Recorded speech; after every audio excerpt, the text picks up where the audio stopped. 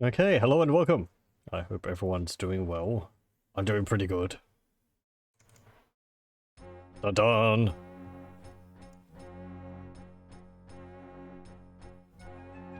When you feel like it. There we go. Okay. More Ultima VII.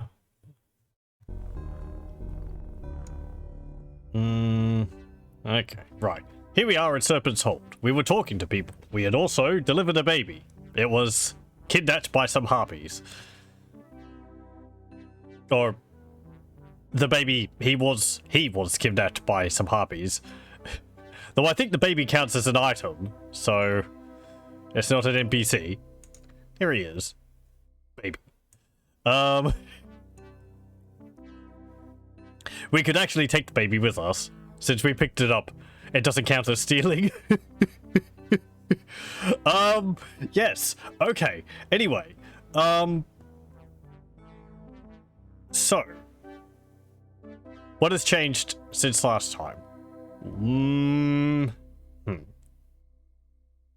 Spark has a lightning whip. We found some treasure, which was on an island. I believe an island which the parrots told us about.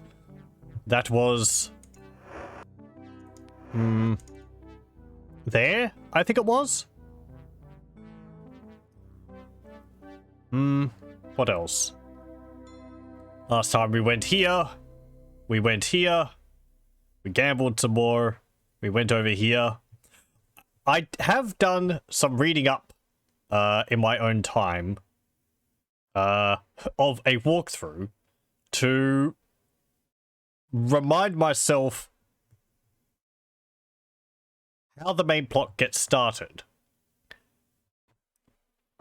But spoilers! I have watched a lot of playthroughs and read a lot of playthroughs of this game, so I already know the main beats of the storyline. I just don't remember the specifics on it.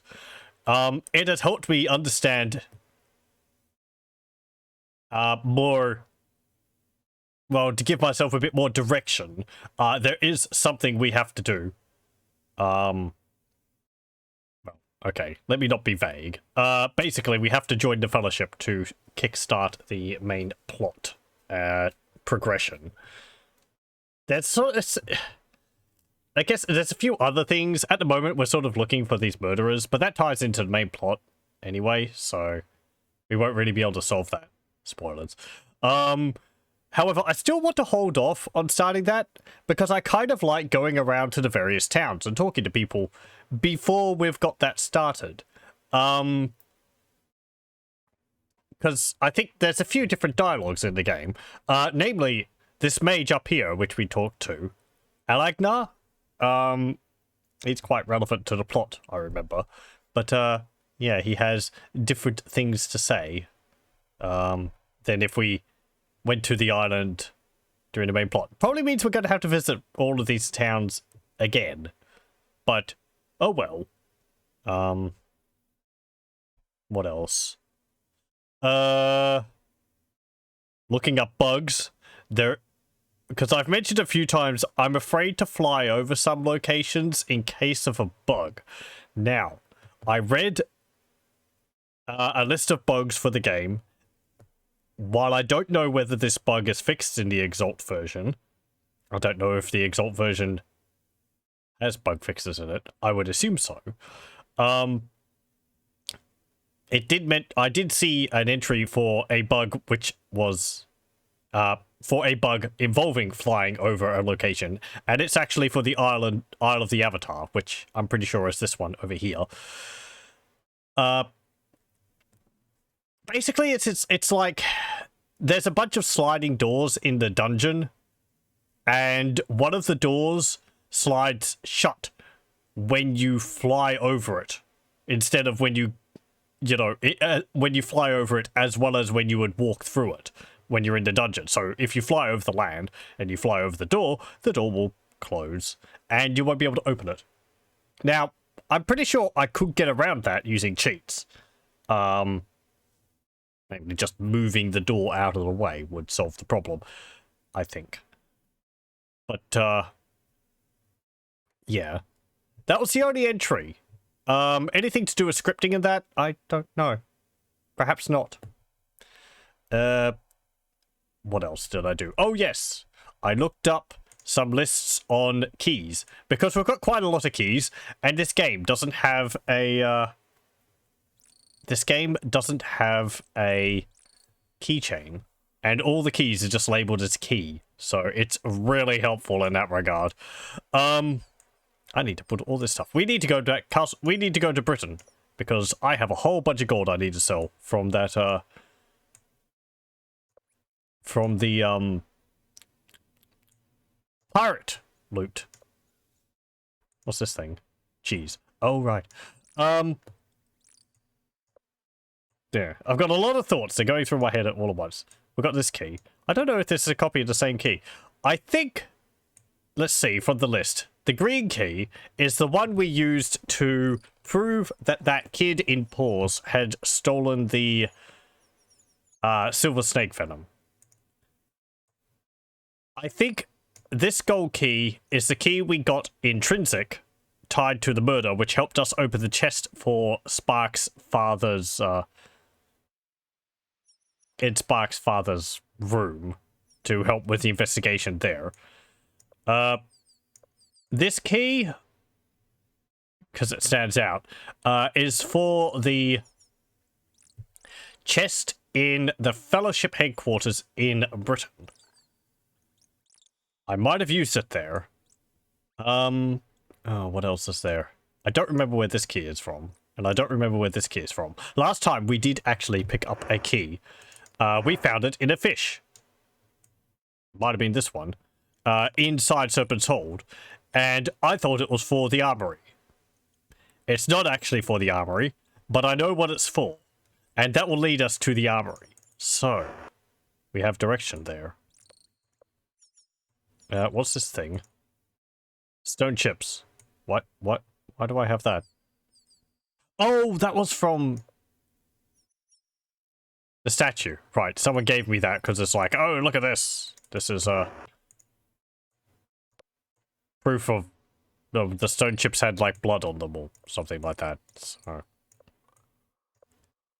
Okay.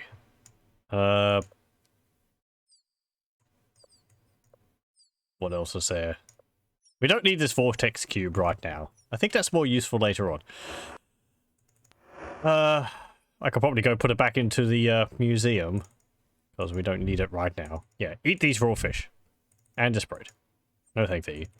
What about you? There we go. We've got this mirror, which will help with waking up Penumbra, which I think we might want to hold off until later. I vaguely remember if you wake up Penumbra early, it doesn't really help you.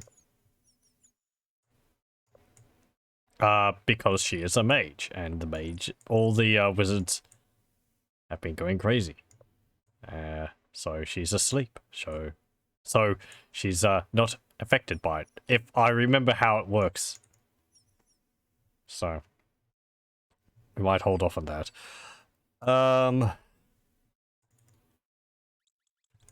What else is there? We got some glass swords. I don't need that cup. What's this? Invisible dust. Invisibility dust. Oh, okay. Now we've got these gauntlets. I've got them because you got your ring of protection. YOLO doesn't have gloves on. There you go. What's in the bag? Nothing's in the bag. Do we need that? I don't know. You can drop these caltrops.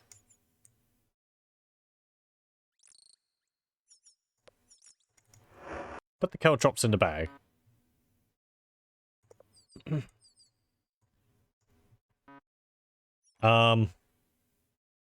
Okay then. Oh, and this serpentine dagger. Right, so this is related to the murder in Minok. We found it next to the bodies. And there was actually an NPC I didn't find to talk to there to help resolve the murder there. We'll probably go back and do that.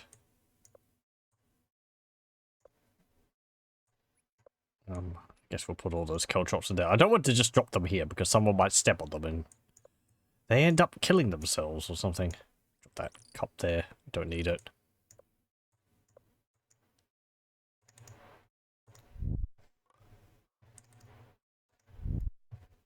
Okay. I think that's about it. There's a handy list of what all the keys do. Because some of the keys... It's really kind of vague what they do. Like this key, which we found in a fish. If we go down here... there should be a cave. Down on this half of the island.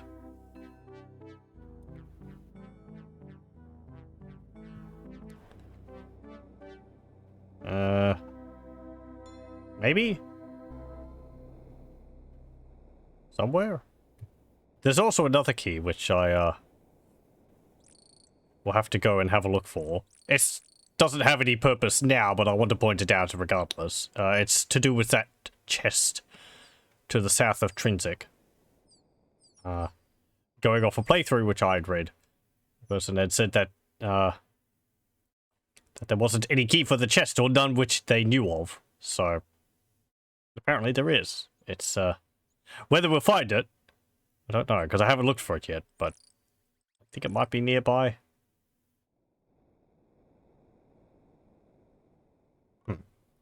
Okay. I cannot go around there. There is actually 2 ways to go into the armory. We'll do this one first. The other way is much easier. It involves another key, which is pretty well hidden. But let's do this one, because this one is a bit more fun. Come on, Jana, sit down. There we go. Oh, damn it. There we go. Okay.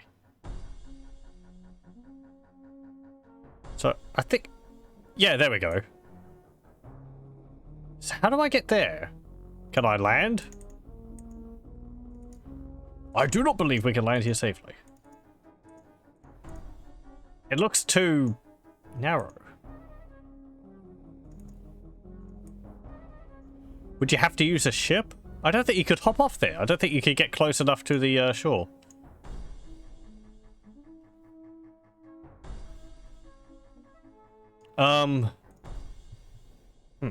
That's the cave which you have to go to.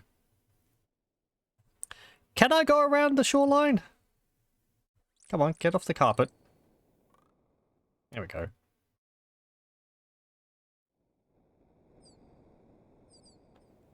Let's see.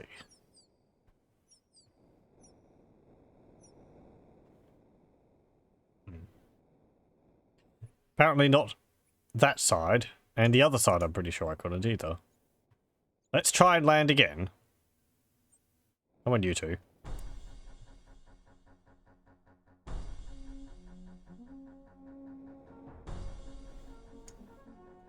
Oh no! There's a crocodile in there. Or an alligator. Oh, I can land there. The carpet's gonna get wet. Oh well. To arms! To battle! There we go. Uh-oh. To the death! Kill the crocodile! There we go. And there's a big cave here. But there's a corpser. One of those underground tentacle things.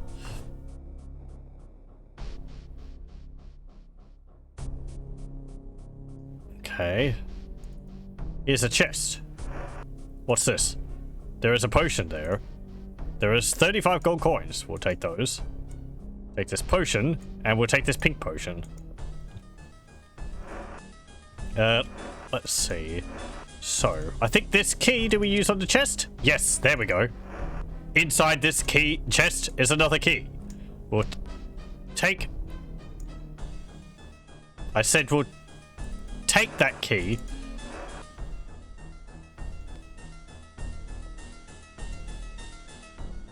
There we go.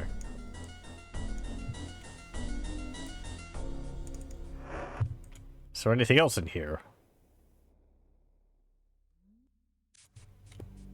Apparently there is. There's another alligator. Okay, they're alligators, they're not crocodiles.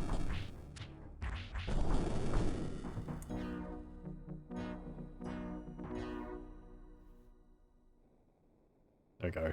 Is everyone following me? No, it's a tentacle. It wants to take over the world. Is it dead?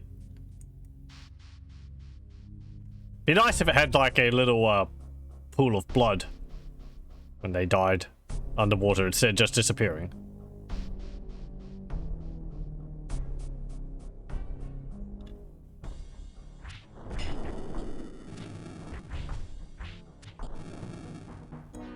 Okay. Oh. Right, they all respawned. Damned alligators. So many of them.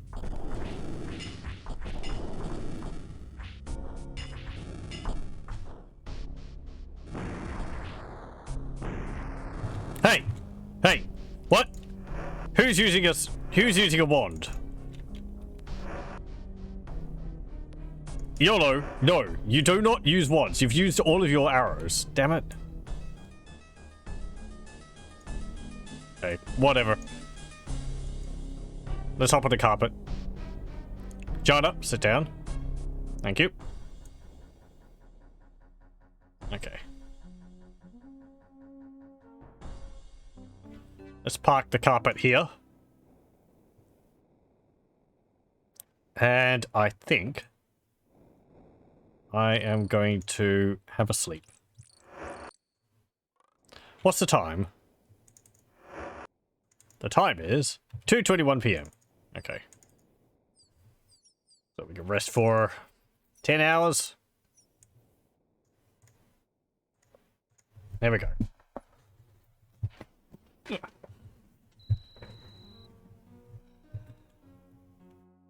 Okay.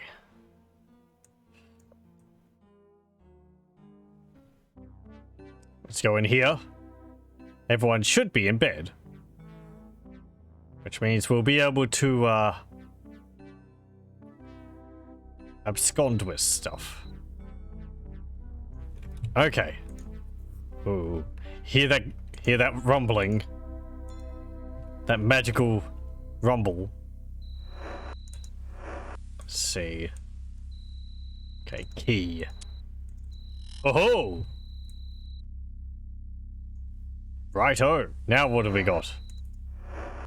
We have a sword of defense. We have a table. No, we have a magic sword. We have another sword of flame. We have a Juggernaut Hammer. Which... yeah. YOLO. Won't fit. Well, I have to put it in someone's inventory. Come on. There we go. Okay. You can use that. The Juggernaut Hammer. I'll take this. Maybe the throwing axe as well?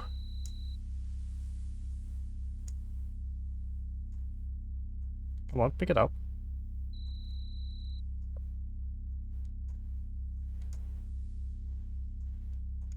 Oh. There we go. Right, okay. It's because the, there. Now can we pick it up?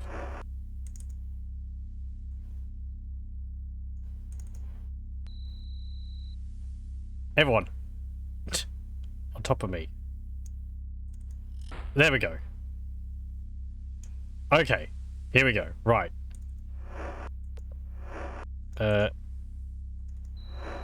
Sentry. What do you mean blocked?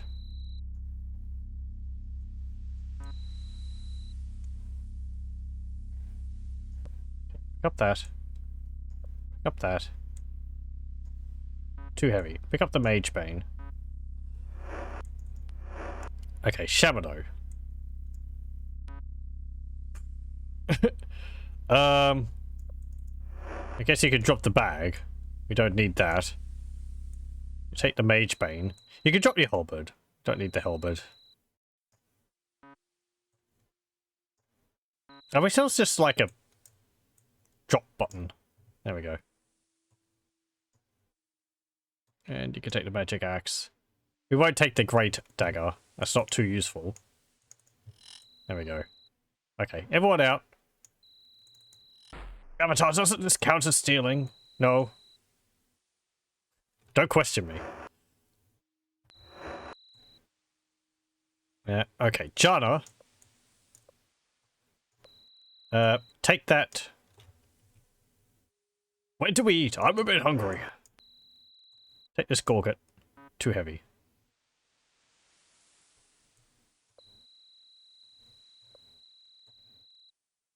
Put the gorget on. Too heavy. Fine. Don't wear the gorget. Just keep wearing the leather collar. There we go.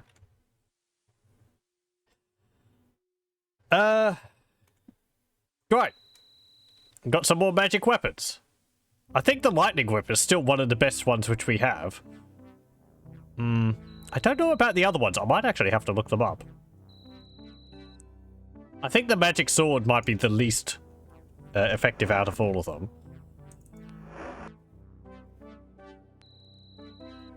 Yeah, let me have a look.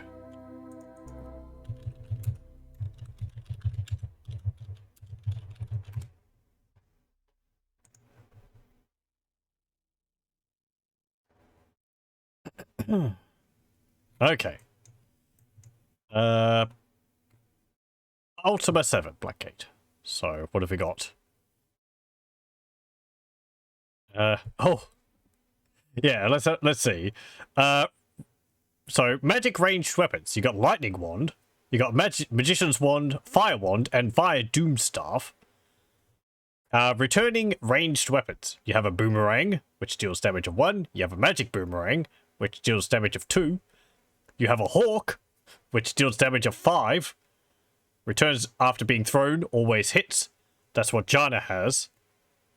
I wonder whether you can buy Hawks. You have a Magic Axe, which deals damage 8. Returns after being thrown, always drops on miss. Magic damage, bonus chance to hit.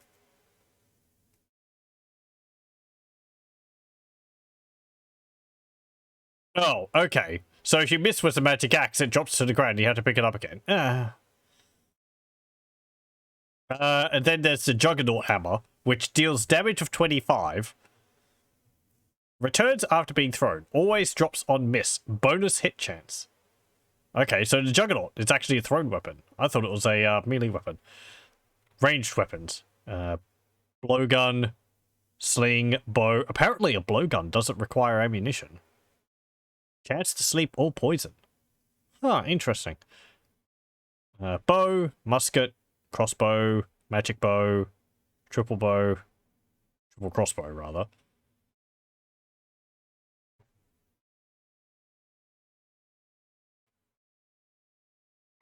What other weapons are there?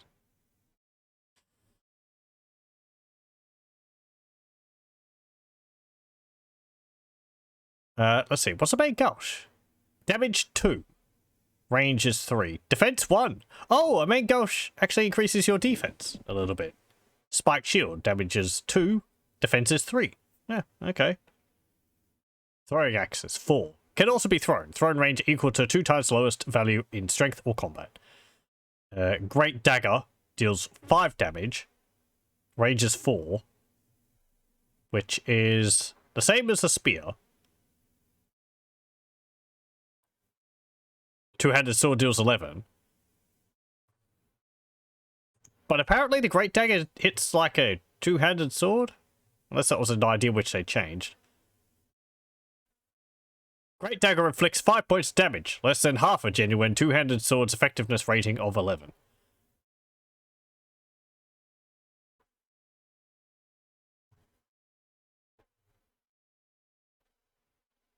Yeah, okay. So they're just like a better dagger, but they're still not as good as a two-handed sword. They're not the equivalent of a two-handed sword.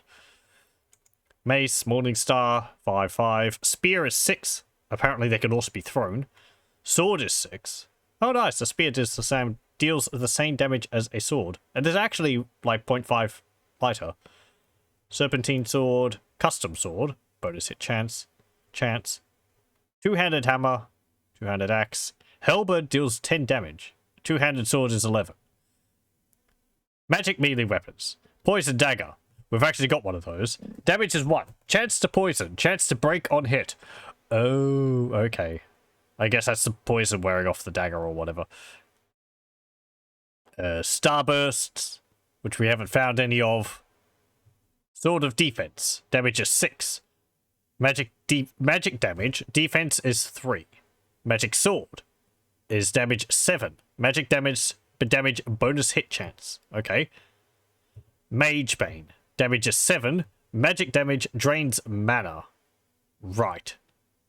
I don't know whether that's useful or not. I don't know whether NPCs in the game actually have mana, or whether they just cast spells whenever they want. Fire sword is 8. Fire damage it deals. Lightning whip is damage 10. It deals magic damage, not lightning damage apparently. And there's some other weapons which we haven't found yet. But it just reminded me of one which we can potentially find.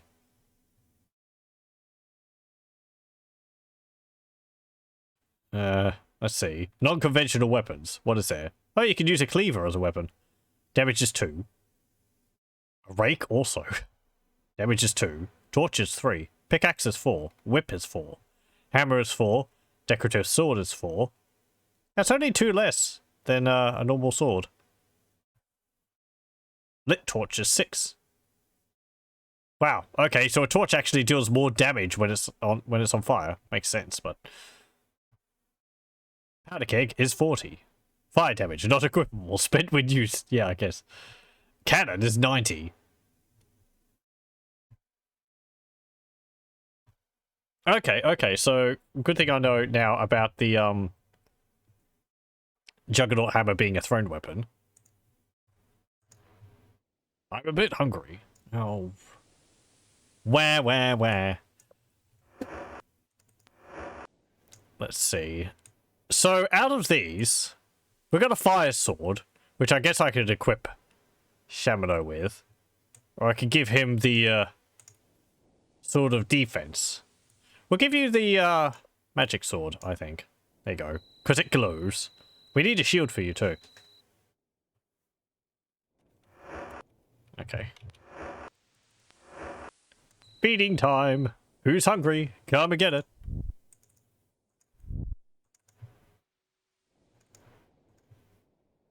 You'll start. Like birds.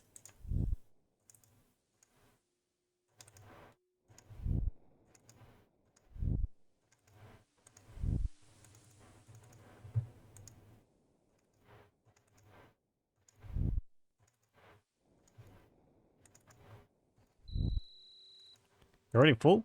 Yeah, you are. I'm a bit hungry. Oh, very tasty.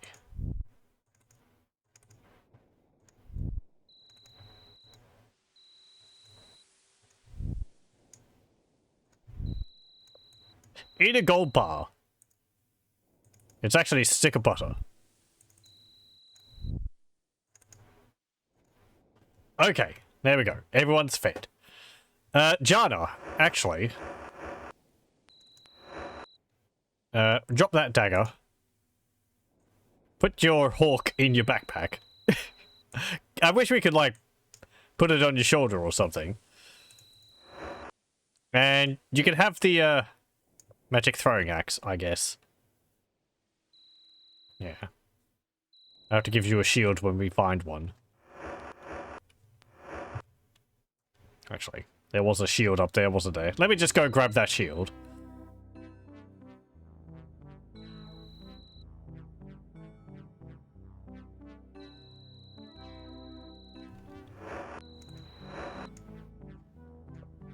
Okay. Too heavy.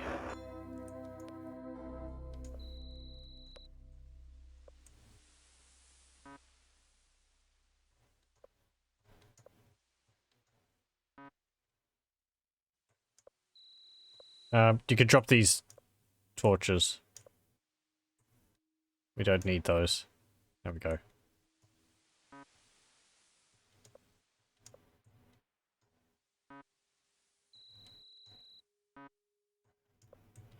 Fine. You can drop the caltrops as well.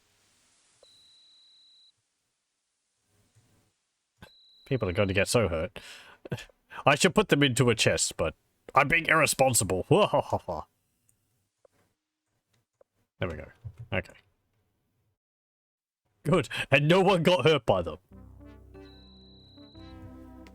Okay, let's leave. We thank the Serpent's Hold for their generous donation of magical weapons and some armor.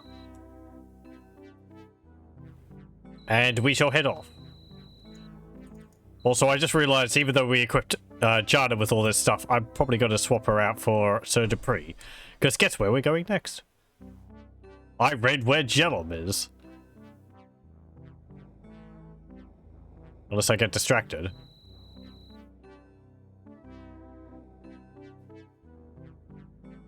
What's over here? There's a little hut there. Anything else on the island?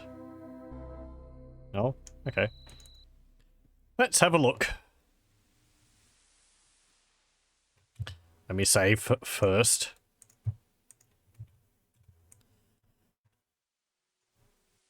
Knock knock. Anyone home? Oh, there is.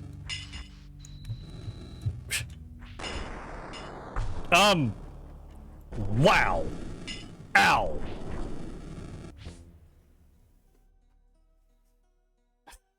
Well, we died. Good thing I saved. Yes, yes. We get rescued by the Fellowship again. Let's load that again. I think there was a powder keg up there which blew up. Yes, it was. Just toss that there. It's actually chucking fireballs at me. Ow. Come on. Run. Ah. Okay. Pirates.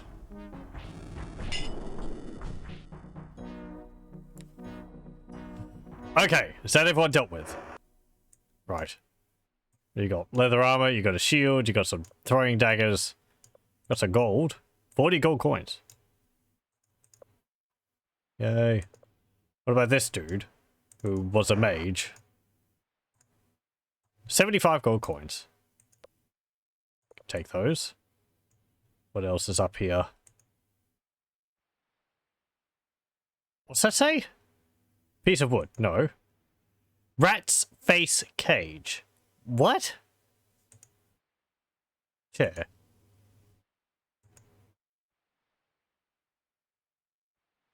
I mean, you're talking about these chains here. I was trying to click on the chair there. What about that's called the rat's face cage?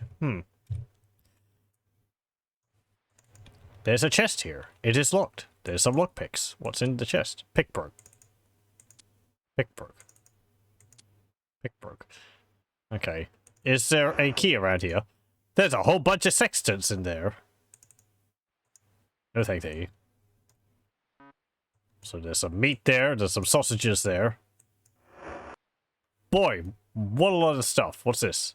Alchemist's apparatus. Yeah, it's like alembics. Black rock. They've got chunks of lead, stone chips, chunks of iron, and iron ore.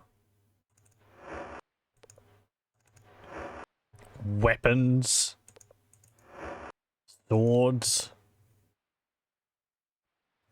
Powder kegs. Ooh. Hey, that's nice. There's some actual alchemical ingredients in there. 8 spider silk. Please tell me I can take all these. 8 blood moss. 8 sulfurous ash. Yeah. I guess, yep. 8 black pearls. 8 ginseng. 8 mandrake root. And 8... what's that? Celery? Nightshades. And 8 garlics. Okay. Let me save again.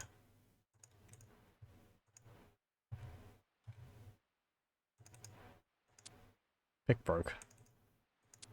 Pick broke. Damn it.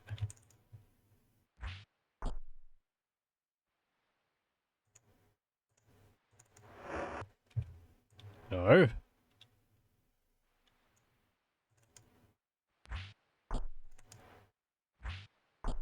Come on. Maybe we can break open the chest.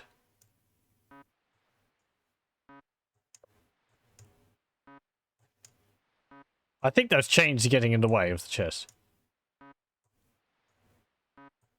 Can I not toss it down there?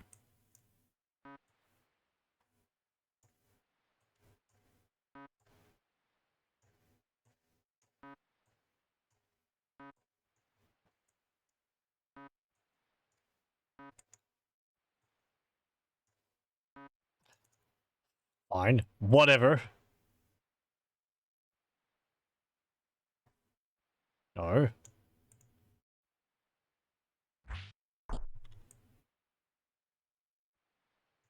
Okay, get up there.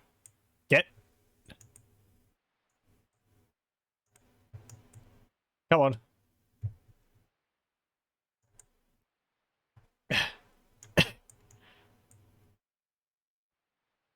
There we go. Okay. We'll put the chest back.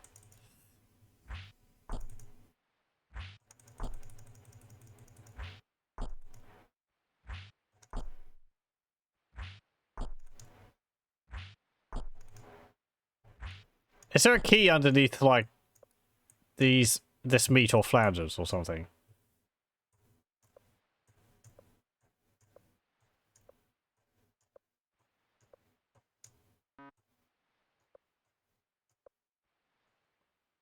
Hey, there's a bag there. What's in here? Ooh, hey, there's a key. Nice. Okay, cool. There's some magic bolts. There's some magic boots. Who needs magic boots? I've actually got 4 pairs of magic boots. It's just Shamano and Jana who needs magic boots now, I think. So... No, not Shamano. Iolo. There you go. What's these? Starbursts. Hey, we found some. So yeah, these are starbursts. They are little throwing weapons. I'll put them in my backpack. I guess I won't put them in my backpack. There we go. Okay, what's in this chest? Nothing. Well, that's a disappointment. Are you sure there's nothing in there? Wop wop. Fine. Oh well. We got some stuff out of that. There's a bunch of powder kegs there too, if you want to take them. You might. They're quite powerful.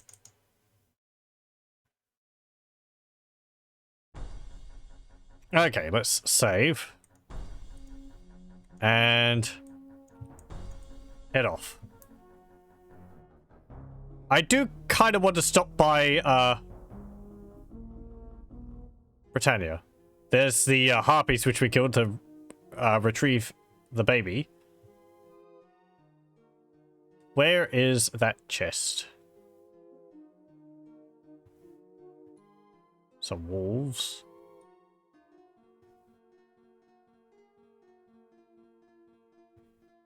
There's another moon gate. Here it is. Okay.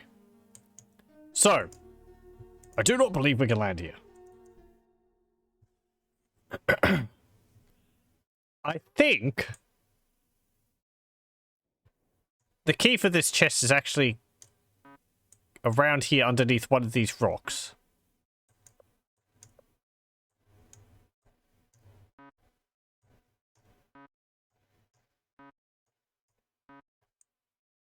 Or I think it's like underneath a rock somewhere.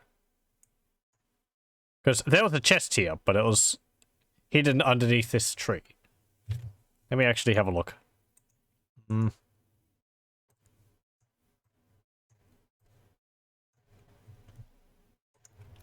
Keys.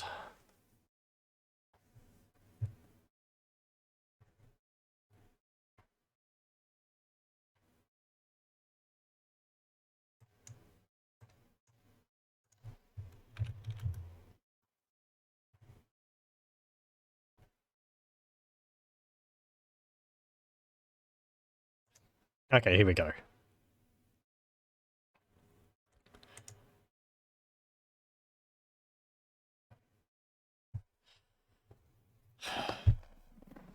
Okay, let's see. Key, Trinsic, under a brownish rock at 129 south, 3 west, between the shore of the Cape of Heroes and the tree line.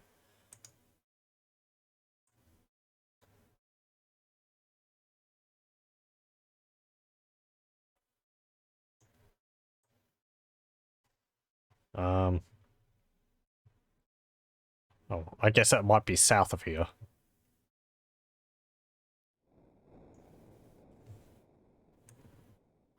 Under a brownish rock.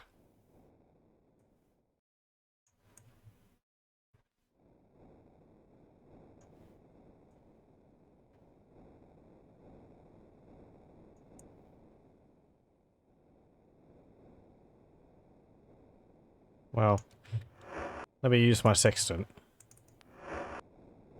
Oh, I think it's nighttime. Oh, 130 south, 3 west.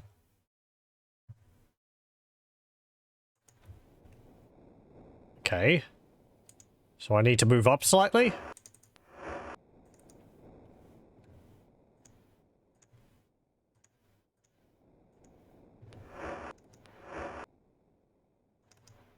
$129 south, 3 west. I don't see a rock around here. You mean this one? That's too heavy. There's a brownish rock here. That's too heavy. The key is brown colored too, so...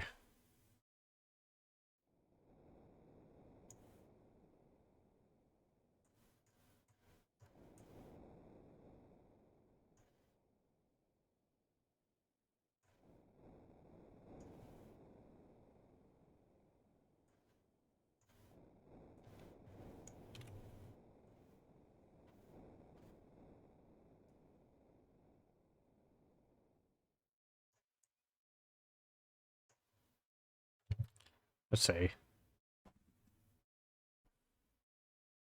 Shore of the Cape of Heroes. Is that where we are?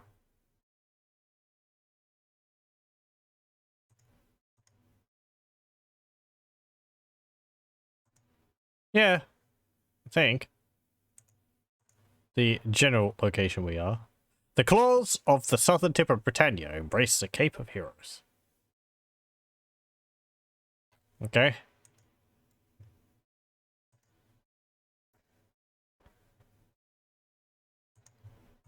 I will continue having a look around.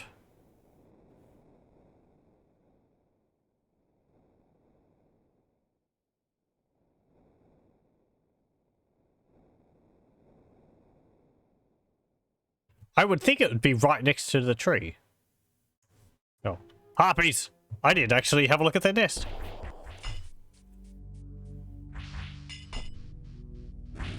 There's someone there with like their head bitten off. Wow. Yow!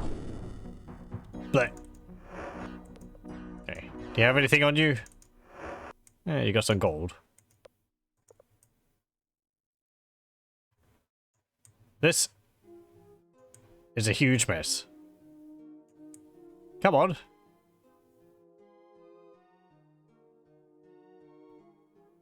There we go. I don't know what I was stuck on there. Yeah, that person's completely lost their head. Oh, there's a dead child there. Rubbish. Rubbish.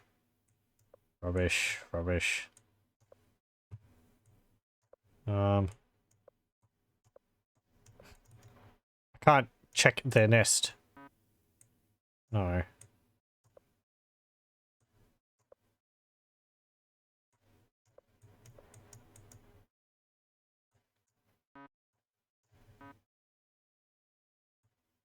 I'm not seeing anything of value in and amongst it all.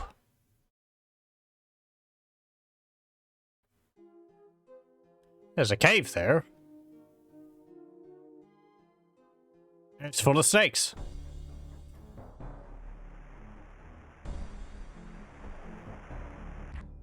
No, apparently the snakes are not important. We go for this tentacle in the water, which I didn't even know was there. Just some snakes. Let's go up here. Alligators!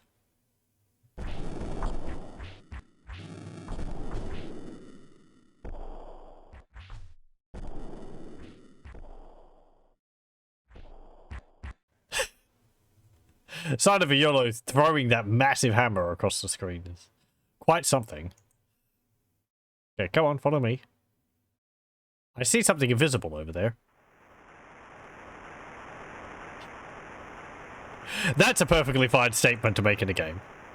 It's an invisible bag. There's invisibility dust in the invisible bag. Who could have seen that?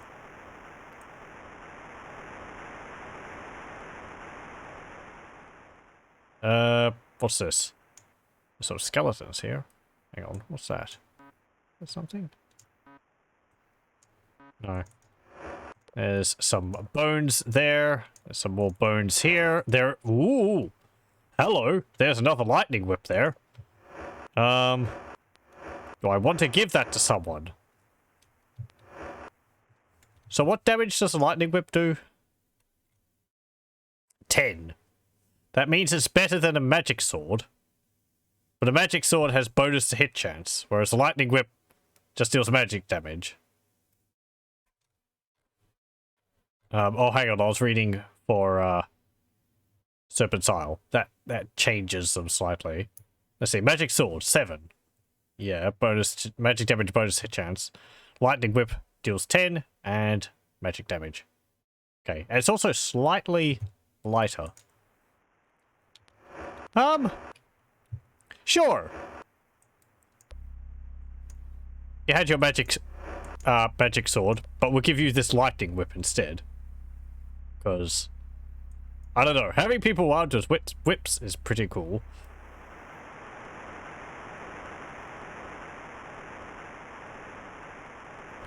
Makes me think if I do, like, Neverwinter Nights expansions or something, I have to make a character who can use whips, because I think there's a few of them you can get in Wards of the Underdark.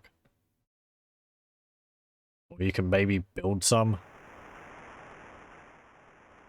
The crafting in that game has always been really aggravating to me. You never seem to be able to find the items you need to be able to build anything, or all the items require too much money. It just never felt feasible. I guess you're not supposed to be able to craft all of the items, just like one of them, but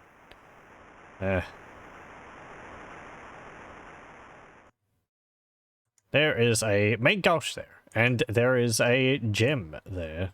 We'll take that. Is there anything else here?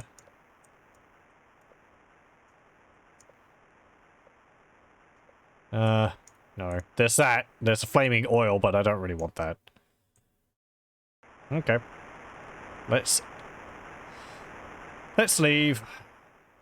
This cave doesn't seem to have anything else in it. Except noise.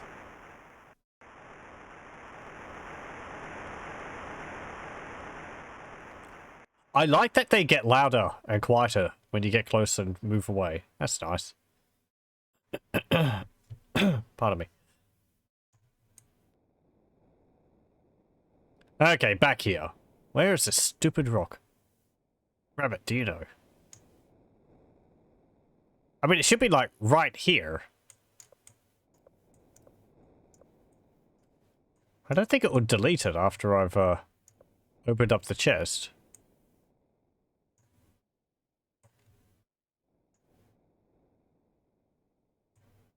Oh! There it is. Okay. So... Oh, I can't put the rock back on there, but the rock was... It's this rock right here. And there's the key. So... Over here. That's the tree with the chest underneath it. So it's just to the southeast of it. So... You would use that on the chest located underneath there. If I hadn't broken it open with my sword. So... We won't pick it up. Just so that it won't... Actually, hang on. No, we will pick it up. Because it's useful for something else. I just remembered it. I just remembered that it does have another use. Which is why I was spending time looking for it in the first place. Here, sentry, carry this jerky. There we go. Okay. Last time we read a book which detailed some magical items, and one of them was called the Hoe of Destruction, which is actually a real item you can get, and it's located somewhere. Maybe in paws? Bonk. I believe it's in a locked it's in a locked room, so maybe this? I do not believe we can land there. It could be something if you're like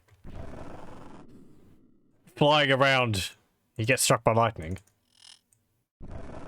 Nope. There is just someone asleep there.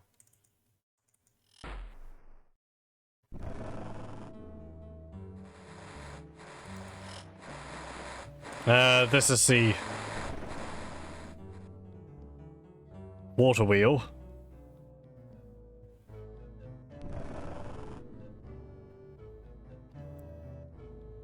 I might have to look where this is.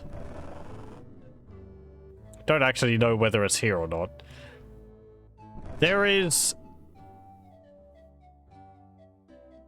what is it?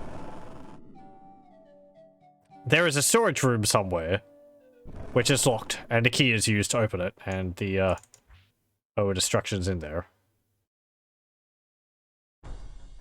Please hop off my carpet. Help! Help!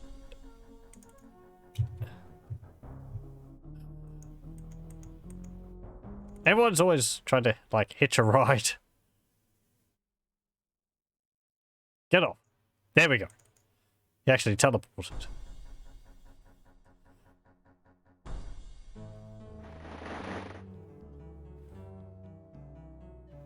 Okay.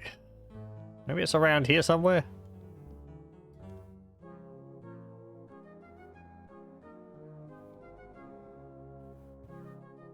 I would like that weapon, because I think it's quite powerful.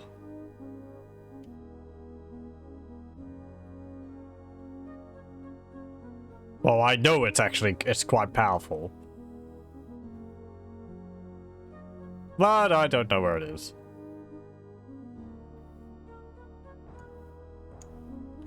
Okay, let's land.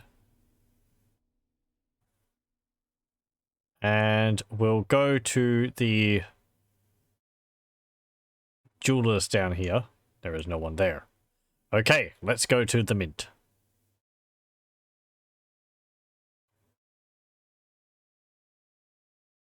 I also got reminded of a way you can make a bunch of money by stealing from the mint.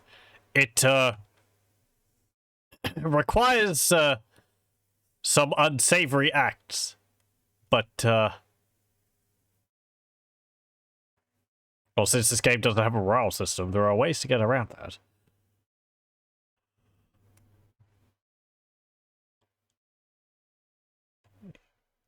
Is she here? No. Because you'll see, there's multiple, there are multiple doors here. There's also money on these, tables up there. And there's a bunch of chests here. They require multiple keys to gain access to in there. And one person has the keys. But there's no pickpocket skill in this game. However, Lord British does offer free of charge, no questions asked resurrection. You see where I'm going with this? You would have to tell all of your party members to leave. Otherwise, they'll end up getting upset with you. But you could acquire the keys in this way, resurrect the person so you can talk to them afterwards, because it's the clerk. She has a bunch of keys on her person, as well as I think one key in her house. So you take the key from the house, kill her, take the keys off her person, go to Lord British. Well, I guess then go steal all the gold and all that from inside the mint. Then take her body, go to Lord British, ask him to resurrect. He'll resurrect her. She'll go about her business like normal. And then you'll be able to sell all the gold which you stole back to her. It's a flawless plan. Nobody will ever suspect anything. Also, I think while I'm here, I am going to put the vortex cube back there. Because it's heavy. And we don't need it at the moment. Okay, what is the time? The current time is 6:17 a.m. Okay. Can I, like, press T to wait? No.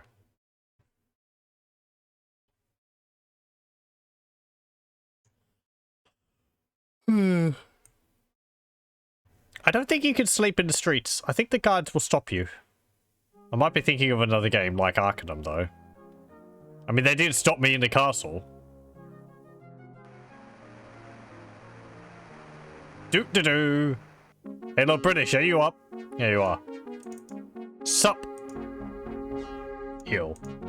Yes. Heal. Sentry. Bye. How are things going here? Oh, hey, Sherry. I have some cheese for you. Where? There's no one in the... Oh, the baby fell out. That's great. Uh-oh. Hello. Job? Mouse food. Yes, I have some cheese. Want to give me some? Yeah, sure. Thank thee. There we go. We rocked the cradle and the baby fell out. No, no. What did it? Oh, is it because we picked it up? Picked them up? Well, it's perfectly fine. We'll just leave.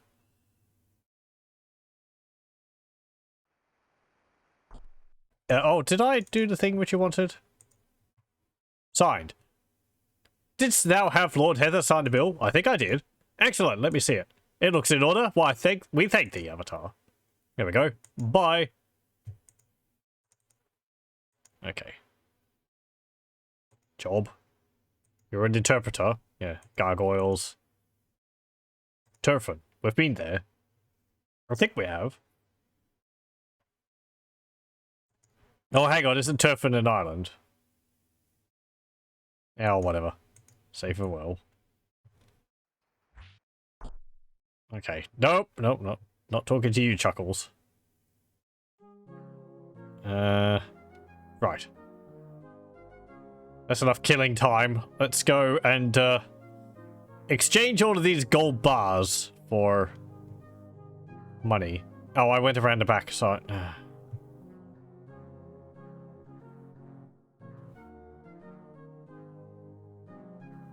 Orderly formation, people. Come on. YOLO, stop standing on stop at sentry. How can we look like the saviors of the land She's not here still. Uh.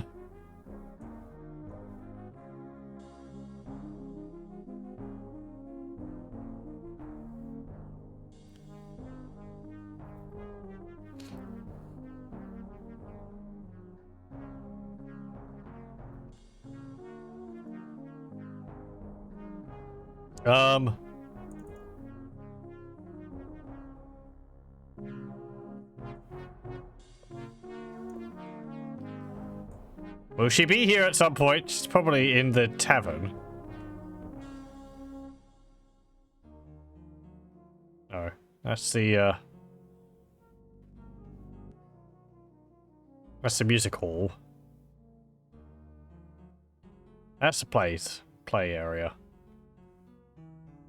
Theater. There we go.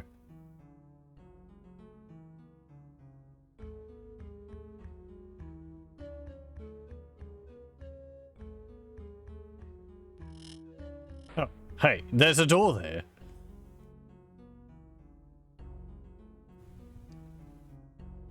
Okay, are people having dinner? Or breakfast, rather. I think he just went through the entire building to get over here or something. Hello. Ah, hello there. Good to see thee. Good to see thee again. No. Let's have some. He tears a piece of bread off of one of several loaves he's carrying and stuffs it into your mouth. There, is it not the sweetest bread thou hast ever tasted? Is it not? You chew as fast as you can in order to answer him. Yes. He grabs your face by the cheeks and plants a big kiss on your forehead. Thou art truly a person of good palate and refined taste. Baker. He nods. Yes, I'm a baker, and I have many secret recipes passed down to me by my father and mother. Why, there are even those who say I am a master baker. And there are those who call me a donut, he says with a frown. Secret recipes? Oh dear, do not tell me that thou art yet another person who is trying to pry one of my secret recipes out of me. If that is what thou art after, then thou wilt just be disappointed. No, I'm just asking. You give me keynotes. Not much else to go off of. Bread? It is renowned for both its pleasant taste and its very reasonable price, but it is a lot of work making enough to satisfy the constant demand for it. I need to hire someone to help me. Father and mother. Willie wipes away a tear. Gone, both of them. Gone to join mine ancestors in that great kitchen in the sky. I would never be able to cook as they did. Still, I plod along, trying to keep the family name alive, and that is why I am a baker. But I suppose it is not the only reason. Master baker. Yes, many people tell me that. Now thou dost say it too. If thou dost say so, then it must be true. Willie takes a bite of his own bread. I am a master baker. Donut. He gives you a long puzzled look. After a moment, he takes one of his loaves of bread and swats you over the head with it. I don't get it. Whatever. Oh, yeah, right. Donut. I'm sure. Okay. It's just crazy about bread. Hire. Thou couldst work for me here in the shop making bread, or I will buy sacks of flour from thee. Thou couldst buy them wholesale and pause, and I will pay thee 4 gold per sack. Dost thou wish to work here in the shop for me? Well, he asks hopefully. No, I've got more important things. Sorry. 'Tis a pity thou art unavailable. Thou dost look like the one who doth know their way around a kitchen. Sure, when I'm stealing things. Why? Actually, there is a very good reason why I am a baker. Reason. Because the way to a woman's heart is through her stomach. Why, I have 2 women in love with me right now, and I did not even have to pursue either one. 2 women. Besides, if thou must know, their names are Jeanette and Gay. Jeanette. Jeanette is a pleasant enough girl, but to be honest, I cannot see myself with the tavern wench. She thinks I have not noticed how she feels about me. Frankly, I wish she would just leave me alone. Gay. Gay, who runs the costume shop, is of more interest to me. But she is a fellowship member, and I have no wish to become one. I hope that it does not prevent us from courting. Okay. Bye. Good day to thee. Bon appetit. Okay. I think that's all like a whole quest you could do. Relaying messages between them and fostering romance. If you wish. You know, we don't really get rewards for doing quests in Ultima. That's fine. No one is here.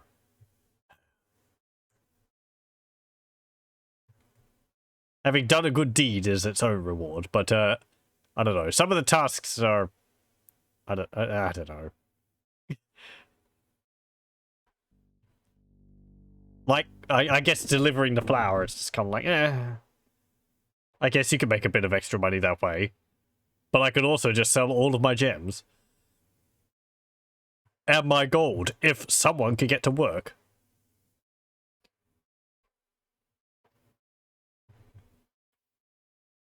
Yes, yes, yes. Anyone in here? Oh, there's you. Hang on. What's this? You see a young, wiry teen. Hello, lad. This is Arala, the Avatar. This is my young apprentice, Coop. How go things, Coop? Not too badly, my lord. I sold a triple crossbow this morning. Lovely, lovely. Keep that gold coming in, that's what I always say. Name?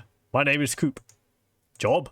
I am the manager of Iolo's bows. Master Iolo has entrusted me with this responsibility. If there is anything thou dost want in the way of bows and arrows, please say so. Iolo. Hello, boss. Greetings, lad. Thou art looking well. The same to thee, my lord. I wonder whether he'd say anything different if Iolo wasn't right there. Bow and arrows. We sell all kind of bows, along with arrows and bolts. If thou dost wish to buy something, please say so. Do I get a discount? Iolo's bows. Iolo opened his shop many, many years ago. He opened Iolo's South in Serpent's Hold more recently. Yeah, we just went there. He is becoming quite an entrepreneur. Responsibility. I sell many goods, but I also plan to perpetuate the good name of Iolo by becoming a master archer. Iolo has taught me well. Yes, the lad is good. He was good before I taught him the first lesson. What I would not give to join the group and go adventuring. But then there would be no one to run the shop, so I cannot go. But someday. Anyway, I please myself in the evenings by singing with a musical group. Singing. My group is called... Well, it's called the Avatars. I hope that does not offend thee. The Avatars? The band is just me and two musicians from the music hall. We play at the Blue Boar every night. I sing and write lyrics. The other two play the instruments. Please come to hear us. Okay, bye. Goodbye. Need a weapon? You see a shrewd-looking man who smiles as if he has just seen his next customer. Name? I am Grayson, milady. A humble and honest man. Job? Well, here in Britain, I sell the best armor and weapons that money can buy. In my spare time, I do deeds for the Fellowship. Okay. Yeah, bye. You don't really have too much to say. I'm not going to ask you about the Fellowship because I'll probably just get the usual spiel. Hey there again. What may I do for thee? Asked Sean. Job. Jeweler. Precious materials. Gems. Dost thou have a gem for sale? Yes. I will pay thee 30 gold coins per gem. Yes. I see thou hast 5 gems. Here is thy payment. Thank you. Bye. I don't actually know whether gold or gems is easier to carry around. I think gold is lighter.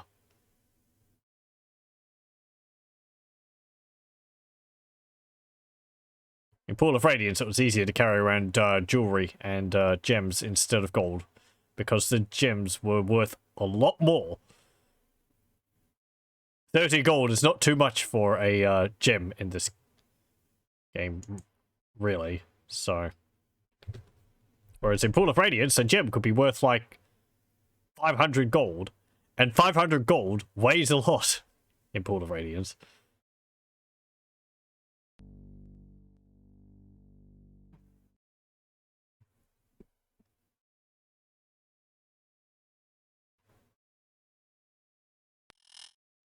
Oh. You can't just run into doors. You don't have to double click on them, I guess. What must I do for thee now, milady? Asked James. Cynthia said. You repeat the words that Cynthia had said to you about him.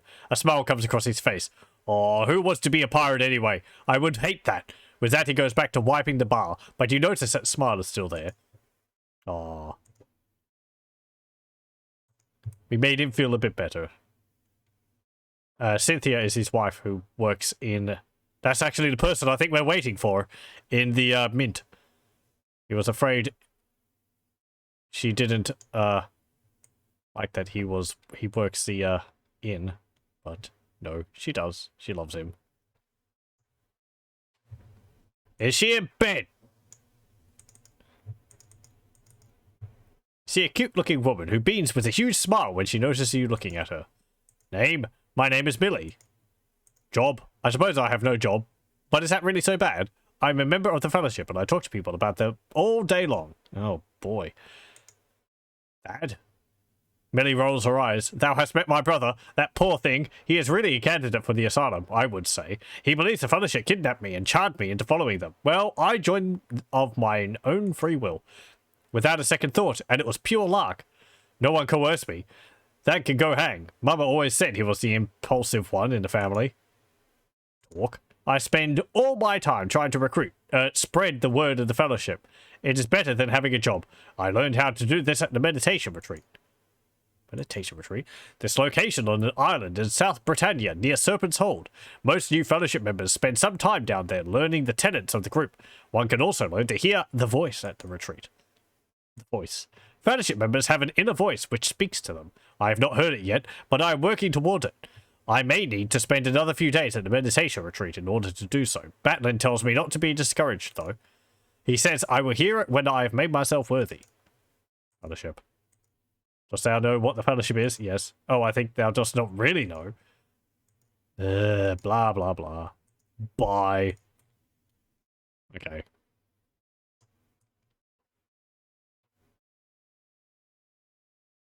Is person in here? Cynthia.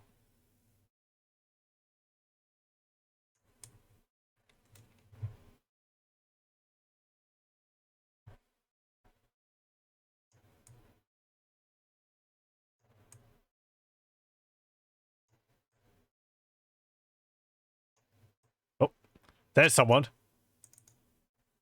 Oh, oh, it's you.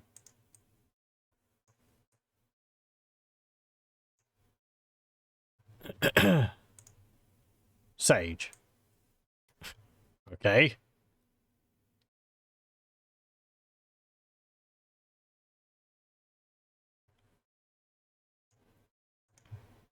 Greg.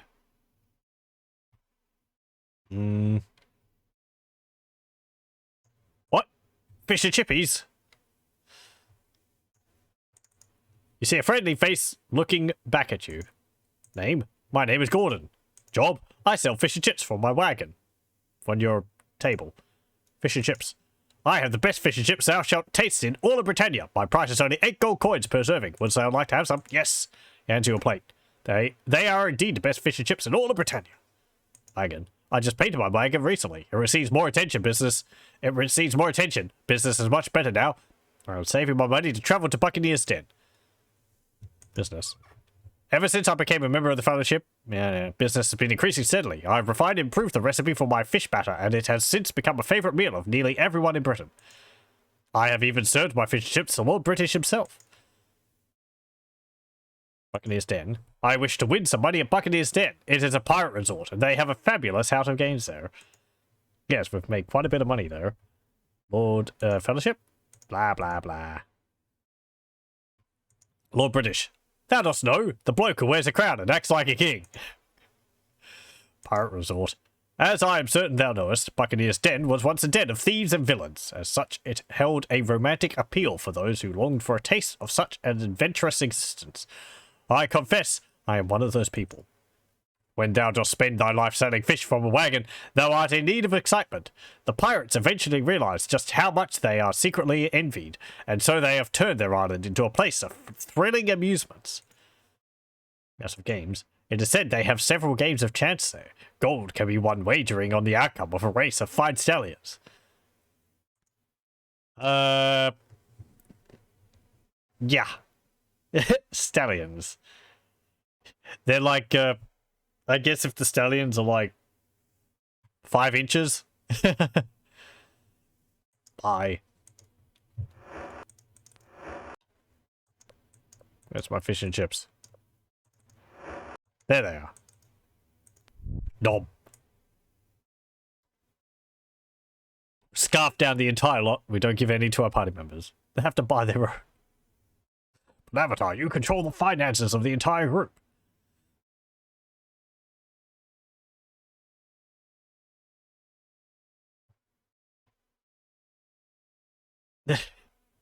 I think that was me saying that. I just ate fish and chips. That food smells good. Go on a gastronomical tour of Britannia.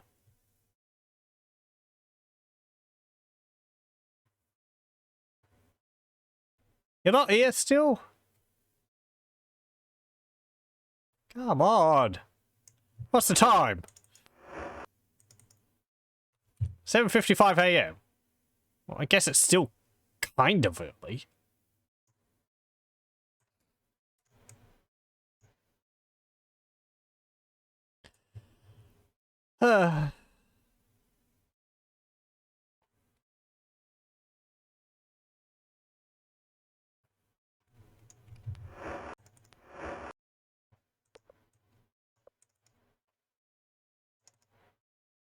Uh, Make me in two.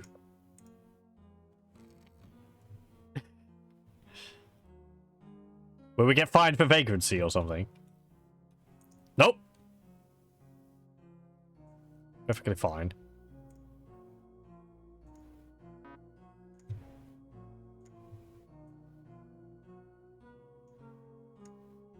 Trying to click on... Yeah, whatever. Okay, are you at work now? You are. Hello. You're lucky that I didn't keep the chair up on the table. Exchange. Dost thou have some gold thou wouldst like to exchange? Yes, we can exchange thy gold nuggets and bars into spendable coin. Give you 10 gold coin for each gold nugget and 100 gold coins for each gold bar. And here are 690 gold coins for thee in return. I thank thee for thy business. James? James is my husband. I'm very worried about him. Yes. Yes, we've already told him that. Good day. Thank you very much for the, huge amount of gold.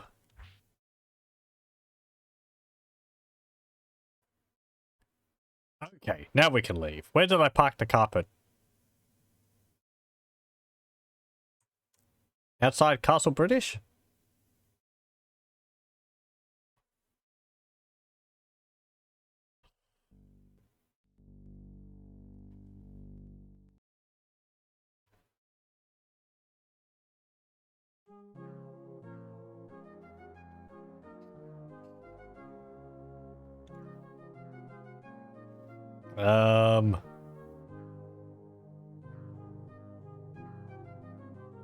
Oh boy.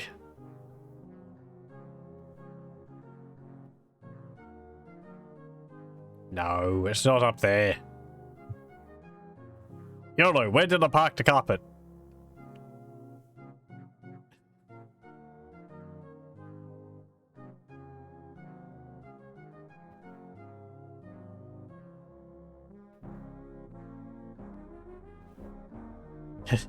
Hit the carpet panic button. I need one of those beepers or something, yeah. Did I put it around here somewhere? Maybe it's to the south. Also welcome.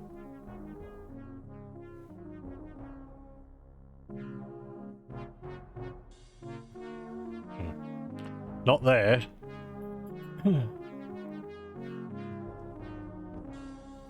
No. Was it? It was on the other side of the farmer's market, wasn't it? Around here somewhere?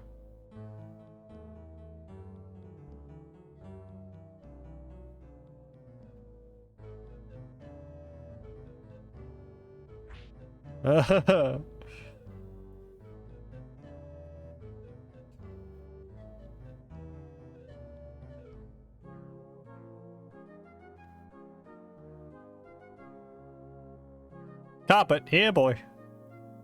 Where are you?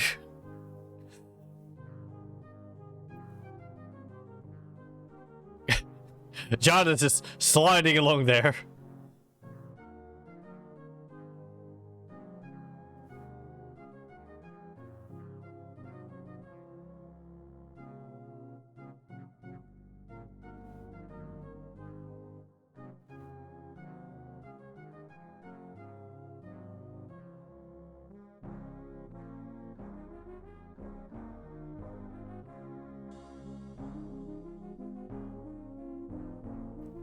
Let's have a look. All the way down here. Did I leave the keys in it? Someone might have stolen it. Oh no. Did I? Let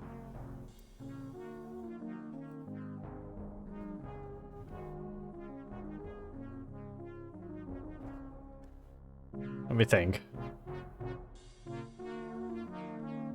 The thing's got to be around here somewhere.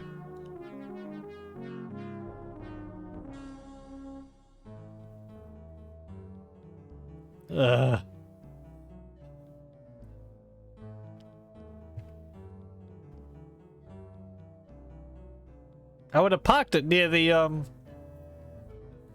jewelers, I would have thought.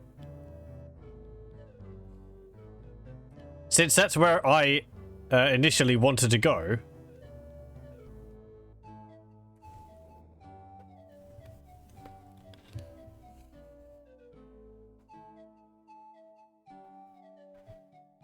We're going to get there and it's going to have a flat battery or something. Have to charge it up again. Oh, there it is.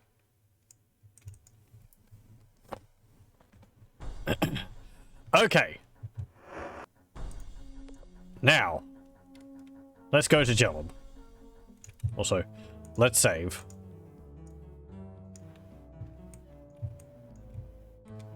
Okay.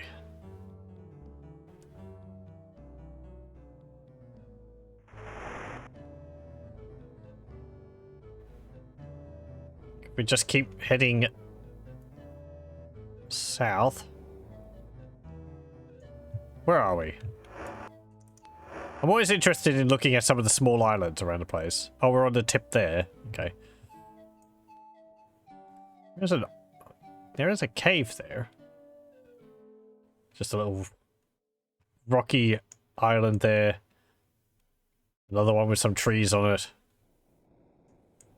This one has absolutely nothing on it, except for some trees. Okay. Here's a little, like, hut. How it hasn't been washed away, I don't know. What? Okay. Exalt just crashed.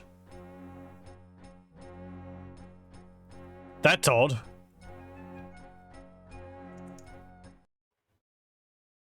Well, good thing I saved.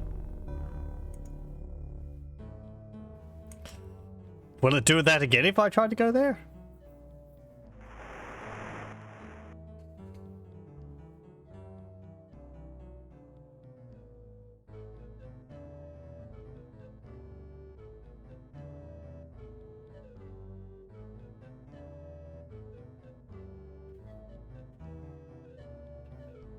Let's see. It was...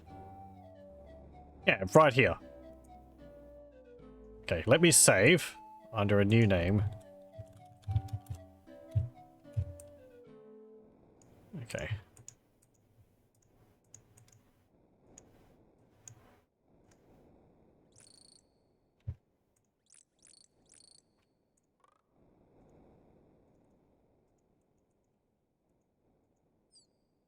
I'll give you, I don't think we can land here safely.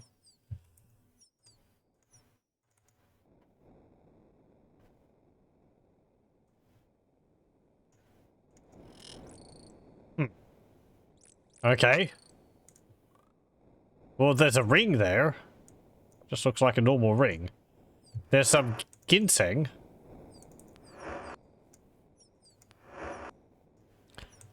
There's a whole bunch of gold in my inventory.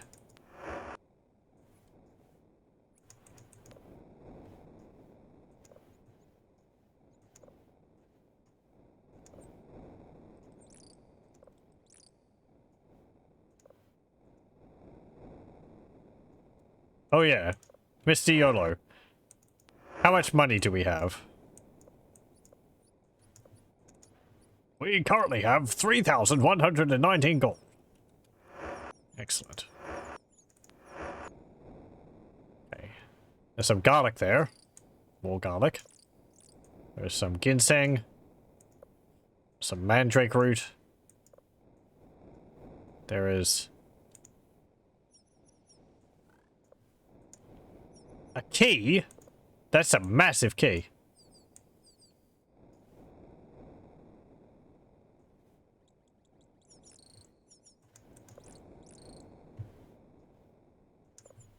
Can I put that into my bag? Yeah, I can. There we go. And that's a body? What type of body is that? Is it a head? Or it might be a fish. There's a ring. I think that's just a nondescript ring. Okay, well, let's leave this island of surprisingly violent murder or something.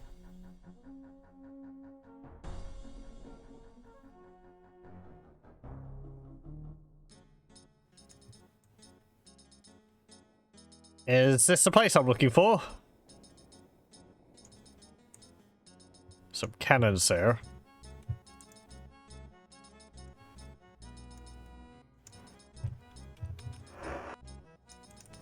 Let's see, where are we? Yep, here we are. This is Jellum, I believe.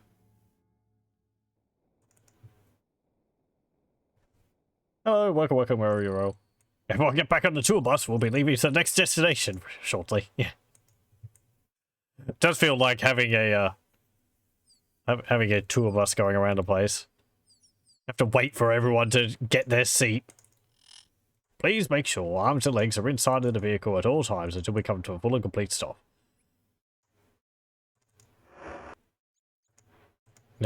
Usual bill. What's this? Hello. You see a man who exudes the outward mannerisms of a shrewd administrator, in contrast to his youthful appearance. Name? My name is Joseph. Job? Presently, I am the mayor of Jellum. Mayor? I may seem a bit young for the job, but in a town such as this, I am called upon to help keep order as often as administrate. I use my sword and pen in equal measure. Jellum. This town is a rough place, a fine place for fighting men and women to live. Perhaps thou hast seen our local sport. Sport? Why, it is dueling. At 12 noon every day, the town square becomes a battlefield.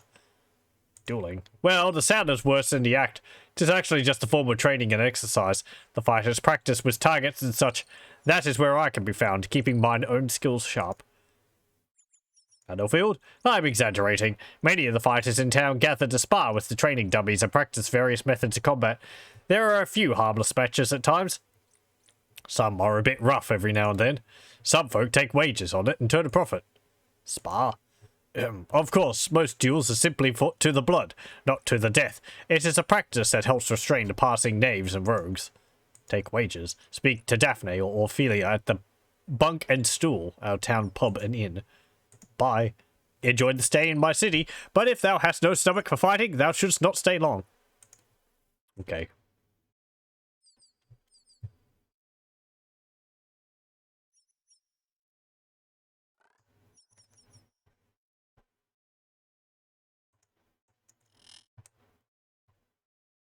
What's this? Training hall.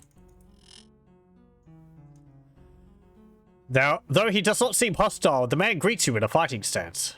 Name? I am called Master de Snail. Job? I operate the famous fighting school here in Jellum, the Library of Scars. I also train fighters personally from time to time, if they show potential. Jellum. The city is devoted to the art of combat, not mere slavish military discipline, but pure violent confrontation. It is a place after mine own heart. Library of Scars, an elite school of fighters with a long, proud history. Many great fighters have trained within its halls. The group even has its own special weaponry. Potential. I teach a fighting style of mine own invention. It enables one to gain complete mastery over his opponent. I could arrange a little demonstration for thee. Fighters. I train my students to be fierce and ruthless fighters. Weaponry. He unsheaths his own sword and shows it to you. The sword has an elaborate serpentine pattern engraved in it. Thou mayest recognize a weapon of the Library of Scars by its engraving. It is the sign of the snake, striking quick, silent, deadly, as are we. Dagger. You produced the dagger found at the scene of the murders in Minoc. The serpentine engraving matches the markings of the Library of Scars exactly. De Snell looks at it, then back at you. He cannot conceal his surprise. From where didst thou get that dagger? Found it. Murder site. You look de Snail in the eye and tell him that you found it at the scene of the murders in Minok. Gives you a curious look. That dagger was stolen from the Library of Scars weeks ago. I have no further knowledge of it. By the way, hast thou had a demonstration of my training technique? No. Then perhaps thou shouldst try one. Demonstration. Very well, let us begin. Oh no, he's actually come to combat. Aha!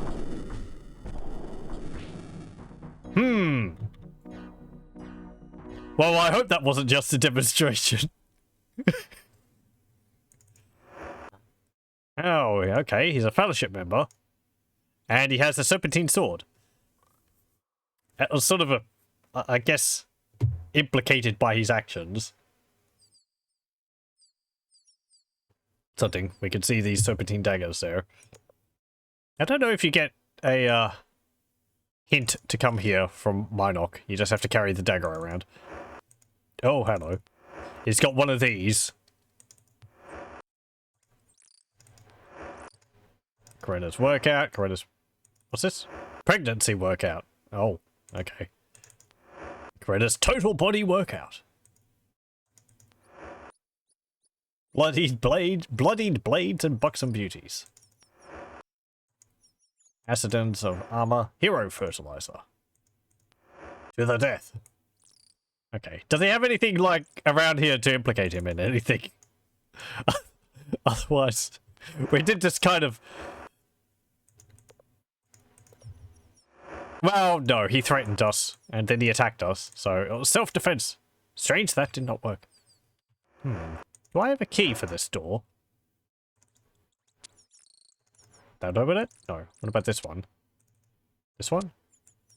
This one. This one. This one. We'll just try all the keys. What about the big one? Nope.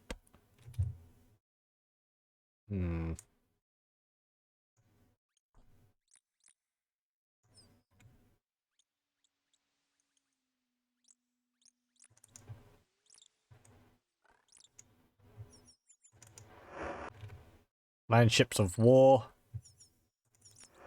Sir Kilroy.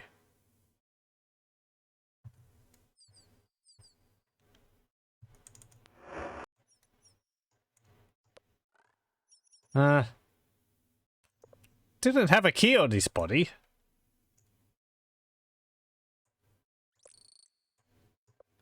Not a key on the bookshelf, is there?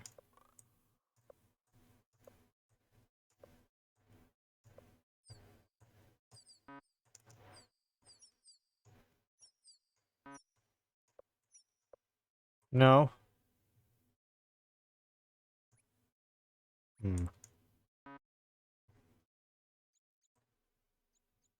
Maybe he's got the key under a rock outside or something? Well, I don't know whether that means he was responsible for the murders in Minok. But,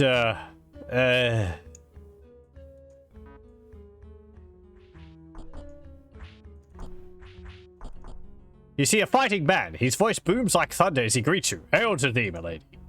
Name. My name is Vokes, milady. As big as the mountain, as strong as an ox, as fierce as... Well, more fierce than anything thou hast ever fought. Job? Job! I am not in the habit of plowing fields or peddling vegetables, milady. I earn my gold with this sword arm, he says as he flexes a mighty bicep. Right now, I am in Jellum continuing my studies. In my trade with the Snail. Not anymore, you're not. And when I'm finished, my price is going to go up. Jellum, I was born here. Is it not magnificent? Why, in any hour of any day, thou canst get into a duel with anyone for no reason at all. Now that is what I call the benefits of civilization. Duel? Our responsibility, yes, even a necessity. The cost of being honourable is that one must defend one's honour. There is no telling just where or when the next stain on one's honour may appear. Like this Spronic fool, for instance, the perfect example. I'll make a stain on his honour, that's for sure, a blood red one. Spronic? The bloody idiot has no idea that when he took our honour flag, he would be seen doing it. Hence, he never considered the fact that he would have to fight a duel over our sullied honor. But now that the whole town is talking of the incident, there is no way that we could refrain from standing up for ourselves, especially since he has refused to return what he has taken from us. Were he not such a cad, he would see the foolishness of his actions. 'Tis now up to us to show him. Honor flag. There is a widely known and long-standing tradition concerning the honor flag of the Library of Scars. It is said that taking the flag from the wall is a signal, meaning that the person who takes the flag can beat anyone who studies at school in a fight. It is also a grossly insulting way of saying that thou dost think the method of fighting a school teaches is inferior, which the Library of Scars most certainly is not. Library of Scars. Library of Scars teaches the supreme fighting style, one that enables thee to get the advantage against thine opponent and suddenly defeat them through the brilliantly conceived subterfuge of Master de Snail. Didn't do him any good. Master de Snail. He is a genius, perhaps the greatest military mind that ever lived. He told us so. Right. Bye.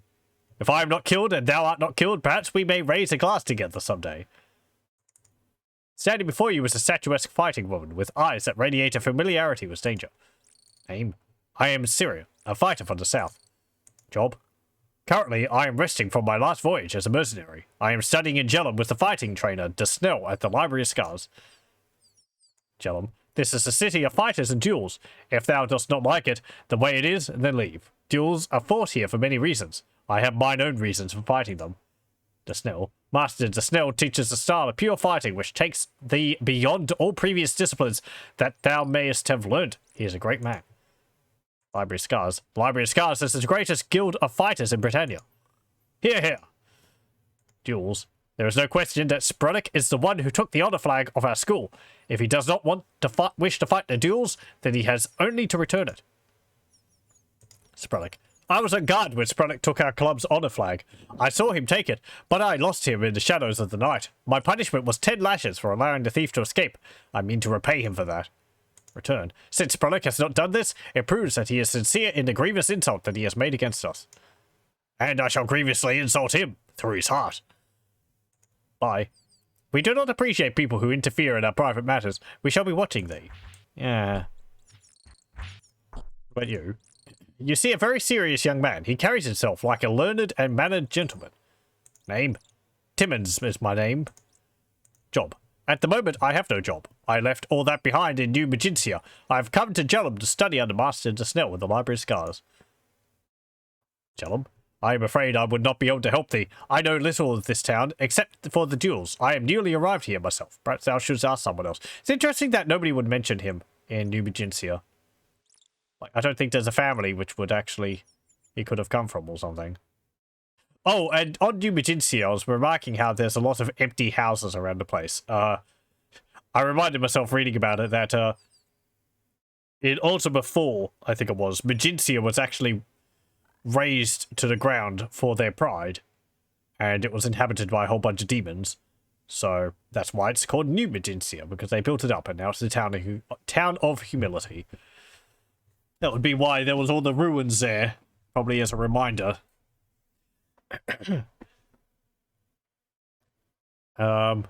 Except for the duels, I am nearly arrived here myself. Perhaps thou shouldst ask someone else. Library of Scars. A sailor on a ship at port in New Magincia first told me of the Library of Scars, of how it was the greatest fighting guild in Britannia, and how its trainer, Master de Snell, had created a perfect fighting style.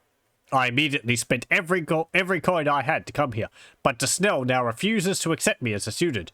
I know if I can defeat a fighter who claims to be better than anyone in the guild and help restore his honor in the process, de Snell will have to finally accept me. Good luck with that. Duels. I've heard of this man Spruddock who claims he is a greater fighter than any in the Library of Scars, and how he has stolen the honor flag from their wall. So I sought this man out and challenged him to a duel myself. Yeah, okay. Bye. Pleasure speaking with thee. More people. Oh, that's Joseph. Okay, bye. What's this? You see a battle-scarred old soldier. Name? I am Clifton. Job? In my day, I was a pretty damn good soldier. Now I am the master of the armory here in Jellum. Soldier? Surely thou dost not want to listen to old war stories. I have seen my share of death and destruction. Leave it at that. I mean, wars in Britannia? I can't really imagine any of these towns going to war with each other. Armory. I sell and collect weapons of all types. Business is always excellent, although my best customers keep getting killed in duels. Maybe he's like a soldier guard, which was going out into the countryside defeating monsters or something like that.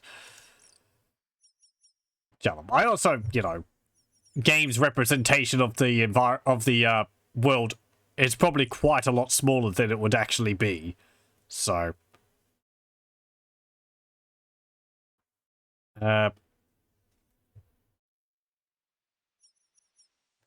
Jellum is a rough place. If thou dost not like trouble, then I can think of many better places for thee to be than here. Duels. Every day at noon in the town square, people come to settle their differences. They fight to the blood or to the death. It is a madness, like that Sprellig fellow, for instance. Sprellig, our rather mild-mannered innkeeper, stole the honor flag from the wall of the Library of Scars and refused to return it. Now he must fight 3 of our best local fighters in a duel to the death. Fighters? Thou canst ask about the entire matter at the pub if thou dost wish to know more about it. Bye. My shop is presently closed for business, but do return again. Okay. Bye. Is this your shop? Yep. Armory. Do. What have you got in here? Doop-a-doop-a-doo.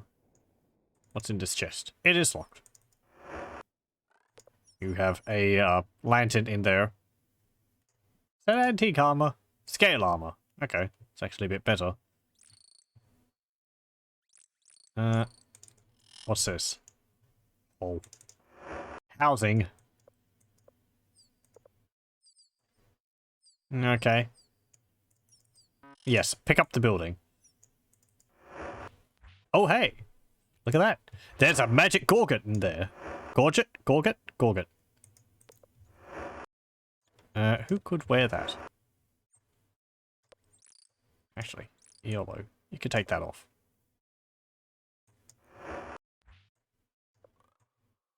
Put that on. There. Oh. You got gold in your hand. Put it in there. Take that one off, actually. You put that on there, because YOLO is a ranged fighter at the moment. Put that on. There we go. Nice. What's in here?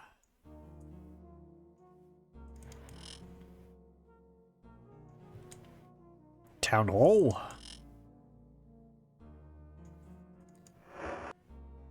Hello.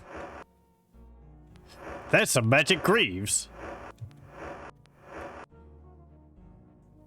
You don't have magic greaves, Spark. You don't have magic greaves either. Shamino? Yeah, Shamino. Okay, Sentry does. So we'll take these off. We'll put them in there.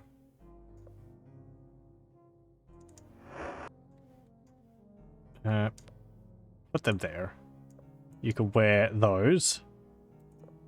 And Spark, you can put those on. There we go. I like how they've just got magic pieces of armor lying around. It's very thoughtful of them.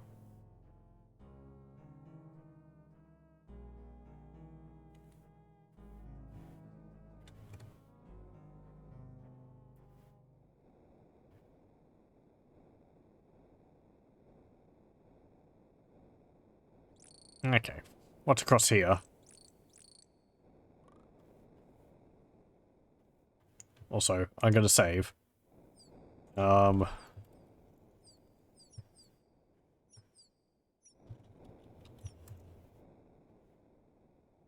Yes.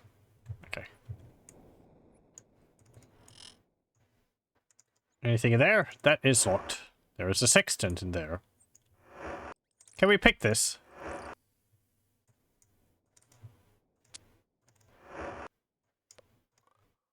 A hood. And some pants. Good chest. Okay. I'm a bit hungry. We have something to eat.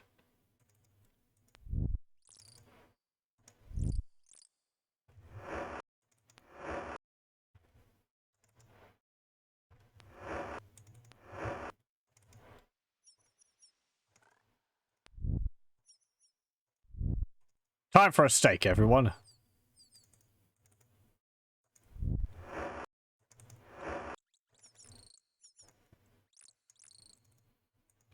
Okay, there we go.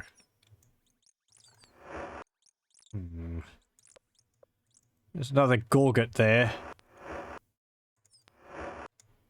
Yeah, I'll take that off. You can wear this metal one now. There we go.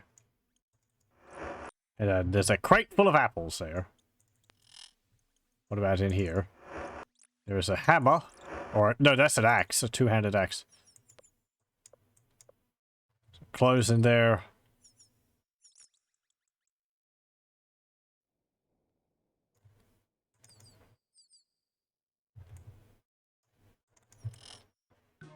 And here's the tavern.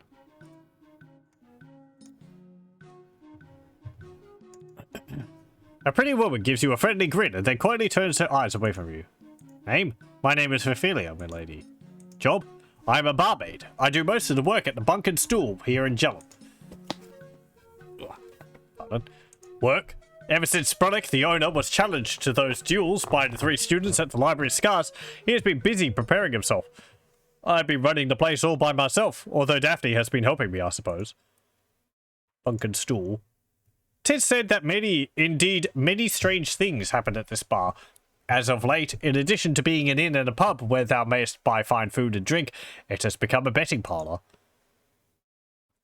Jellum. It's a pretty rough place to work, but, she whispers to you in confidence, I must confess I find myself attracted to the type of men that live here. Spronick. No one knows old Spronick better than myself. Although he does not look it, he may well be the deadliest fighter master in all of Britannia. Library. Surely thou hast heard of our famous school for fighters by now. What kind of a world traveller art thou? Do not answer. 'Twas a rhetorical question. She sniffs. Daphne. Honestly, I cannot imagine why thou wouldst be interested in her. She lets out a throaty laugh. I heard that, Ophelia. Thou art a spiteful wench. Now, Daphne, temper. We don't want to scare off the patrons with a poor disposition in addition to a poor face. Which? Strange. In case thou hast not noticed, this is a rough town. We see all types of odd characters in this place. She looks you over carefully. Betting? I am taking wagers on Spronick's duels. Wouldst thou like to place a bet? No. Then, if thou wouldst like to bet against Spronick, thou mayst see Daphne. But I warn thee, thou wilt be throwing thy money away. Master, after he defeats the fighters of the Library of Scars, he may open his own school, teaching his own unique style of fighting. School? It will be a great fighting school. Already fighting men and women are coming in Jellum to become Spronick's students. They all long to know the secret that I can tell thee right now. Secret? Ophelia motions you closer to her. She whispers to you. Spronick can call upon the Avatar to come and be his champion. She nods solemnly. Oh, can he? That's not really a fighting style. I don't just poof out of thin air. These things take time. Have you seen my air mileage? My carpet doesn't run off fuel, but my party members all run off food. Ugh. You see a disgruntled, obviously overworked barmaid. She gives you a perfunctory grunt of a hello. Art thou still here? She asks Dupree. I have not finished making mine assessment of thy fine drinking establishment. Oh, it's Dupree. Finally found him. What?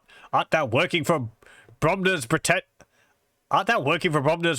travel guides? No, my dear, this research is strictly for mine own digestion. Name? I am Daphne. Job? That's an easy one. I'm the workhorse in residence and the Bunk and Stool. While our resident princess flirts with the customers, I do all the cooking, cleaning, and serving. Workhorse. Ever since the owner, Spronick, got himself into trouble with the Library of Scars, there hath been no one else to run the place. Oh, mine aching back. Princess? That would be Ophelia. Bunk and Stool? The Bunk and Stool is where the fighters and ruffians come to drink and Jellum. 'Tis not an easy job keeping such a lot happy with all their drinking and dueling and gambling. Spronick. The fool was caught stealing the honor flag from the wall of the Library of Scars. Now the 3 students who challenged him will kill him on the dueling field. 'Tis a tragedy. Library of Scars? That is a fighting club in Jellum, which produces perhaps the toughest fighters in all Britannia. Spronick has never fought before in his entire life. Ophelia. Ophelia this, Ophelia that. That is all I ever hear all bloody day. If all thou dost want to talk about is her, talk to someone else. Do not hate me just because I am beautiful, Daphne. That is not the reason I hate thee, Ophelia. Oh yes, I remember now. Thou dost hate me because I am beautiful, and thou art not.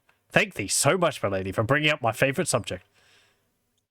Gambling. In fact, I am taking bets on the upcoming duels. Dost thou wish to bet this Sprellig will lose to any of the 3 other duelists? No. Then if thou wouldst like to bet in favour of Sprellig, thou mayest see Ophelia, but I warn thee, thou wilt be throwing thy money away. Bye. What was that like? What have you got? Jerky, mead, fish, ham, silverleaf, ale, and wine. Nothing. Bye. Okay. Right, I'm gonna save, because, I'm probably going to swap out, Jana for, Dupree. I think just because, like, most characters will have extra dialogue if you have Dupree in your party over Jana, and I think Dupree's stats are better than Jana's. That means I think let's see, I gotta talk to him. He's not gonna join because my party's too big, so I'm gonna have to drop everything Jana's got and then transfer them over. You see the familiar face of your good friend Dupree. While somewhat older, he still seems full of his usual casual good humour. Hello, welcome, welcome. The carpenter's 8 seats. Can't I have 8 companions? No. I think 6 is the maximum.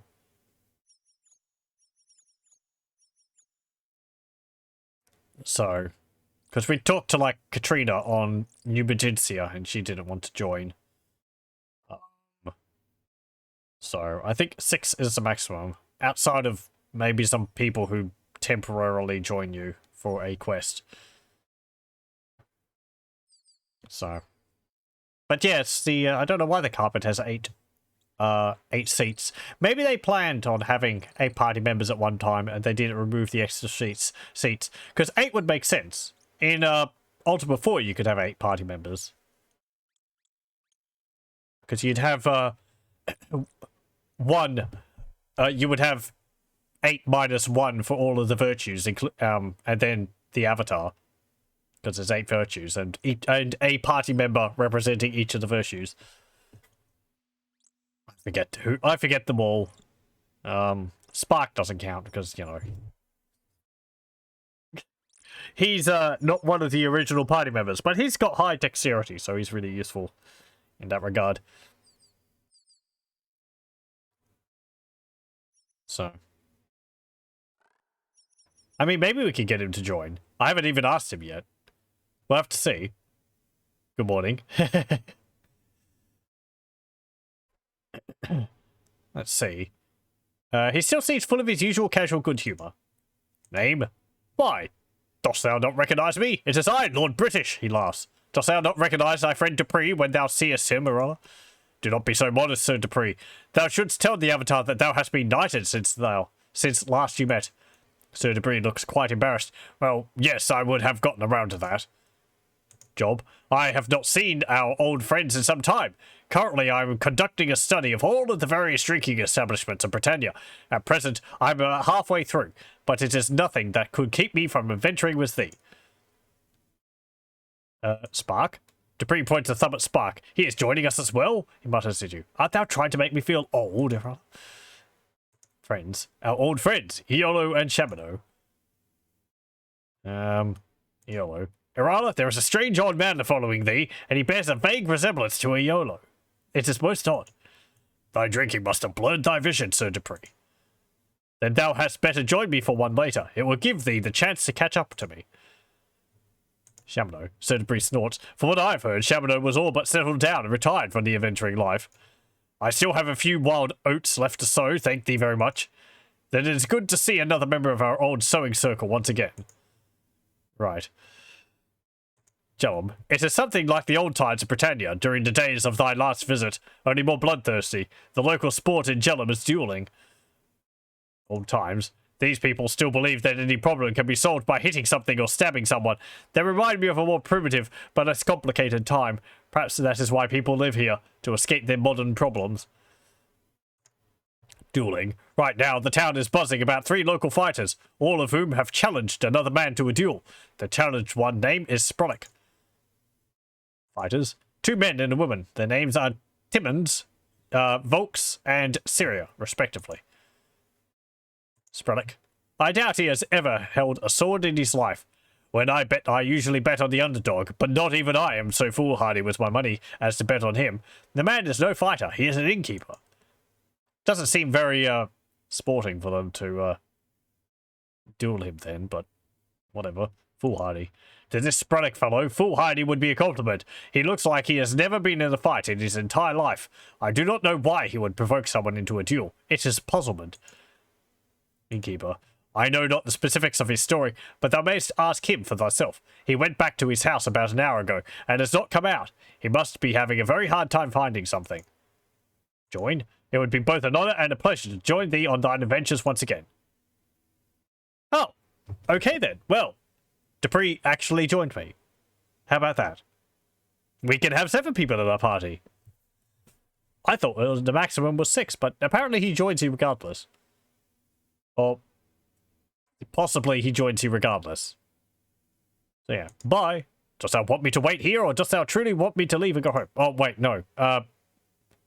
Wait here. No. I want you to join. Job. Join. Bye. Okay. So, we got, Sir Dupree with us now. Who, is equipped in chain. Let's give you some things. Let's see. You're going to be a fighter. You have a sword. Okay. I mean, sure, I'll take an extra person. I thought 6, but yeah, we can have 7.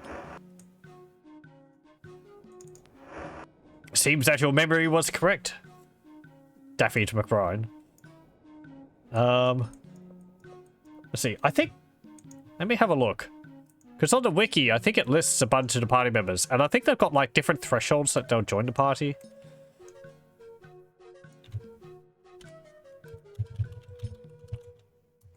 Let's see. Companions. Ultima VII. Here we go. Let's see. Okay, Iolo. Joins at the beginning of the game, returns to his house in U if dismissed. Shabano is in Britain at the Blue Boar Inn. Jellum at the Bunkered Stool. Spark, Trinsic at Christopher's house in the northwest. Sentry, Britain in the training hall. Will not join if party is bigger than 5. There's another dude which we haven't met yet. Jana, Cove at the Healers. Apparently she'll join regardless either, as well. Katrina, New Magintia, will not join if party is bigger than 5. Julia, Minoc in the Tinker Shop, will not join if party is bigger than 5, and also won't join again if she is dismissed. So, yeah, it seems like actually most of the party members will just join you regardless of how big the party is already. So, you could maybe get 1, 2, 3, 4, 5, 6.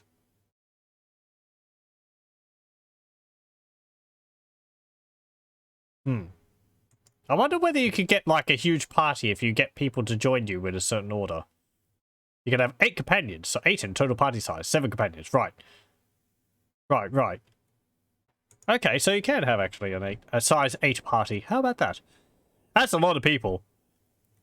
I think at a certain point it might get a bit too crowded, because you have to wait on the pathing for all of them. So if you have 8, it might get a bit awkward having everyone running around all over the place.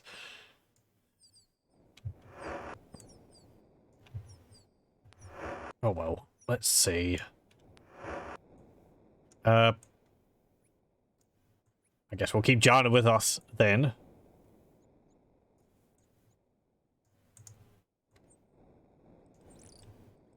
Let's see, do I have... Okay, there we go. I was missing Shamanos. I don't know if they don't all line up correctly now. Right, so... I'm not going to swap any of my stuff out. I'm pretty happy with what I've got. You need better things. I need more just like plate armor. Meow. Jana, why are you meowing? We don't have better armor there. I guess you could take these plate leggings. Try to pick up the beach. Yeah, you can have these swamp boots, I guess. And we'll give you... See, that's a glass sword. I don't want you to have that. We have a sword of defense, and we also have a fire sword. I'll give you the sword of defense, because we don't actually have a... We'll drop your sword there. Because we don't actually have a shield for you, so it'll be a bit of extra protection there.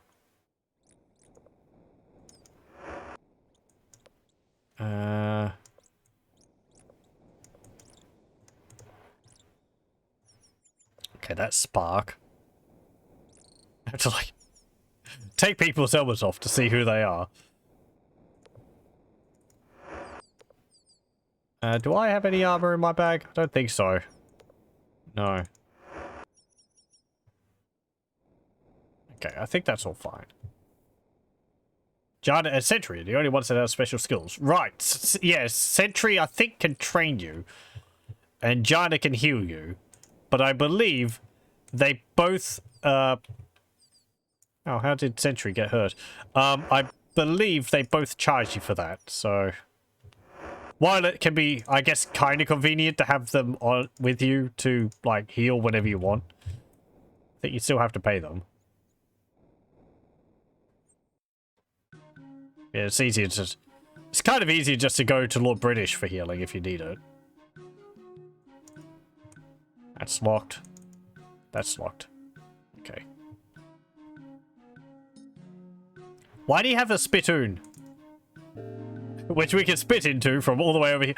Why did you... You're just like moving the spittoon around. You put it into the cauldron, did you? Whatever. I'm leaving. This establishment is seemingly rather disgusting.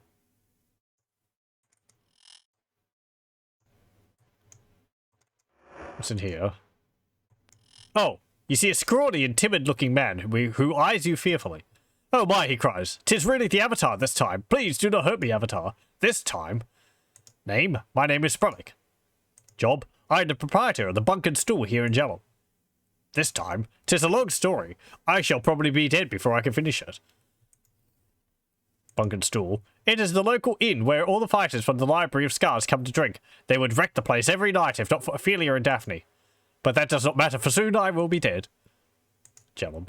This is a town of fighters who pass their time fighting each other in bloody duels. It is no place for me. I should never have left Minok. Story. My tale is a strange one. It may disturb and puzzle thee. Art thou certain thou wouldst like to hear it? Yeah, sure.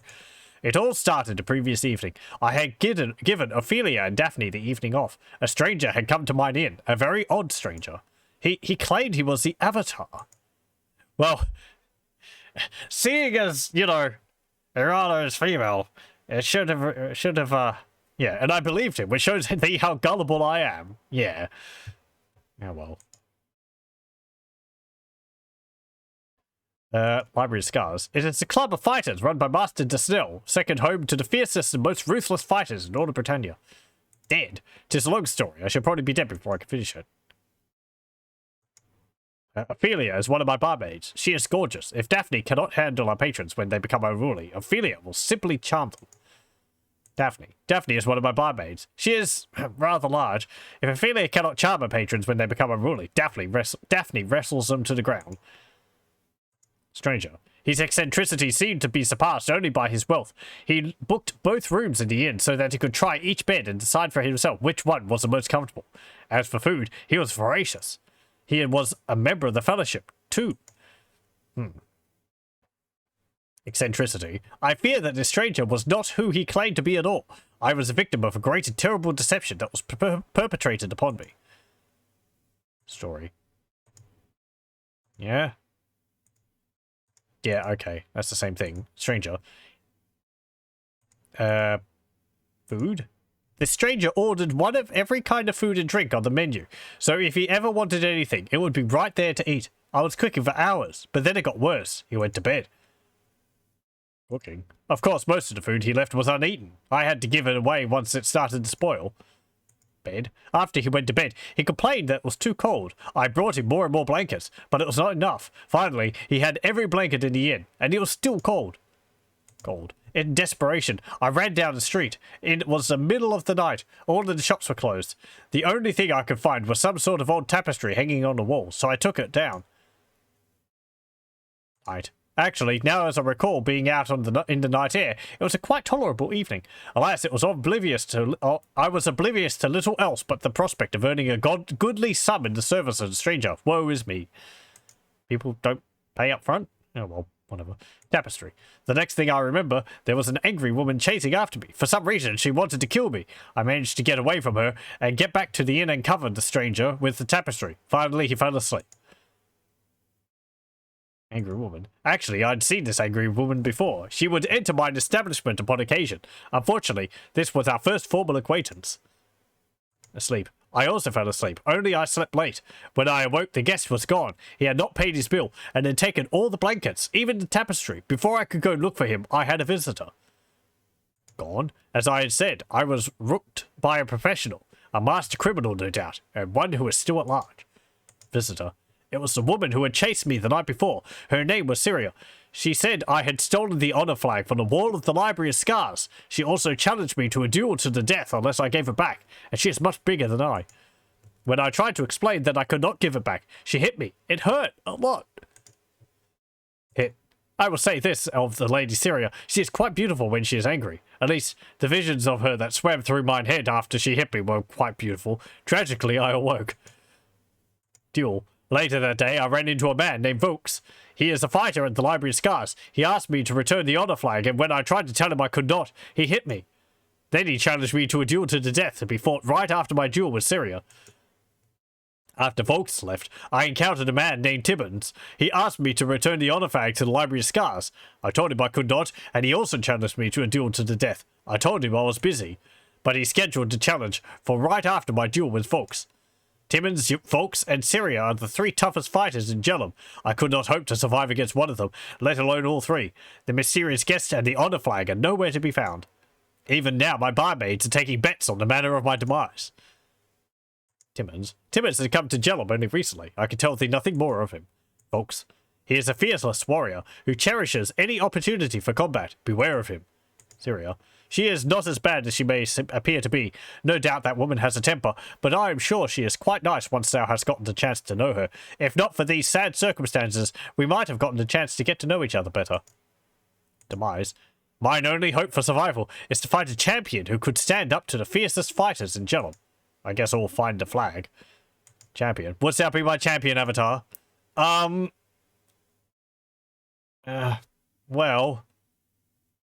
I mean, I don't plan on fighting them. I don't actually know the proper way to go about doing this. I mean, you need help, so... Sure. Spronic falls to his knees before you in gratitude. Avatar, thou hast saved my life. I cannot thank thee enough. Eccentricity. I fear that the stranger was not at all... Yeah. Bye. Okay, so... Gonna have to find this so-called Avatar who's taken all these blankets and this tapestry. I have no idea where to begin looking. Apparently he left the island. To arms! To battle!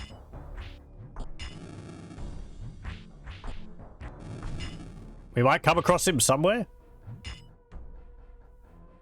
I guess these are what happens when fighters get particularly ruly and end up becoming feral or something in Jellum.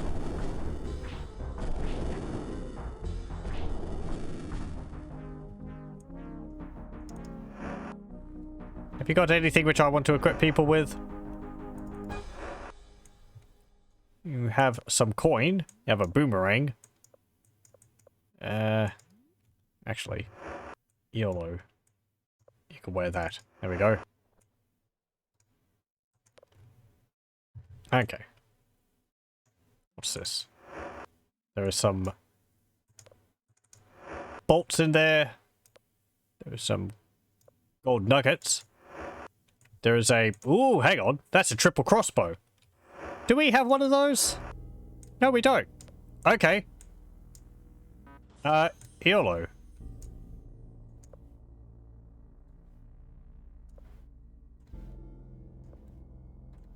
You can have this triple crossbow. There we go. Oh, they had a free shield. You're quite correct. Let me, we do need some shields.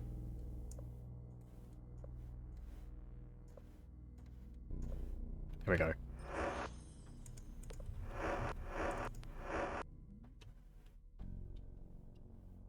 Hang on. Oh. Why are you holding us to that? There we go. Everyone's got a shield? Yes. Okay, good. Okay, let's save. I'm gonna save under... There we go. Okay.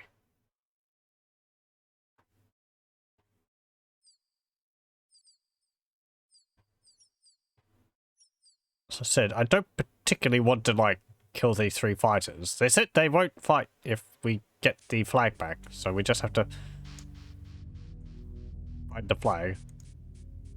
Cow. Moo!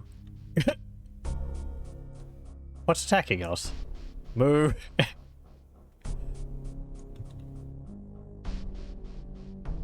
Oh, I guess it's the fighters in the cave or something. Because they respawned when I went off screen.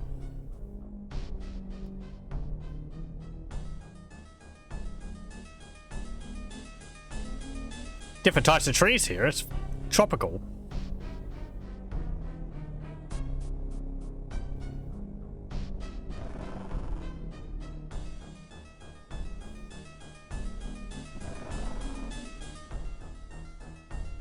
What's this? Wow. Okay. Very descriptive game. Hang on. What's this? Mongbats?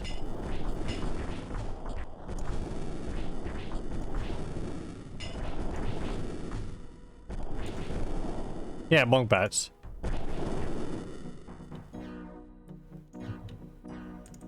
Don't think they have anything on them.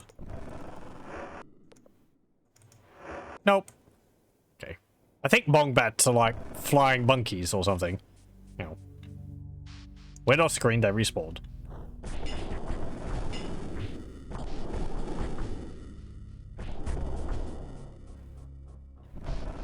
Okay. There we go. It's always a good idea to take free gear from loot if you have need for that kind of gear, especially if you haven't had time to go and buy what I want. I pretty much just take what I need and sort of leave the rest of it. I don't think you can sell it. And all the stuff can get rather heavy. I think maybe I'd sort of try and take the best stuff out of it. A lot of it can just kind of be found all over the place, I think. At least leather and chain. If it's plate mail, I might take it. Because I would like to upgrade a bunch of people's armor to plate mail. Plate armor. Plate mail is not the correct term. Blame Baldur's Gate for that. Because it's not mail. Does this game call it plate armor? Right.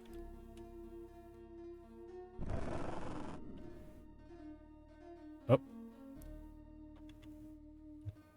So I need for it like in the case of those shields, since I haven't had time to go and pick up shields from shops yet. Yeah. Oh, I've just forgotten to purchase shields from the towns. I'm being incredibly stingy with my money. I'm using it to spend on spells primarily, and reagents if I need them. Hey, here's a cave. Ah, there was a trap. There's the spiders. And there's a helmet.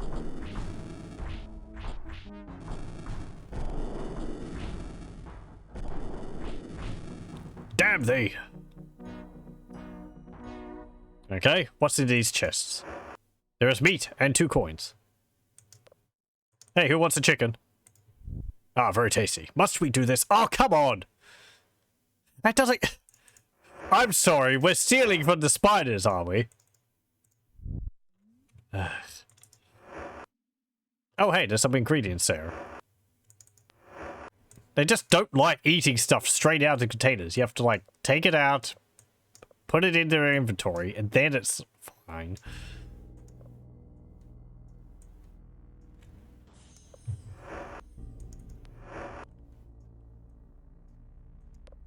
Okay, we get some blood moss, get some nightshade, and we get some black pearls.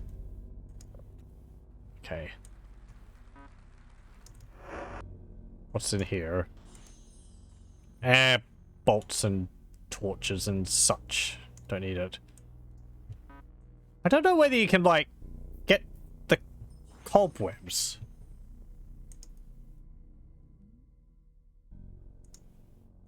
Because one of the ingredients is spider silk. Or reagents is spider silk. But...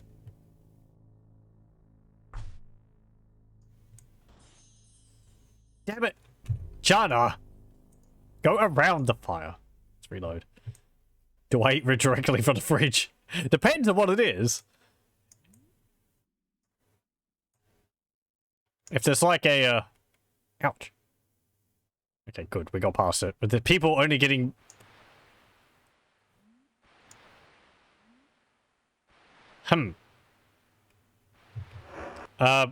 Getting only slightly damaged.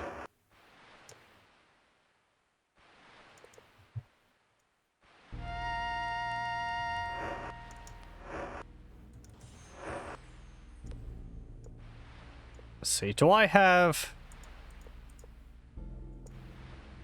That's probably a spell I want to pick up.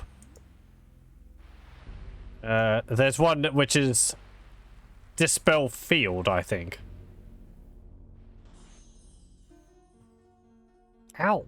Something hurt me as soon as I went through the doorway.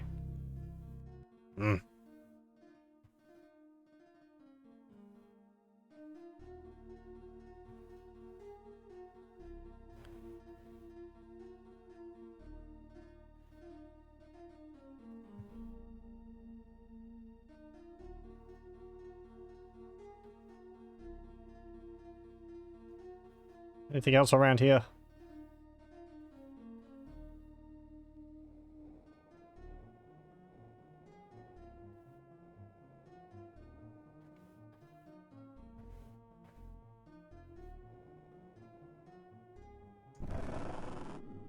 Or did I go around here?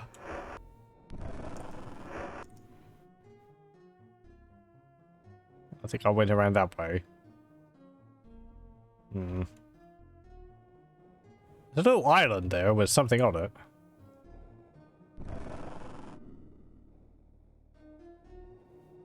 Can we ask more about this, other avatar fellow?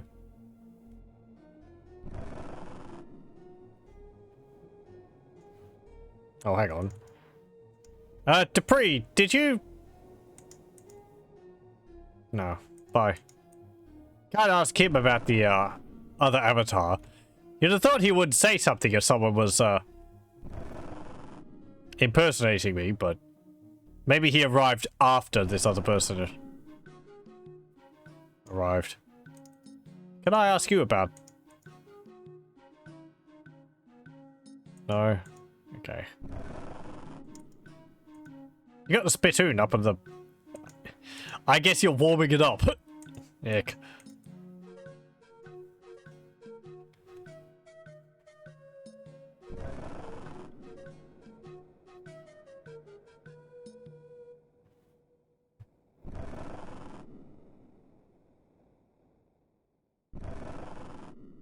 Can we go talk to them that, you know, he can't give it back because he wants to, but it's been stolen? I don't think they're going to be very reasonable about it, though. Where is the hall? Is that it here?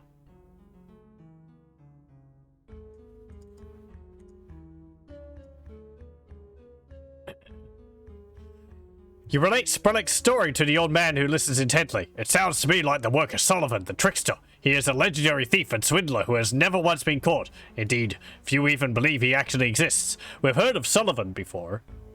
We've heard that name before in the context of the Avatar, now that I hear it. Thou shalt not be able to dissuade the duelists with a tale like that. Dissuade?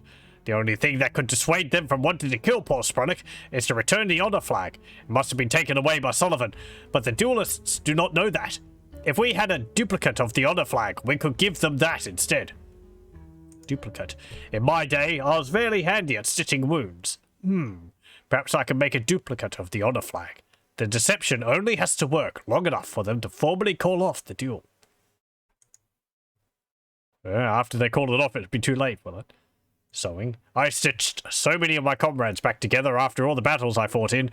Now that I'm retired, sewing has sort of become my hobby. He looks at you with a little embarrassment. There's nothing wrong with that. No, there isn't. Deception. Even if they notice that it is not their true honor flag, they would never admit it. To do so would make them look foolish. They would rather simply challenge anyone who might say it is not their honor flag to yet another duel. But let us deal with one duel at a time here. Honor flag. Dost thou want me to make an honor flag that can be given to the Library of Scars so the duels can be stopped? Yes. Then thou must be sure to come pick it up from me before thou dost go to the dueling area. It is the area outside my shop next to the Library of Scars, I guess over there. I had best get busy if I am to have it finished in time. Please return to my shop in a few hours. Okay. Counts as a few hours.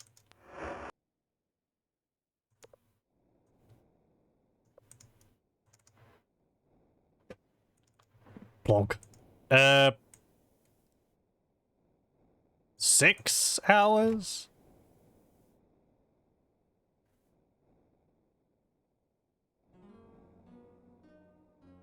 He's probably going to be in bed.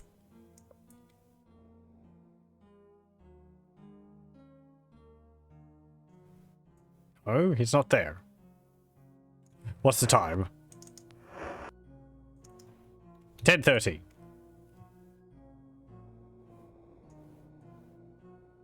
Maybe he's in the tavern.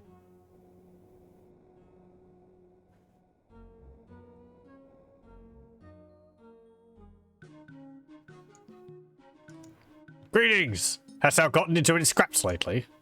False flag. Here is the imitation I have made of the Library of Scars honor flag. The time for the duel must be drawing near. Good luck to Sprellick and to thee as well.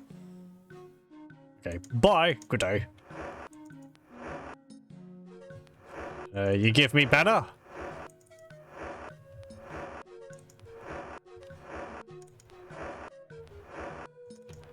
Oh, hang on. You probably got to put it into my, Yeah. You keep putting it into my reagent bag. Okay.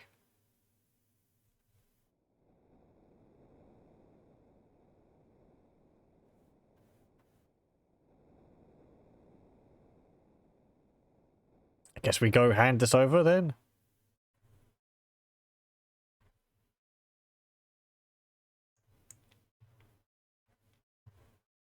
Maybe we could give it to Sprellig, and then he can give it to them or something.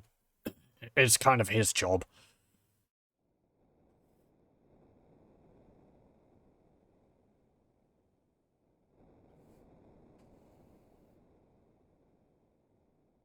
Come on.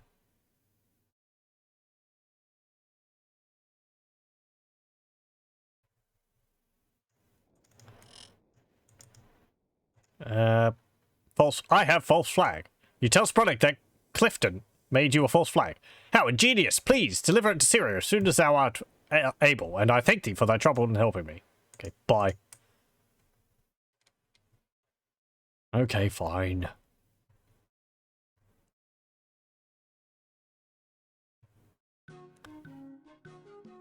Do. They around here? No. They're cooking a banana on the stove over there. That food smells good. Yes, yes.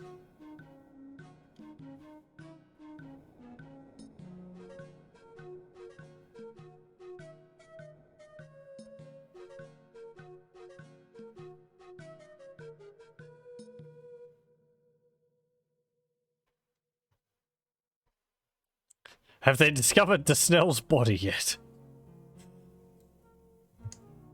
Oh, Jana. Nice of you to join us.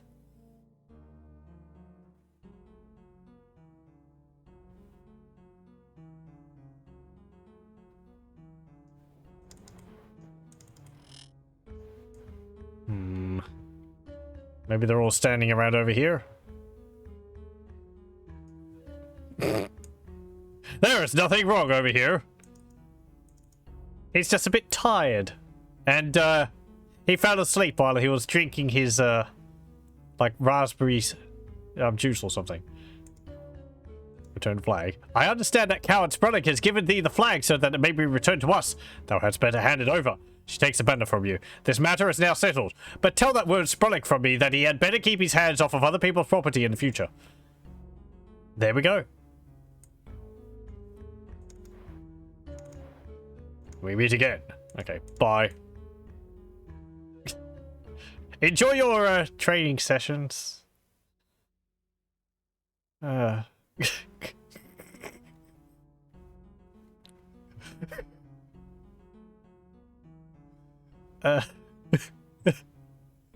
Whatever.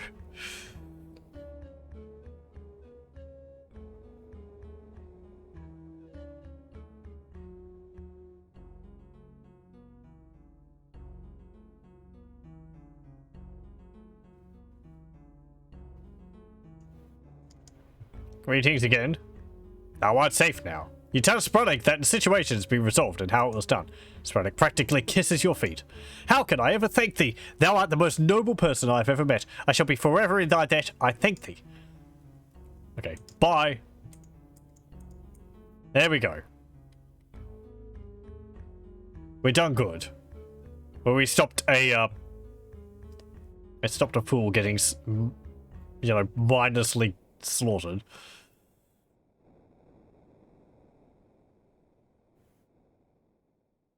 Wow, no, not a fool. I don't know. It's a bit harsh.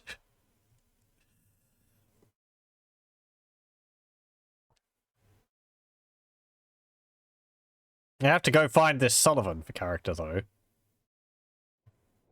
Okay. I'm actually going to save there, and I'm going to have a brief break. So, I'll pause the recording, and we'll be back in a moment. Okay, we're back.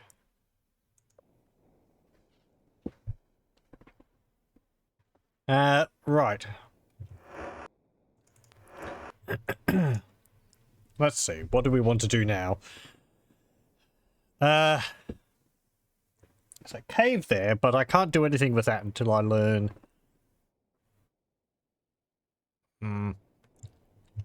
I think there's a spell which I need for that. Let me have a look. Dispel field or something, I think it was, wasn't it?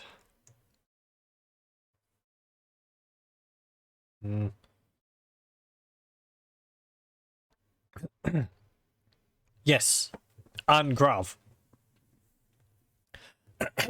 Pardon me. Reagents. Garlic, black pearl, sulphurous ash, spider silk. This spell can dispel any type of magical field, such as fire field.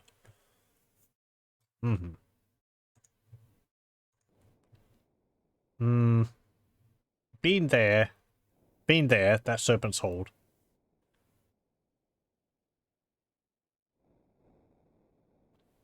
Don't know if I've been there. Don't think I've been there either.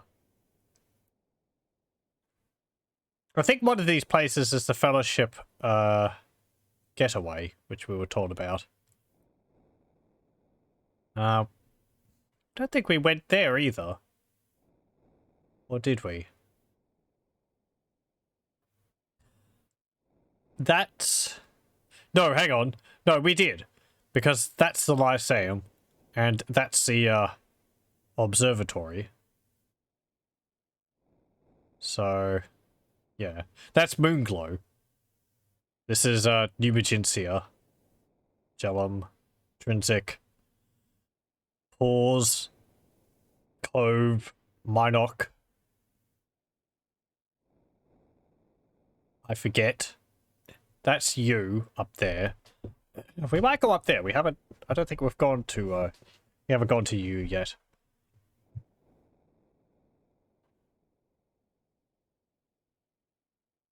And I forget what that place is. Okay. Well. Let's go up to you.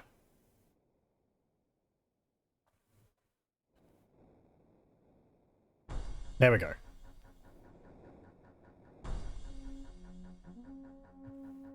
Is there anything else around on this island?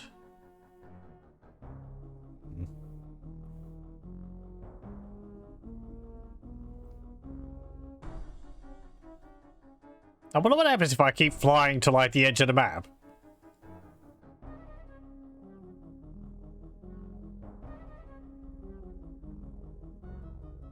Will the game just stop me from going any further, or... Oh, look, there's some islands. Where am I? Oh! Oh! Okay. You just wrap around. Wasn't expecting that. I thought we'd just hit the wall and go bump. But no, apparently the map wraps around. We're back in Moonclow.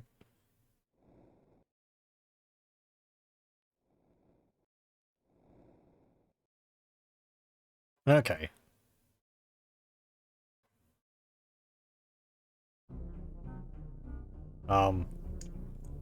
Right. Yes. That's Scar Bray. I think we'll want to do that, in the course of the main quest line. So...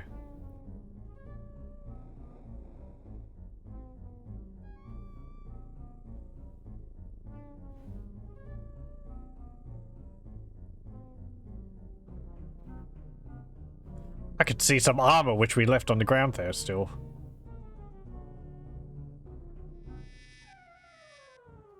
There's a bunch of bees.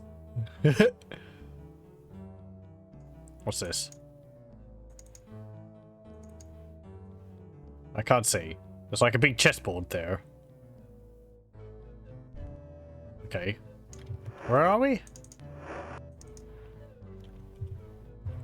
I guess this is you.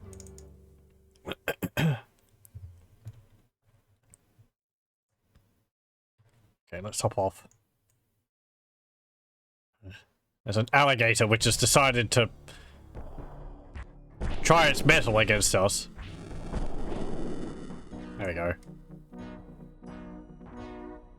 Okay, what's this say? The something of...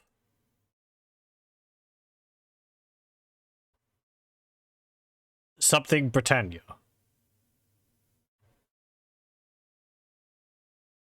Or Britain? Hold on.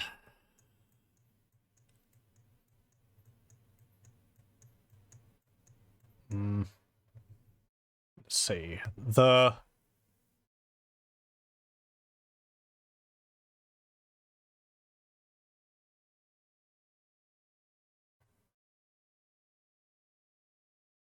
Oh, the game of...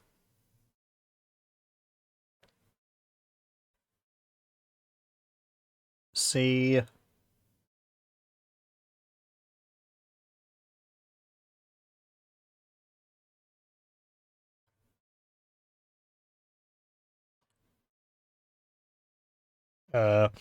what's that symbol? Is that a W? It's only got one line there, though.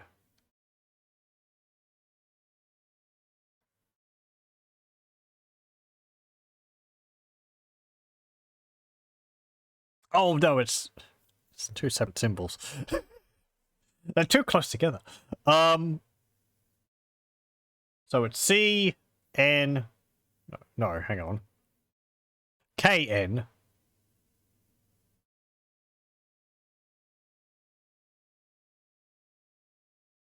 I... G...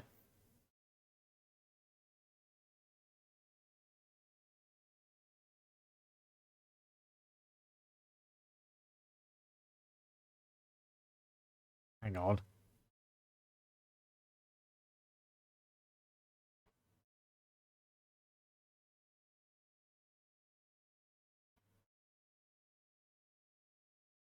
H.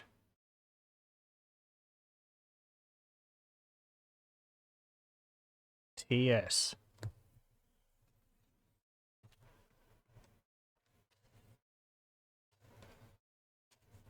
Oh, knights.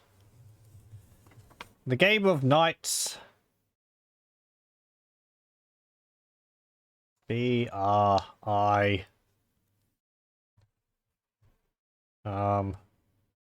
That's not N. That's, I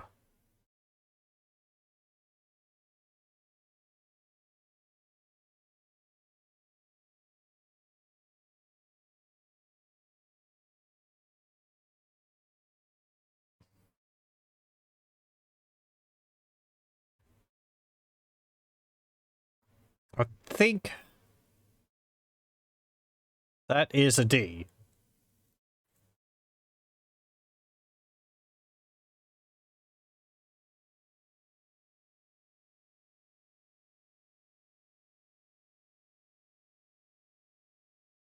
The game of Knightsbridge. Okay. We got there.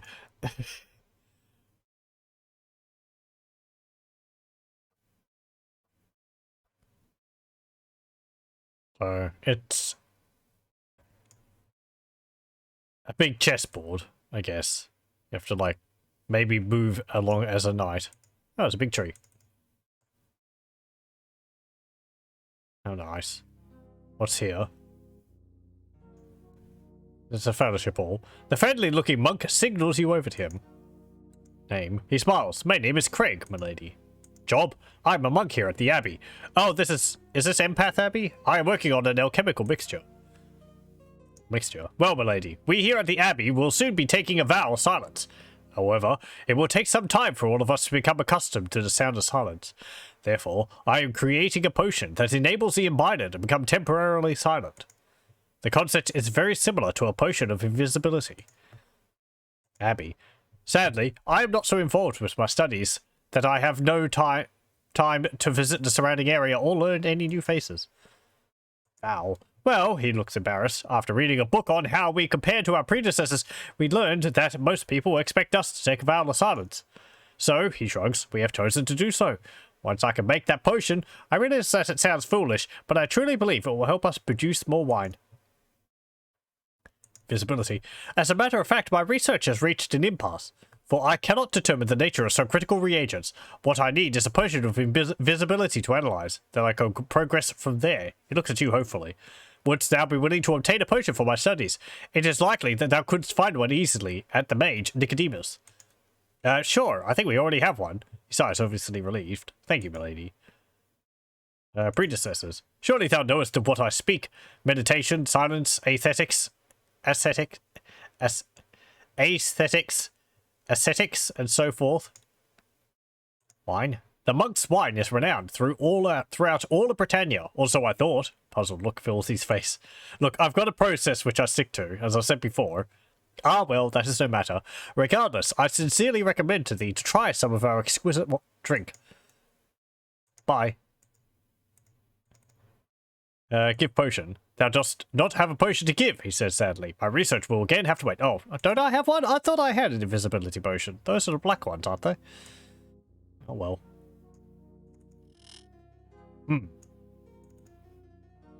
That. Got a wine press. Can we use this?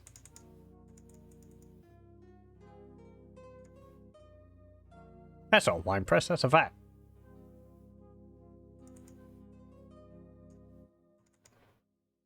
There's a bird in here too.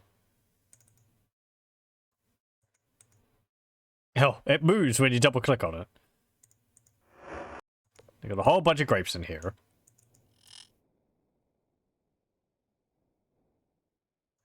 They've got a controller on the ground. Oh, and the monk is asleep. Okay.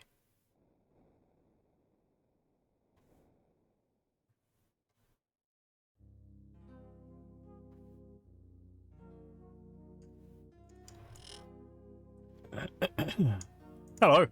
You see an attractive, studious-looking man. Name? My name is Taylor. Job? I study the local flora, fauna, and geography here at the monastery. Flora? There are many beautiful plants in this area. I am working on learning about all of them. Fauna? Many different species of animals reside in the forest. I have encountered some fascinating ones in my studies. Geography? I use my knowledge of the local landscape to aid in my studies. The better I know the locale, the further away I can travel from the Brotherhood Abbey and still be sure I will be able to return, unlike a fellow monk of mine. Monastery. Our order is called the Brotherhood of the Rose. Wisps? I don't know why that's there. Don't think we heard about them yet. Fellow? He became lost some time ago while surveying the area for birds. The golden-cheeked warbler, I believe it was. Sadly, he travelled too far. We have not heard from him since. Oh, yeah, we met him. He was in a cave. I think it was in one of the dungeons. Wasn't he near Minok or something? He was fine. He apparently didn't need help getting out of the cave. I do not wish to suffer the same fate. No, he's alive. Order. Yes, my lady. One other monk, Amy, lives here in the abbey. She is a painter and a gardener, and is currently asleep. Painter. He smiles. Between us, she is a far better gardener. Gardener. She raises the most lovely flowers that I have ever seen. Thou must see them to believe of their existence. Craig. That name does not sound familiar, my lady. Perhaps he is not from this area. Right.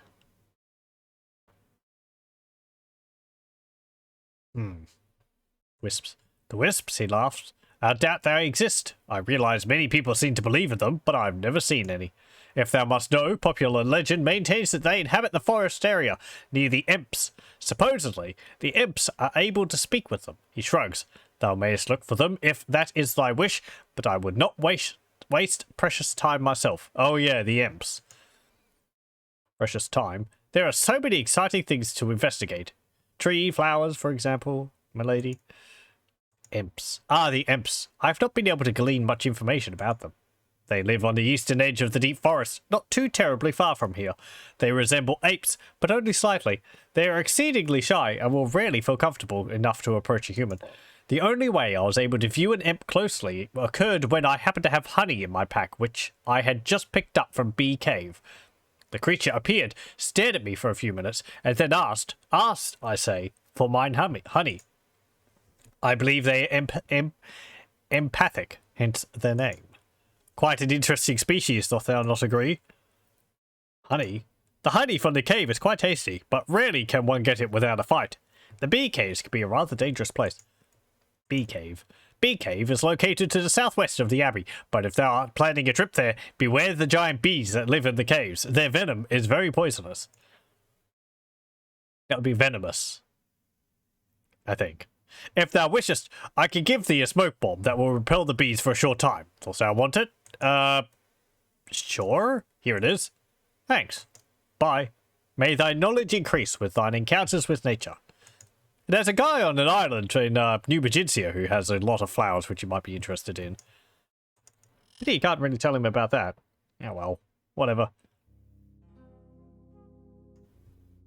What do you got in this bag? Oh, donations. Fine.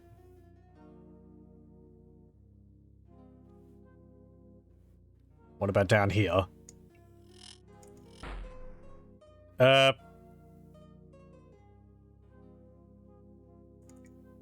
Something.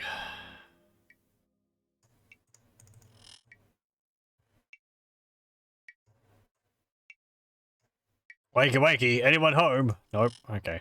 Let's leave.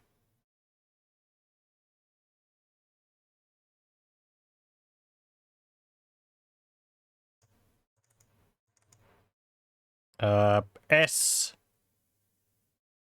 something E A R.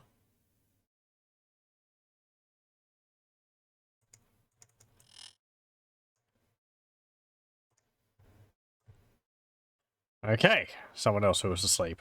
What's the time? 12 a.m. Right, it's midnight. No wonder everyone's asleep. Let's wake up in 10 hours. There we go. Be easier to talk to everyone when they're not asleep. I see you running in from people's buildings. People's houses. Okay. The man before you stretches and inhales deeply. Name. Please, milady, call me Perrin. I reside here at Empath Abbey. Job. I am a scholar. Dost thou want training in the realm of books? Yes. My price is 45 gold for each training session, but I will also teach thee what little I know about magic. Oh, okay. Nope, sorry. Empath Abbey. This is a pleasant location. I like the privacy, which gives me a chance to study when I need to. The Brotherhood is across the road, and I am near a healer. Also, I have begun to study on the effects of dealing with death for undertakers. I am using Tiri as a case study. Brotherhood. That is the Abbey. The monks who reside there are famous for their ability to produce exquisite wine. Nearby is the High Court and the prison. Healer. I've yet to meet her, but I know she loves animals. I have seen her playing with the deer and squirrels that inhabit this region.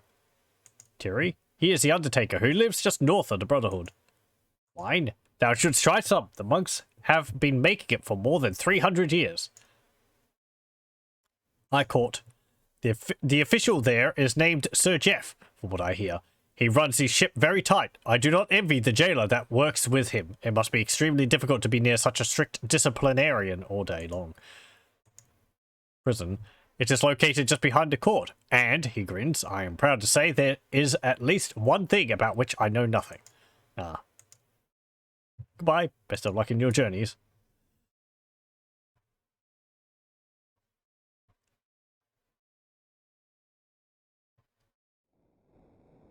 I feel like if the town is as small as this, you'd probably want to go into the prison just to see it, so that you've been everywhere, but maybe you're not allowed in there without a reason.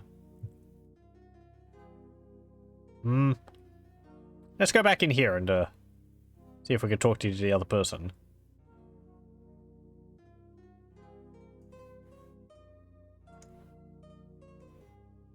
You're Craig.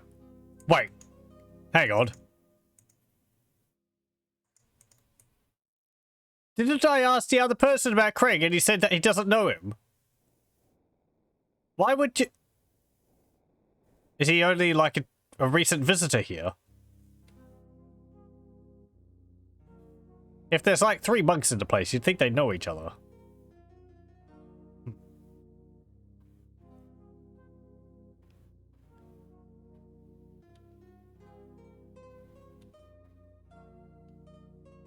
Okay, that just goes up there. Let's go down. There's actually a barrel in the corner there. What's there? Cheese and bread. Okay. Hello, welcome, welcome. I'm going to prison, so I've finally been arrested and thrown into jail for not paying for my food. I'm going there of my own free will. I've decided to turn myself in. The weight of guilt on my shoulders and all the harassing I'm getting from people in chat was too much. I'm just giving up now. The man greets you with a stern, suspicious eyes. Name. I'm Sir Jeff, lady. Job. I'm the High Court official at the prison here in the Abbey. Official. I'm the judiciary part of Britannia's government. It is my job to see that criminals are brought to justice. Abbey. The monks live and study there, but they do little more than winemaking. Well, I know one of them tends to garden. Criminals. We have 2 prisoners already, but there are many scoundrels who still roam free. Yes. Prisoners. Thou, of course, hast never met them, he says, his brow narrowing. But we have a pirate and, he pauses, a troll. If thou dost wish to see them, speak with Goth, the jailer. Scoundrel, see for thyself. The posted bills for known villains are in the logbook in the courtroom. Goth. He has only been working here for a few weeks, but I already know he is not trustworthy. There is something obviously unscrupulous about him. He is not a friend of thine, is he? I can't say I know him. No, he says, watching you closely. Of course he is not. Ah. Job. Keep thine heart and mind on the straight path, my lady. Let's see. Records of the High Court of you. Hook. Hook is known to be an extremely dangerous killer, pirate who left his own band of scallywags to become a freelance assassin for whomever might meet his price. It is believed that he is linked to at least 14 murders in Britannia. All of the victims have been mutilated with a sharp object believed to be the handiwork of a hook hand. This is far more kills than we've heard about. People have mentioned, like, there was, like, one, I think, other murder similar in Minoc, which we saw. But then I think they mentioned, like, one other murder which had similar effects 3 years ago or something. Not 14. It is not known where Hook resides, but many believe he has a secret hideout on Buccaneer's Den. I guess. I mean, it's a bit of a stretch. Someone with a, you know, hook for a hand. They might live on an island of pirates. I don't know. This game is oddly and also kind of charmingly, I don't know. I don't know how you describe it. Stereotypical, maybe? Straight-laced? It's like, oh yeah, of course all the pirates live on the pirate island. Of course all the knights live on the night island. It's... Oh, well. It is not known where Hook resides, but many believe he has a secret hideout at Buccaneer's Den. Yeah, okay. His most recent sightings confirmed that he is traveling with a warrior gargoyle named Forskis. Ah, we've got a name for the gargoyle who is with him now. We heard about a gargoyle back in Trinsic and also in other mentions of Hook, but people didn't have a name for him. So we have a name for this gargoyle now, Forskis. Kellen is wanted in several townships for thievery. He uses many aliases, including Tervis, Craig, and Hodge. Craig, really? Is that guy in the Abbey? He was last seen near the Forest of Yew and is believed to have gone into hiding. Sullivan is wanted in several townships for fraud, thievery, and other petty crimes. He is known to be a member of the Fellowship, though the Fellowship has denied any knowledge of such a member. In many reports of the man's crimes, victims have stated that he claimed to be the Avatar. Ah, yeah, okay. Knock, knock. Hello. Yeah, I see you've got a troll in there. Oh, the troll doesn't get a bed. The beady-eyed man sneers at you. Name? Goth. Not that it is any of thy business. You did tell me. And you got a skeleton in there. Good. I'm happy to see that you're locking up the dangerous skeletons. They are truly a plague upon the world. Ow. Hold on. Oh. Crick on my neck. Okay. I think that's the cell you get thrown in if you get caught by the guards. You might see something else about that cell, which can make it a bit of a job. What does it look like I do? He says, holding up a ring of keys. Gardening? I don't know. Maybe. I haven't tried gardening with keys. Keys? These? They are for the prisoner's cell, witless knave. Gardening? What? Art thou daft? He shakes his head. Well, at least thou art in the right area for gardening. Prisoners? I will tell thee for 5 gold. Interested? Yeah, sure. One of them is named Darrell. He's a pirate from Buccaneer's Den. Okay. Buy keys. Area. Empath Abbey, dolt. Another prisoner. Another, eh? That's that 5 more gold for me? Yeah, sure. The other one is a troll. He doesn't talk much, but he's the first troll prisoner I've ever seen. Okay. What do you tell me about the Abbey? As a matter of fact, know quite a bit about the people who live here, and I just might even tell thee. What's it worth to thee in gold? Nothing. Fine by me. Yeah, fine, whatever. Bye. Get thee on.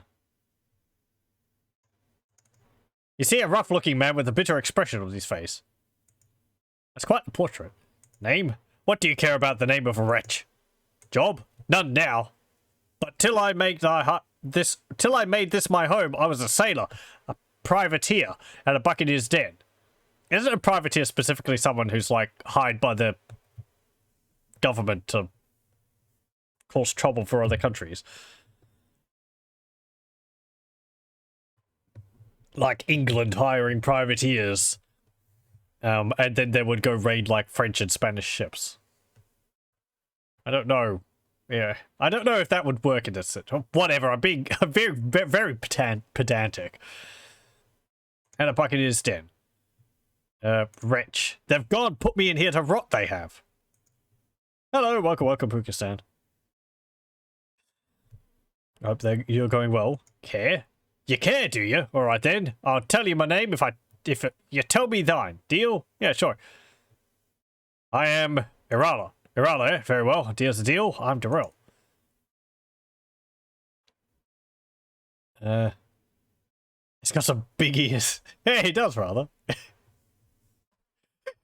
I'm kind of impressed that they've managed to get, like, so much character into really what's kind of a small portrait.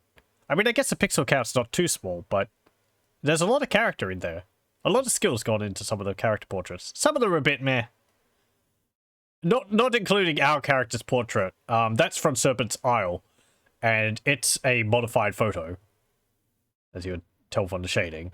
But kind of like these hand ones, these hand-done ones a bit more, but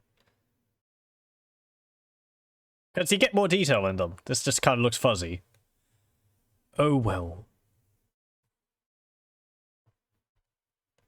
Fine home. Well, actually, I'm in here for not paying my taxes. After all, I earned the money. Why should I give it to the Britannian Tax Council? Okay, how's that working out for you? Buccaneer's Den. Thou hast heard of Buccaneer's Den, hast thou not? Yeah, I've even been there. 'Tis the island due east of the mainland, home of the sort of men who walk with peg legs, have hooks for hands, and carry parrots on their shoulders. Har har! The Britannian Tax Council done it. They and the two here, Sir Jeff and Goth. Rot. They told me I'd be here for the rest of my life. I have no reason to doubt them either. Hook. Yeah, I know Hook. Looking for him, are you? He is from Buccaneer's Den. He usually travels with some gargoyle named Forskis or something like that. If you see him, give me my hello for me. He gestures to his clenched fist. Probably won't have a problem delivering that message. Sir Jeff, that stuffed cock believes he's above everyone in Britannia. Just because he presides over the High Court, he thinks he can pass judgment over any and everyone. Goth, that thieving scoundrel belongs in here more than I do. Don't trust him if you've got a choice. Britannian Tax Council. Thieves, a whole lot of them, trying to take a person's hard-earned gold. Perhaps they wouldn't need to take all of our money if they would go out and earn their own. I go out and earn my own. They haven't taxed me yet. I guess because I'm technically jobless. Bye. I get thy face from my sight. Hello. Have you got like a bucket full of wine in there? You see a troll sulking in his cell. As he breathes, you can see his ribs protrude out from under his hide. Name? I know. I gall. Job? He shakes his head. No job. Hunt. Eat. Sleep. Now. He gestures around the cell. No hunt. No eat. Just sleep. Why are you even in here? Hunt. I good hunter. Catch many things. Eat. No eat. He shakes his head. Not feed. Hate jailer. He growls. Sleep. I still do that, he says, shrugging, but not as good as when home, I can imagine. Offer food. You give me food? His face displays a mixture of surprise and hope. You give me food, I tell you secret, yes? Yeah, sure. He quickly devours the food. I thank thee. You want secret? Home. He stares at you oddly and says, with other trolls, flesh face, under bridges. Oh, yes, of course, silly me. Secret. Trolls have powerful ally. He warns us in head when trouble around corner. Okay. He grunts and turns away. That's interesting. Guardian, are you messing with the trolls? What are you even in there for? You're not on the list of, like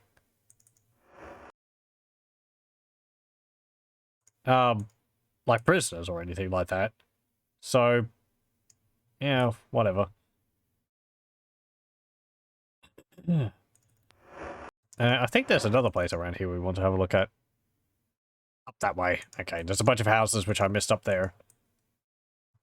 Also, maybe I can find this gardener.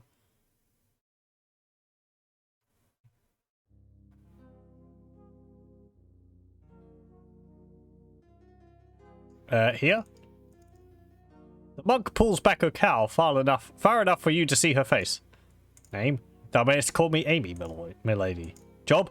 As a monk, I'm not sure how to answer that question. I often help to make wine. However, in my spare time, I paint or tend my garden here at the Abbey. Paint. Yes, she blushes. I have long admired those who are able to express themselves visually. Sadly, she says, laughing, I am not very good. However, I also collect art. In fact, I have an original sterling hanging in my room.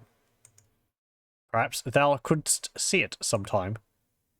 Garden. My garden. I've been tending it for years now. I am a firm believer in the value of aesthetics, so I plant only flowers. Sometimes I sell them in bouquets when people want them, but I do that very rarely. Abbey. I have spent little time with others in the area.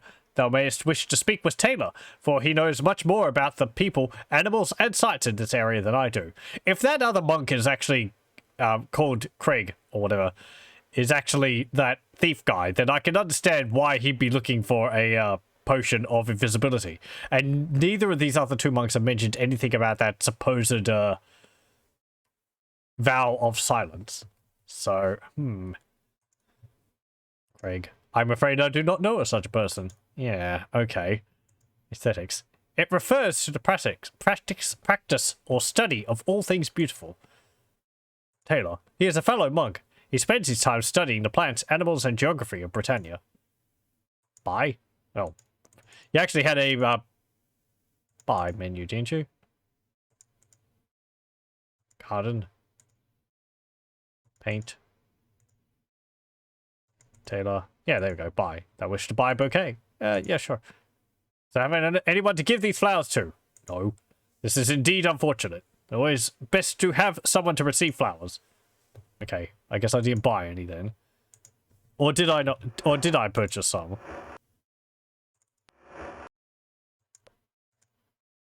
Smoke bomb. That's not a flower. Okay, fine. Whatever.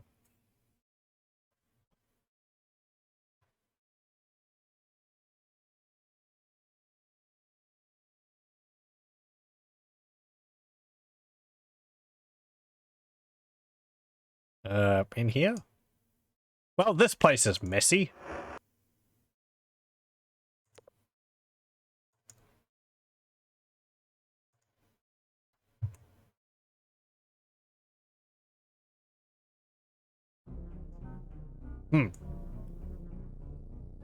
Oh, okay, graveyard. Wow, are all these unique?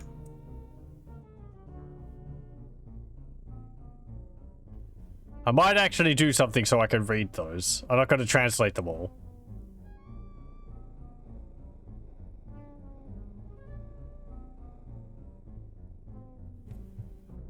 I guess this is supposed to be spooky music. Isn't there supposed to be a undertaker around here? Oh yeah, there he is.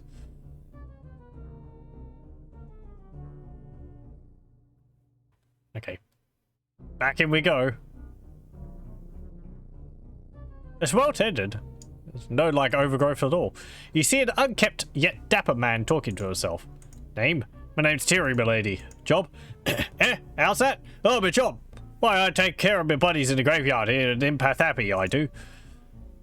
Empath Abbey? What do you mean, did... Oh, Empath Abbey. Of course I didn't. I never went anywhere near Abbey. I told you that. Buddies? What's wrong with the bodies? I don't see nothing more than they're buried of... More than bury them. A fellow could get in lots of trouble spreading rumors like that. Empath Abbey. Empath Abbey? Aye, there's Empath Abbey, milady. I don't mean to pry, but if you know it's not where you be, why you have come here? He shakes his head. It's just as I was telling Derek the other day. If you never want to get lost, I said, don't ever go nowheres. Barry. Barry? Oh, him. I don't know what you're talking about. I never met Barry's wife. Just a lie they're spreading about me. Bodies? That's right, my buddies. I bury him, it's my job, he squints at you. Unless my lady you're asking about the people here. Barry? I already told you, that's my job. People? No, of course I don't use peepholes. What sort of question is that to ask a fellow, my lady? People? Well, I know a few people here, but I try and help as best as I'm able. Who do you want to know about? My two best friends are Garth and Derek, but I often talk to Nina and Bart when I get a chance. Recently, that parent fellow from across the way has been spending some time with me. He's a real nice chap.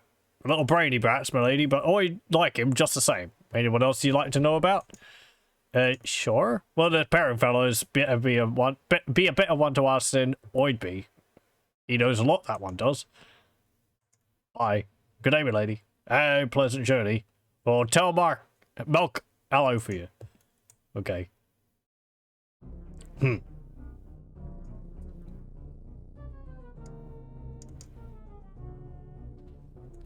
Okay. Let me try something. If I press F2... Aha. Okay, so...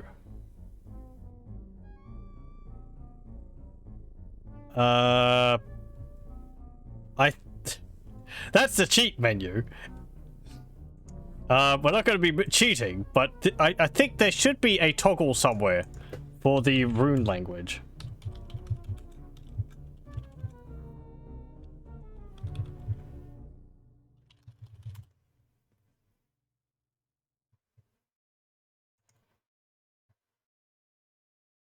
I thought there might have been a toggle in there.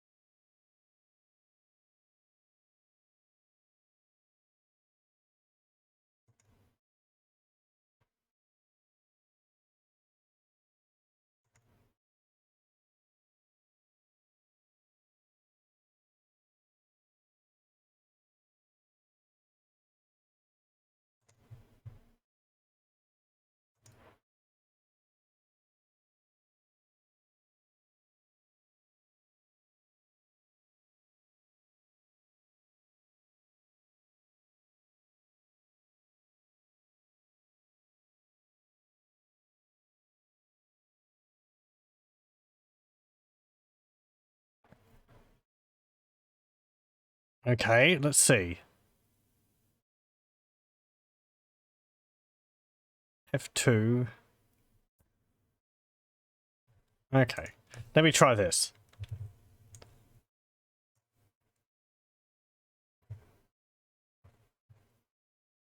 Okay. Everyone's hungry. So if we press F2, N, 0 for us. This is the avatar.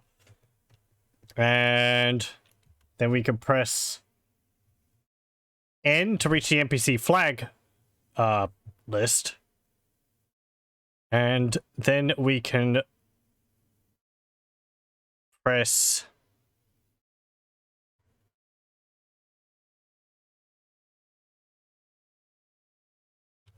four. Where is it? How do I navigate this menu?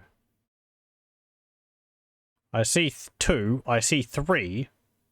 C, D, F, G. P. Oh, there. 4. Wait, read. Why is it under... Why is it ordered that way? Oh, well, whatever. If we press 4, read is now switched to Y. We press exit, exit, and we press escape, and we should be able to read it now. There we go. B. Adams. Spained a perfect record. J. Grippin. To Dizzy and to... And TC... Cocoa Puff. Everyone's hungry. Okay, fine.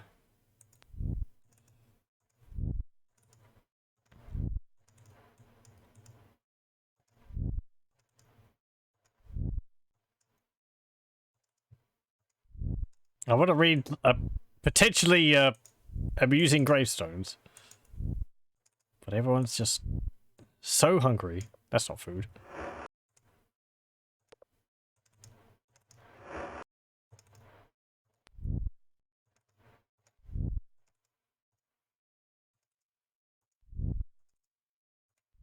sound keeps making me think that they're just swallowing it in one big gulp.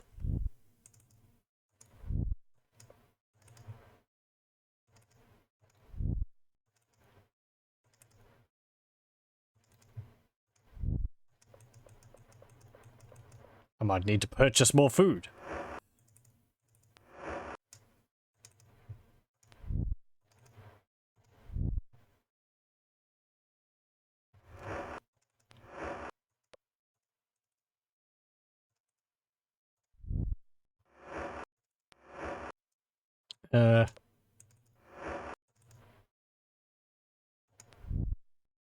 In the hunk of cheese. I kind of don't want to eat the green cheese. It's such a marvel.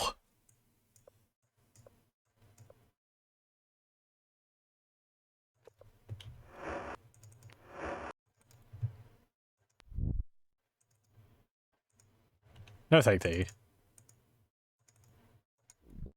There you go. Okay.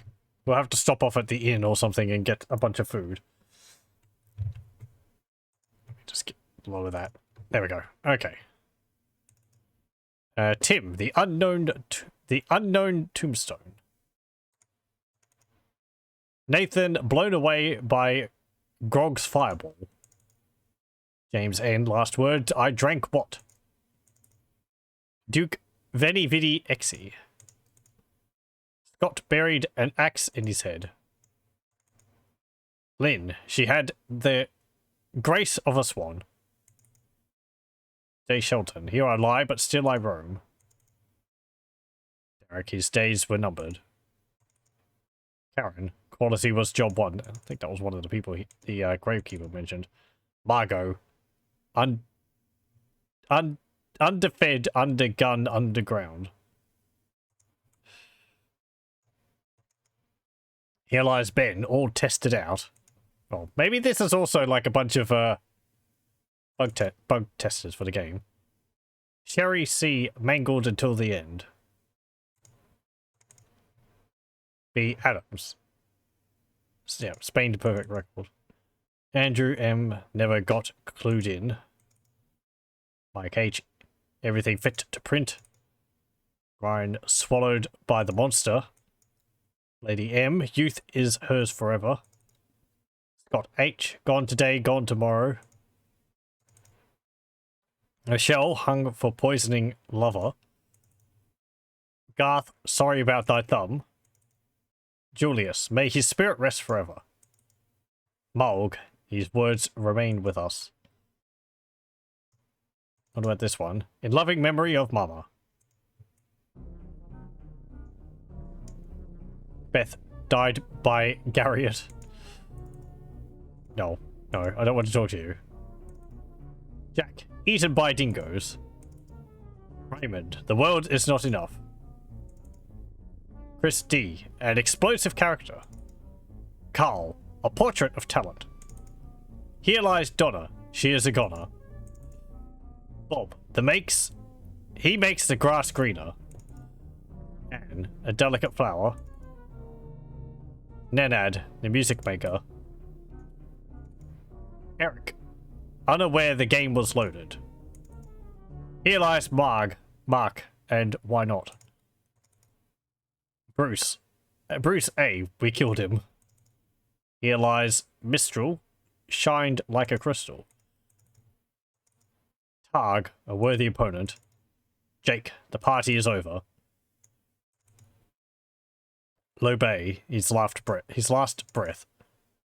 Danny, dearly depainted? Charles C, guest victim. What's this one? I can't actually read that. What's this say? Within these walls lies Master Richard.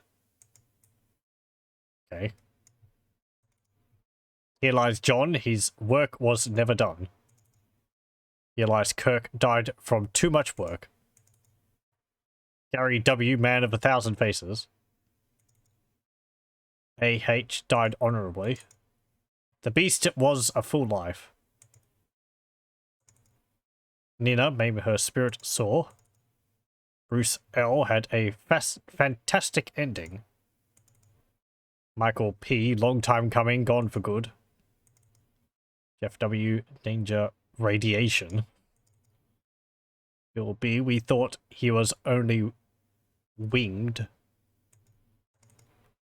Tony said, a good source for gumps. Might be some developers in here too. I think Gumps is the name of the user interface in this game. Like the these things. And maybe this as well. Can't remember. I don't really know what it would stand for though.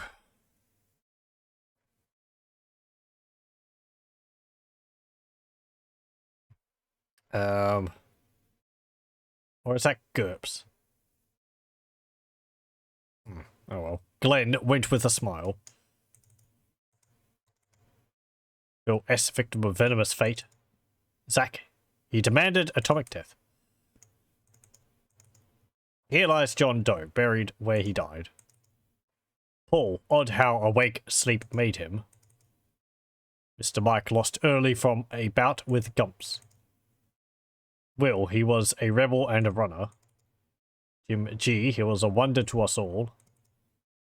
Tony B. A credit to his name. Philip Sells mastered him.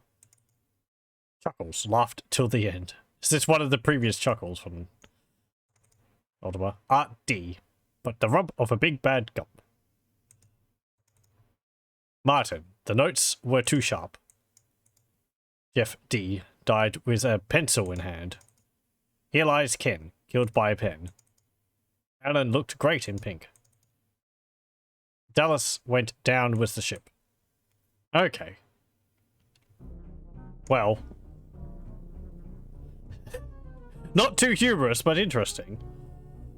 Let's see, how do I get back to... Okay, NBC 0. Then we want to go to NPC flags. You press 4 to turn read back to N. Exit, exit, and then there. There we go. It'll all be back in Runic.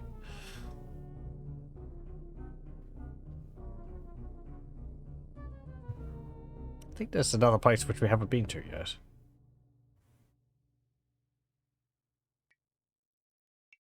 In here? Yeah, I think so. The woman greets you with shining eyes. Name? I am Raina, she says, brushing the hair out of her face. Oh, maybe not. Job? I am a healer. I have chosen to set up shop here near the forest.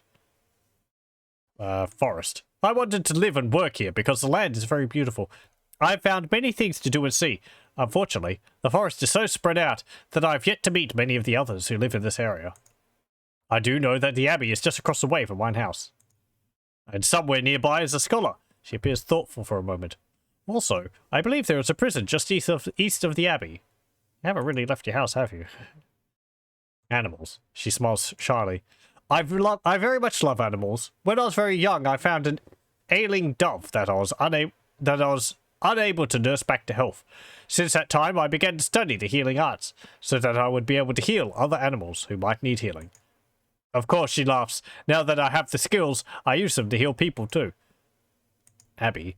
That is how this area, Empath Abbey, got its name from the monks who live at the Abbey in the Brotherhood of the Rose. Oh, maybe this isn't you.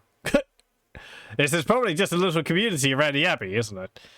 They are said to make delicious wine. One of the monks cares for a beautiful garden in her spare time, in fact. I often buy flowers from her. But, she grins, as for the other monks, all that I ever see them do is make wine and wander the countryside. Scholar? From Amy, I have heard that he is brilliant, and also a bit overzealous to instruct those interested in increasing their knowledge. Prison? I've never actually seen it, she laughs, but rumor has it cells located right next to the court for quick, easy imprisonment after the trial. Flowers? Yes, I get them from my mother. Others? Amy is the only one I have met, but I know there are 1 or 2 others who make wine there. Mother. She looks down at her feet and then back up at you. It is obvious she's fighting an urge to cry. Oh dear. Several months ago, my mother passed away in her hometown. She was born here in the forests and had asked to be buried here near me. Every morning I come out here to visit her and set flowers by her grave. But a lone tear escapes and trickles down her cheek. I am the only member of our family who lives nearby. No one else is able to visit or leave flowers very often. Her grave looks so bare sometimes. She looks off into the horizon and sighs. It would be nice if there were some way to have more flowers brought to her. She quickly turns and looks at you. I am terribly sorry for rambling on like that. Please excuse me. Amy? She is the monk who tends the garden at the abbey. Yeah, okay. Bye. Bye. May health always follow thee.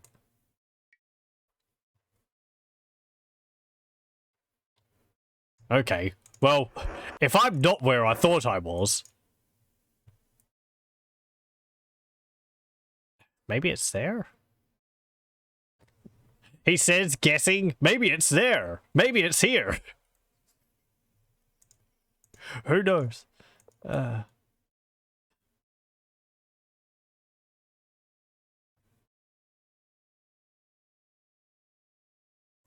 Doesn't look like there's actually a tavern here. Okay.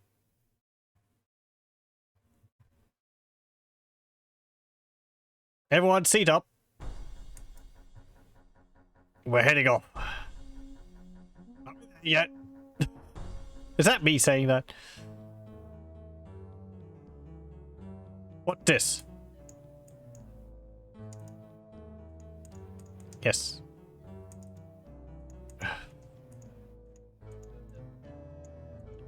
Look. Art thou driving this thing?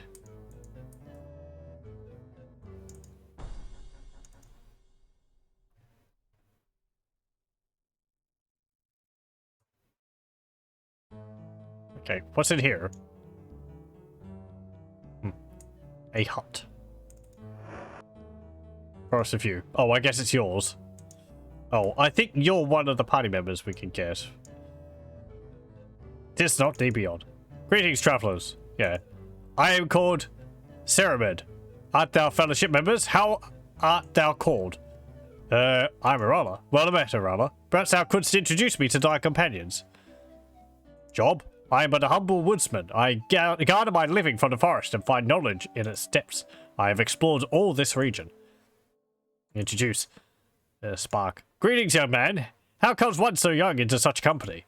I am an orphan. My father had been most cruelly murdered, mutilated in the stables of Trinsic. That is a grievous tale, but surely the time for grief has passed. Thou art in the company of great companions. Thou speakest rightly. I shall bring my father's murderer to justice or die in the attempt. Sentry. Greetings, Sentry. Good health to thee. Glad to make thine acquaintance. Iolo. Thy good health, sir. Many campaigns set upon thy brow. It is an honour. Avatar, the stranger grows upon me by the moment. Surely he would be a boon to travelling. He would be a boon travelling companion. He's just, oh please. Hush, Dupree. But did I hear thee say Avatar? Say not that thy leader is the one true Avatar. It is indeed true. 'Tis an honour to meet thee, Avatar. Shamano. How art thou, Shamano? Thy woodcraft is renowned in Britannia. Renowned follows those who travel with the Avatar. I thank thee. Jana. Greetings, Jana. Thou art looking quite well today. Glad to make thine acquaintance. Dupree. Greetings, Dupree. May good fortune be thine. Glad to make thine acquaintance. Knowledge? Many years have I dwelt by the mountains. Many spans have vanished under my roaming feet.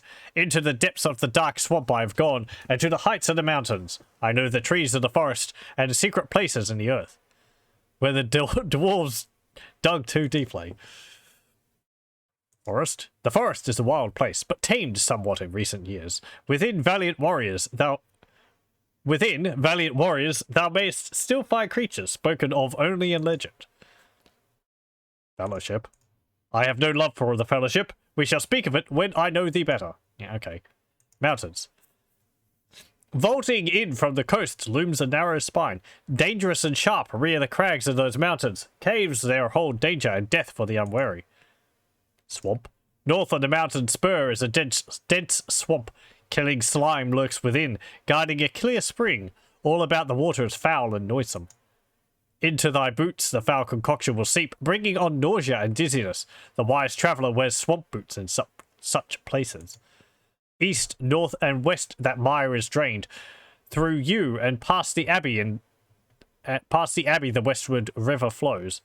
The others both bend north into the sea. Secret places. North of my hut is a deep borehole into the mountains. Within, the bees of a size to rival sheep or hounds. Their wings stir up leaves as they fly, and they hum with a noise that makes men flee in fear. Some have entered, never to return. Perhaps they are there still. Death is greedy, and holds a fate for those of like intent. Speaking of caves and mountains, there are some who dwell near or perhaps in the cave of bees. They are hermits. One day I glimpsed a man and a woman deep within the cave as I was hunting. Since then I have seen them twice. I believe they are former citizens of you, though I do not know how they live in harmony with the bees. Creatures. Such as would devour the unwary and pick bones dry. In the forest are harpies and slime on the margins of the swamp, and bees in the cave. Good game, like always in the forest, foxes and the like.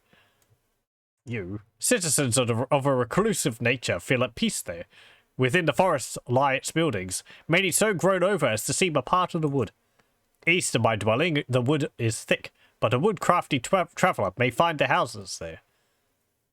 Abbey. Empath Abbey is its proper name, milady. They practice ancient arts there, the eldest being the fermentation and distillation of spirits. Demand for their products is high in you. Sea. The sea, its waves soothe a rough mood, but its fury is unrivaled. Ask those who live upon it, a gift it is to live by it and reap its natural harvest. I cast in a line when I may. Dost thou wonder what mysteries the sea must hold? Yeah, sure, I also wonder. But the doings of those who travel upon it are more familiar to me. I have seen pirates land upon the northern coast. Slime. A dangerous organism is the greenish slime. Acidic to touch, it will hurl pseudopods at its prey from 3 paces. Never sleeping, it has no mind and is composed in the main of poisonous substances. It engulfs and devours helpless animals voraciously. Foxes? Cunning is the fox and shy of humans. We shall never belong to the forests as they do. This puts me in mind of a story. Wouldst thou like to hear it? Yeah, sure. One day, when walking along the edge of the swamp, I happened upon a strange sight. A fox was held at bay on a small hillock in the midst of the swamp, and all about the hillock writhed green slime. Slowly the slime crept up toward the fox, when suddenly the fox trotted directly across the surface of the ooze. Unharmed, the fox dashed off into the wood, leaving the slime writhing behind. By this time, I guess that the victims of slime are those... by this, I guess that the victims of slime are those caught sleeping or unaware. Harpies. A malformed flying horror. Thou wouldst not want to meet one. Yeah, we've killed quite a few. Bees. Such bees as those have never seen. Large as a wolf they are, with wings stretching over a span in length. A creature stung by them will pass into a deep, death-like sleep. Is that a plot in Futurama? I have hunted them on many occasions, for I use their poison on my arrows, and I like their honey. Perhaps together we might journey into the cave for some. Yeah, I believe this guy actually has some of those sleep arrows, if he joins your party. You... Yeah, sure. Pirates. Perhaps they land to cache some of their booty in the forest. I've never followed them. Arrows. I fashioned my arrows from the stingers of giant bees. With them, one may put a foe to sleep. If thou wouldst like, I would be happy to give thee a dozen of my special arrows. Art thou interested? No, thanks. Very well. Join? I would be honoured, milady. Oh, he actually joined us.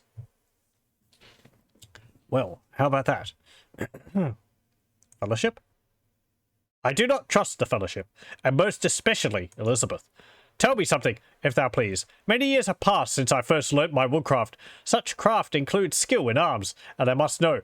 Does the Avatar prefer mystical enchantment to overcome enemies, or physical strength and valor in arms? I don't know. We use magic, but I haven't used too much so far. I guess we just keep smacking things with swords. Valor in arms. I have often suspected it. I am honoured to travel with thee. I shall watch thee diligently, for surely thou art the greatest fighter who ever lived.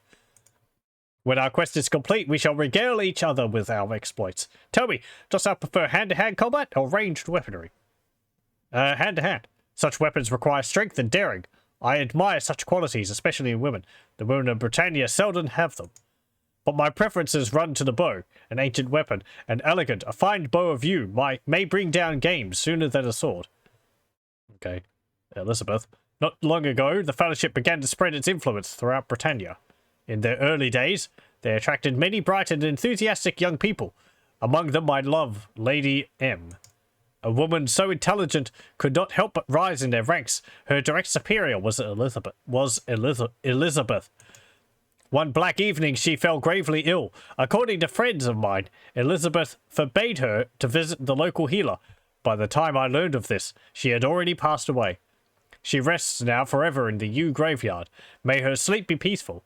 I searched the land for Elizabeth, but never found my quarry. In fact, it seems that every time I near my prey, they have already vanished. My search shall never be truly over. Lady M. Youth is hers forever. Well, we might have seen her grave in Beth Abbey. Bye. Okay. Ceramid's joined us. He has no clothes. Good job. There's 10 of his arrows. And he's got a whole bunch of normal arrows as well. 25. I wasn't really expecting him to join us. Okay, so we've got a party of 8 now. Let's see. I wonder whether he'll have any problem at a later point in the plot. Oh well. Let's see. His stats are 16 strength, 17 dexterity, 18 intelligence, and 12 combat. Okay. Not too strong, but no party like an Avatar party. Yeah, wow. I didn't expect this game to be able to go up to like 8 party members. It's kind of nice. I like games where you can have large parties. Baldur's Gate's the game I've got the most experience with, so that's why I default to 6. Dungeon Siege, I think, yeah, could have a party of 8 people. Or 7 and 1 donkey. Or 1 person and 7 donkeys. We're gonna have to get you some better gear, Ceramid. You have anything in here? You have clothes. Yeah, put these on. I mean, it's something. You kind of look ridiculous, but oh well. Hey, there's a map in there. What's that? Oh, bee stinger. There's some meat and all that in there. Yeah, you can take these. We can just pick this up because it's his, so it's not stealing. Okay, let's put this candle back on, which you turned off. There we go. Let's take the carpet. Let's go to you. I'll probably just equip him with heavy armor. Oh, look, there's a chicken. Weeds. Let's see. Yeah, here's a house. Makes it sound like it's a great distance away, but not really. It's another mouth to feed, but it's another person to carry loot, so... Okay. Ah, home sweet home. Oh, right, yeah, right, so... Partly while I was looking for you, it's because, Iolo is here. Good! Good lord. Iolo, this place is a mess!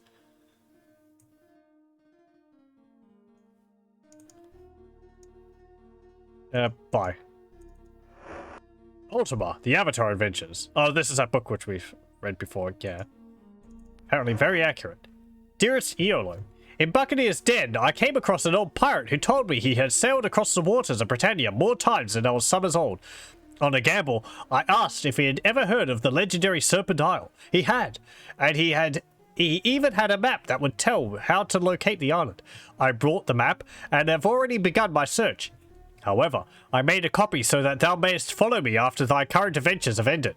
I have left the copy with Lord British, but he promised he would not give it to thee until thou hast completed thy explorations with Zarala. Till I see thee again, my love. Gweno. Right, okay. Hinting at the expansion, Gweno is Iolo's wife. So, Iolo needs to better store his stolen goods. All this evidence all over the place.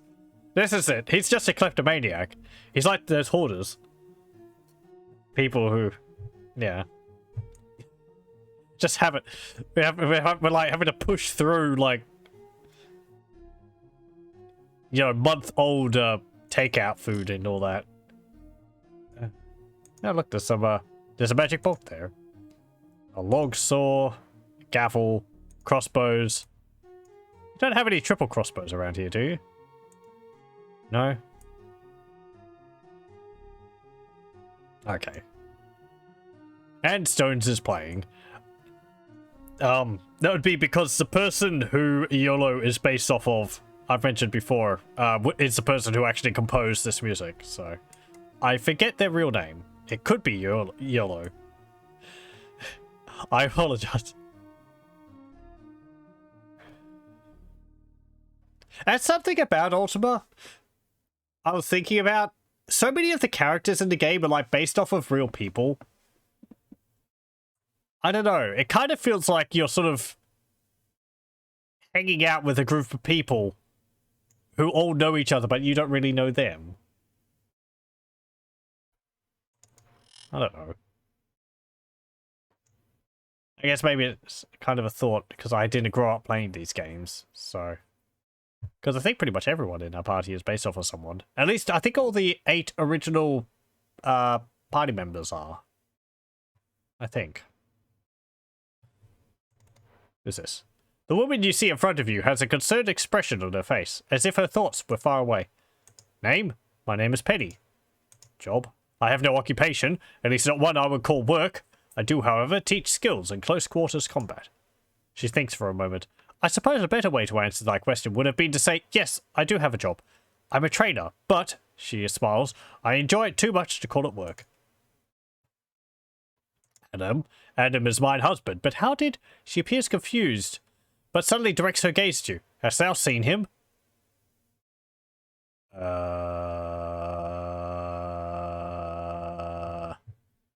I guess? Hold on a moment. To the wiki. Just so I can answer truthfully. He can be found in Moonglow.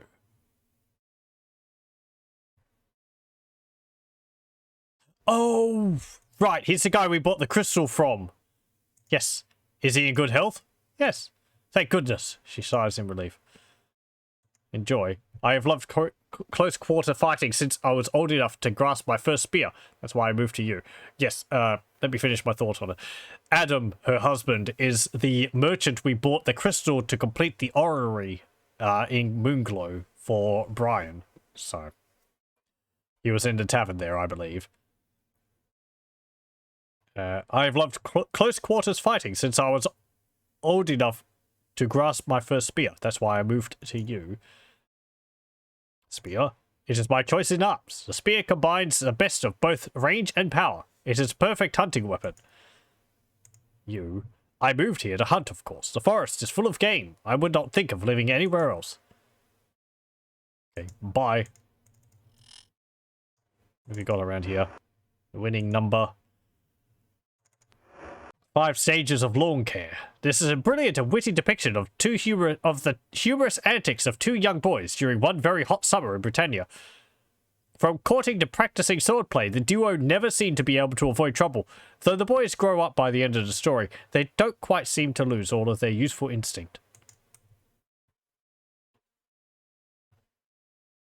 Okay. Hope these houses aren't going to be too problematic to find. They're all through the forest. Oh, great. To the death! Yes, you kill that target. Oh, that's not a door. Looks like a door to me. You see a man leaning on a longbow. Name? I am Bradman. Job? Why, 'tis my job to train the many who visit you to become more agile. You? I love the forest. It is very beautiful. Also, he raises his bow, I moved out here to be near the 2 great archers, Iolo and Ceramed. Iolo blushes. I am honoured, my friend. I was not aware I had an admirer in this part of the land. He bows to Bradman, who returns the gesture. Thank you for thy kind words, good sir. Perhaps we may practice sometime in the future. I would be greatly honored, my lord. Many. The forest attracts a lot of people who want to spend some time away from the larger towns like Minok and Britain, so they come to you. And something about the woods makes most people want to explore. He pats his bow. That is where this comes in. The bow is the tool of survival in the forest, and I, he jerks his thumb to his chest, teach proficiency with the bow. Penny. Thou hast met Penny? I hope thou hast not trained with her, he winks. She is a valuable friend, but she hunts as well as a weed, and she is as clumsy as an ox. I'm afraid she knows nothing about fighting. Explore. There are many exciting things to see in the forest. Not a day goes by when I do not see something interesting, a new type of bird, a beautiful butterfly, or, best of all, a deer.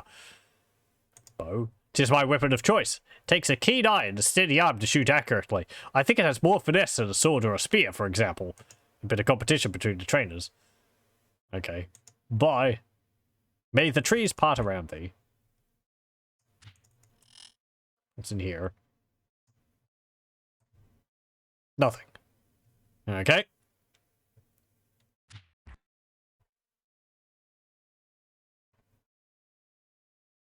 Yep, there's another house.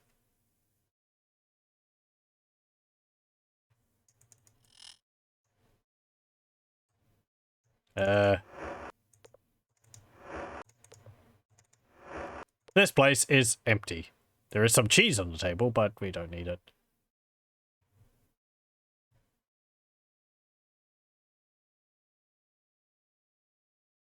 Oh hey, it's a roper. It's a reaper. It's a dead reaper. Come to you. See the forest. Kill the forest.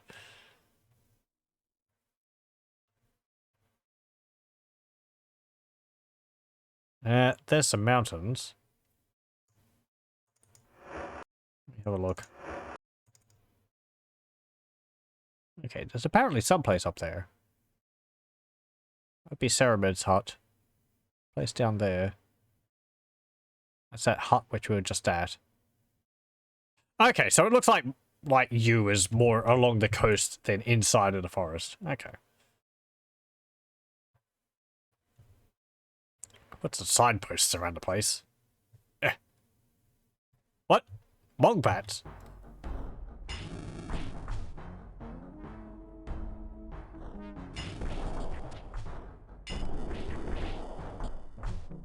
There we go.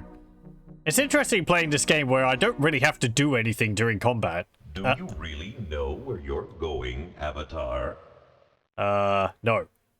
Is that a problem? Let me save. Everyone always has a bad feeling.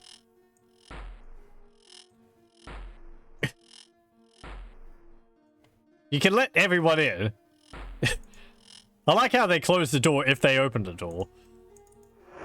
The Book of Forgotten Mantras. Ak, Hor, Kra, Mao, Detra, Sa, Nok, Spank, Mi, Ziop, Yof, How, Ta, Gu, Si, Yum.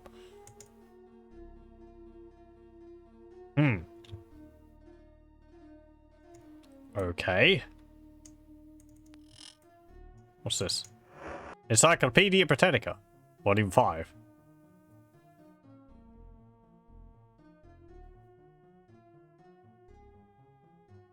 This tome covers Vargas, contemporary storyteller and compiler of legendary parables, through Zion, a prehistoric island.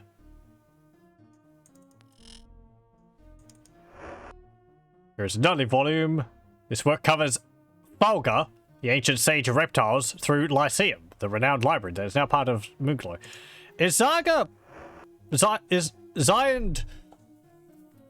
the location of the spin-off title, what's it called? Savage Land? Savage Empire or something like that? I haven't seen a playthrough of that one, actually. I've seen the other one, Martian Dreams, I think it is. But here's another volume. This book covers Quaxtlornicom, the mythological snow beast of the north, through Utopia, the proposed manifestation of the time-honored concept of a perfect society. This work covers Arkara, the first mayor of Trinsic, through Exodus, the vile offspring of Mondane and Minax. Villain of the first Ultima game, villain of the second Ultima game, and villain of the third Ultima game. We've actually heard of Exodus, apparently. The Isle of Fire where it was located has risen again. That's the Forge of Virtue expansion.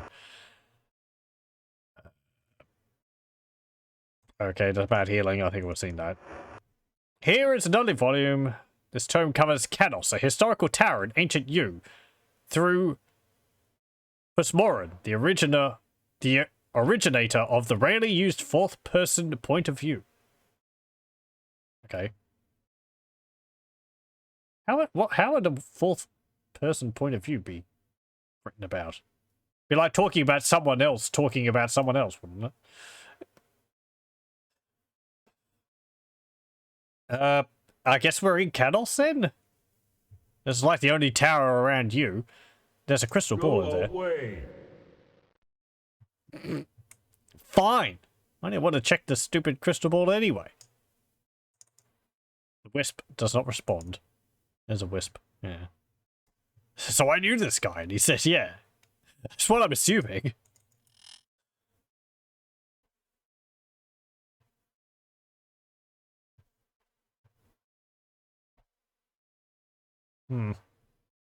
Okay. Well, this is just a little place.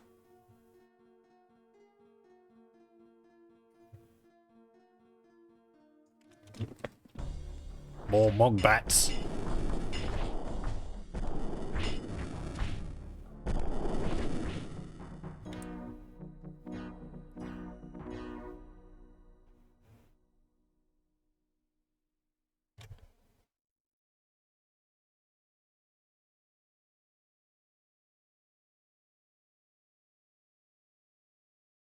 What? Oh, hey, gremlins.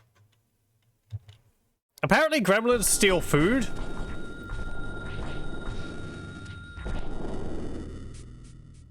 But they also explode into food, so...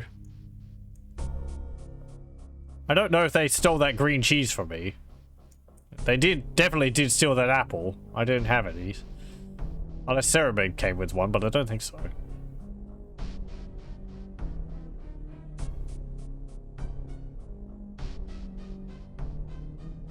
Bonk.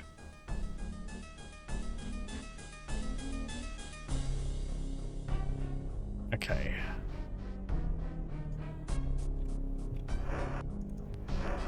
Let's see.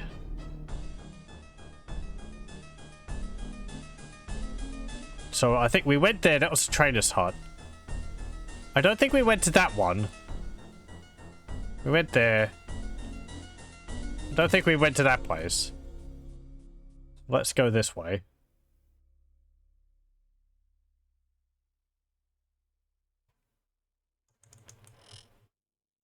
Hello. You wanting visitors? You got 8 of them now. Resting an axe on his shoulder, a tall, broad-chested man smiles and nods at you. You have a very impressive mustache, sir. Thou can call me Ben, milady. I live here in the forest of Yew. Job? I be a logger. That's what I have done all my life. In fact, 'tis what my father did, and his father before him, and so on. We have been doing this for more than 10 generations. Yew. It was once a large town, but now 'tis but a smattering of cottages living throughout the woods. Forest. I'm afraid that I know no one in this area, but, he adds proudly, I do know who runs the sawmill in Minok. I also know that monks reside in the abbey next to the High Court. Sawmill? The sawmill there, the sawer there is named William. And we've met William. High Court. This is the building just northeast of the Brotherhood. I know they keep prisoners there. Okay, bye. Don't really have too much to say.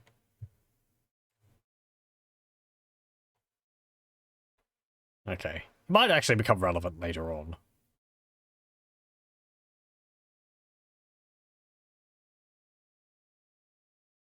Let's go up past here, because there was another house over here. Oh, right. Yes. It's a horse. It's called Smith. You see a horse. What else did you expect to see? Name? Yes, I have a name. Scoundrel, when thou art asked thy name, thou shouldst respond politely and accurately. The avatar has just asked thee for thy name. My name? You can call me what you want, but I will only respond to Smith.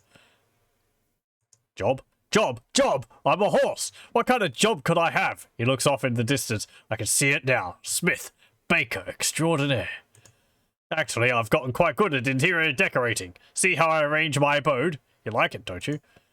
Yeah, sure. Good. I will let you continue talking to me then. Which do you prefer? My living room or my bedroom? Kind of one and the same, aren't they? The living room? You always did have bad taste. Yeah, well. Smith. Yep, that's what I told you to call me. Oh, I get it. You want something from me, don't you? Sure.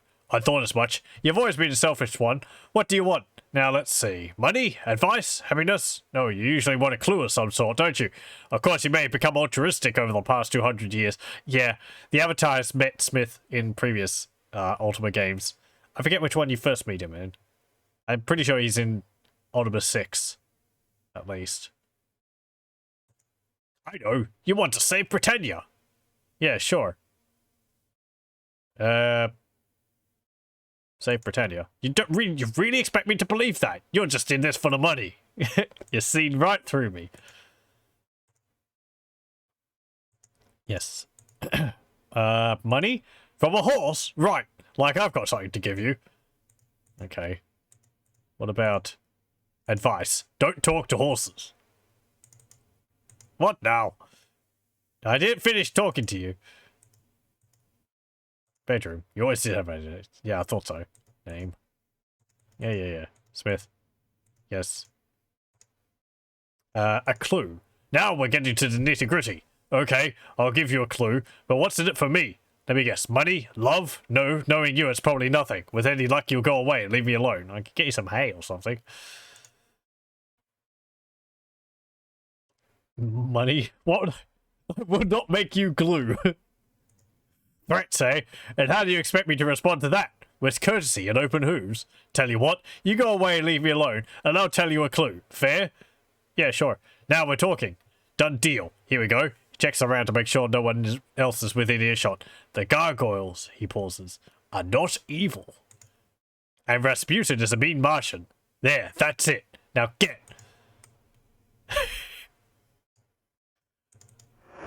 Okay, fine. Great. Good hints. Actually, a bit more useful because I haven't played those ones. You can play them in reverse order. It's actually useful. The joke is those hints for Ultima VI and Martian Dreams, as they're called. Is it Martian Dreams? Hold on.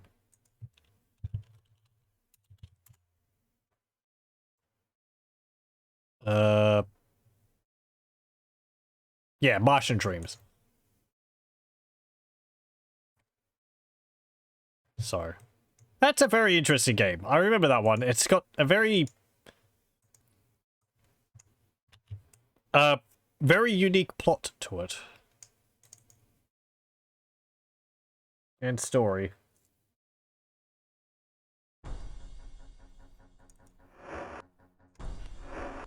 Okay. Where do we go now? I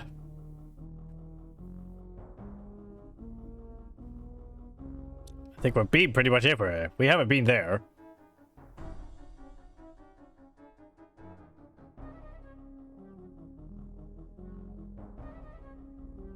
Hang on. What's that? Looks like the graveyard, but isn't that up there? Huh?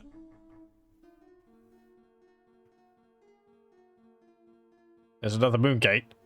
Oh, it's a swamp. We could possibly explore the swamp. I think I've got swamp boots for everyone. I might not, because we've gotten 2 more party members since last time, haven't we? Let's see. Right, we're down here. I want to go over here. We haven't explored that island yet, I don't think.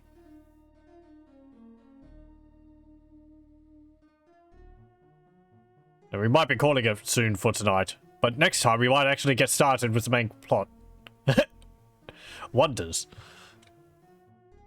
As I said at the beginning, I like just wanting to explore around the land, because I think a bunch of people actually say different things if they're not, like, immediately relevant, so, you know, just some different dialogue. I spend my time exploring the land. Getting equipment. What's this place? Right. That's the, fellowship place. Mark. Fine. Land!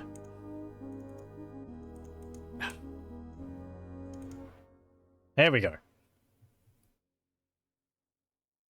Hey, doggy. Hello. You see an aged gargoyle, bent and withered, with a regal bearing. He smiles gently. Name? To have been many years, to be your old acquaintance, Sir Honor. Draxon Newsom. You're the Gargoyle King. Job. To ask about job? To be unable to say that I truly have one at this time. To notice how the young ones no longer look to me for guidance anymore. To look more to Terragus, or often to those in the Fellowship. Terragus. To be truly a fine young gargoyle. To be one of the most sensible too. To have seen fit to adhere to the old ways, the same of the altars. The ways of the altars. To see that some of the youngest still look up to him. But the majority seem to have been wooed away by the glamour of the Fellowship. To tell you that his weanling, Inamo, is intrinsic at this time. Yeah. Unfortunately not. Can you tell me about the Fellowship? To know not what to think of them and their tenants. To seem not dangerous, but not to be following the old ways. The ways of passion, diligence, and control. To feign worship to the shrines here in Turfin, of course, especially to control. But not yet to trust them, to wait and see. To have forceful leaders who espouse doctrines of submission, he shrugs. To be generally inspired, perhaps, and perhaps not. Yeah, about Inamo. To be a fine young gargoyle. To have been raised by Terragus, keeper of the altars. To have left town because of the tension between the altar worshippers and the Fellowship. To have been angry and distrustful of the Fellowship. To have news of him? Yes, unfortunately. To be excellent. To have seen him. To know how he is faring. To be well? Murdered. Not well. He's well. Unfortunately, he's been murdered. To be terrible news. To have been such a fine gargoyle. To know Terragus will be heartbroken. To be wishing not for him to grieve, but to take to him the news immediately. To be better to hear it from you. We'll be sure to do so. This is Turfin. To be quite comfortable for our needs. To be, however, unfortunate that it was thought necessary to isolate us from the humans. To have engendered resentment and tension in our younger generations. To remember not the old days. I guess the people had more, like, immediate interaction with the gargoyles. They might have a better disposition to them by now. Like pulling a tooth or something, I guess. I don't know. Racial and speciesism issues. Tricky. Do not be like the old days, my friend. The days when we had to work together to survive. He smiles, reliving old memories, and shakes his head. Yeah, and how the avatars indirectly irresponsible for the downfall of your race. Awkward. Gargoyles speak is so odd. It's like nothing happens in the present for them. Yeah, they'd always say, like, to be at the beginning of their sentences. I'm not really sure for the reason for it. I think it's more like a statement or something, like this is. Maybe. I can't really remember. Ultima VI would be the one which goes into the gargoyles the most, since they're a major plot point of the game. But, yeah, we'll probably get to that at some point. To have had to give up many much when we moved. Many much, right. Leaders. To inform you that the Fellowship is directed by two winged brethren, to be called Runeb and Quan. Give up. To have been many favorite possessions. To be too much trouble to move so much, he sighs. Runeb. To mean in your language, red mist. To have been given that name because that is all he leaves behind of an adversary in battle. Before his conversion by the Fellowship, to have been known as a particularly cruel and dangerous gargoyle. Quan. To be an interesting one. To be a strong, powerful personality. To be from one of the families most able to claim noble lineage in our society. To have been always most self-serving, striving only to gain status and wealth for himself. To have certainly changed his tune since joining the Fellowship. To have my doubts, however, that his goals have changed as well. Okay. Bye. To bid farewell, old friend. To not be hesitating to return if there is aught else I can do for you. To be lonely here now for an old gargoyle dedicated to the ancient ways. I wonder how long a gargoyle lives for. He would be at least 200 years old. Probably more so. I mean, he would have been alive before the events of Ultima VI. And he's not from Earth either. So, he's like... I guess gargoyles are maybe naturally long-lived. That's a book by Forlim from that other town in the arid area.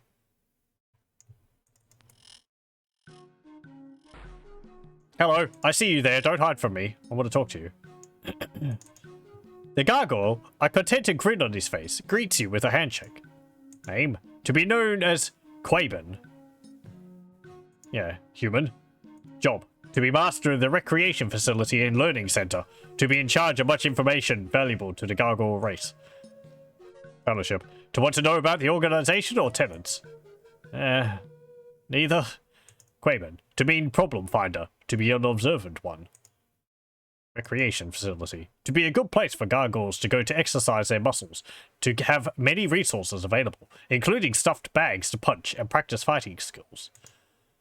Learning center. To be located in the same building as a recreation center. To provide an excellent atmosphere for strengthening gargoyle minds. To have a large supply of books and educational material. It's not really gone into how the gargoyles procreate. But there is two types of gargoyles. There's the winged gargoyles, which are like they look after and over the wingless gargoyles. I think it's generally said like the wingless gargoyles are not as smart as the winged gargoyles, but I'm not too sure. And they only have like they don't have like males and females, though all of them are presented as male.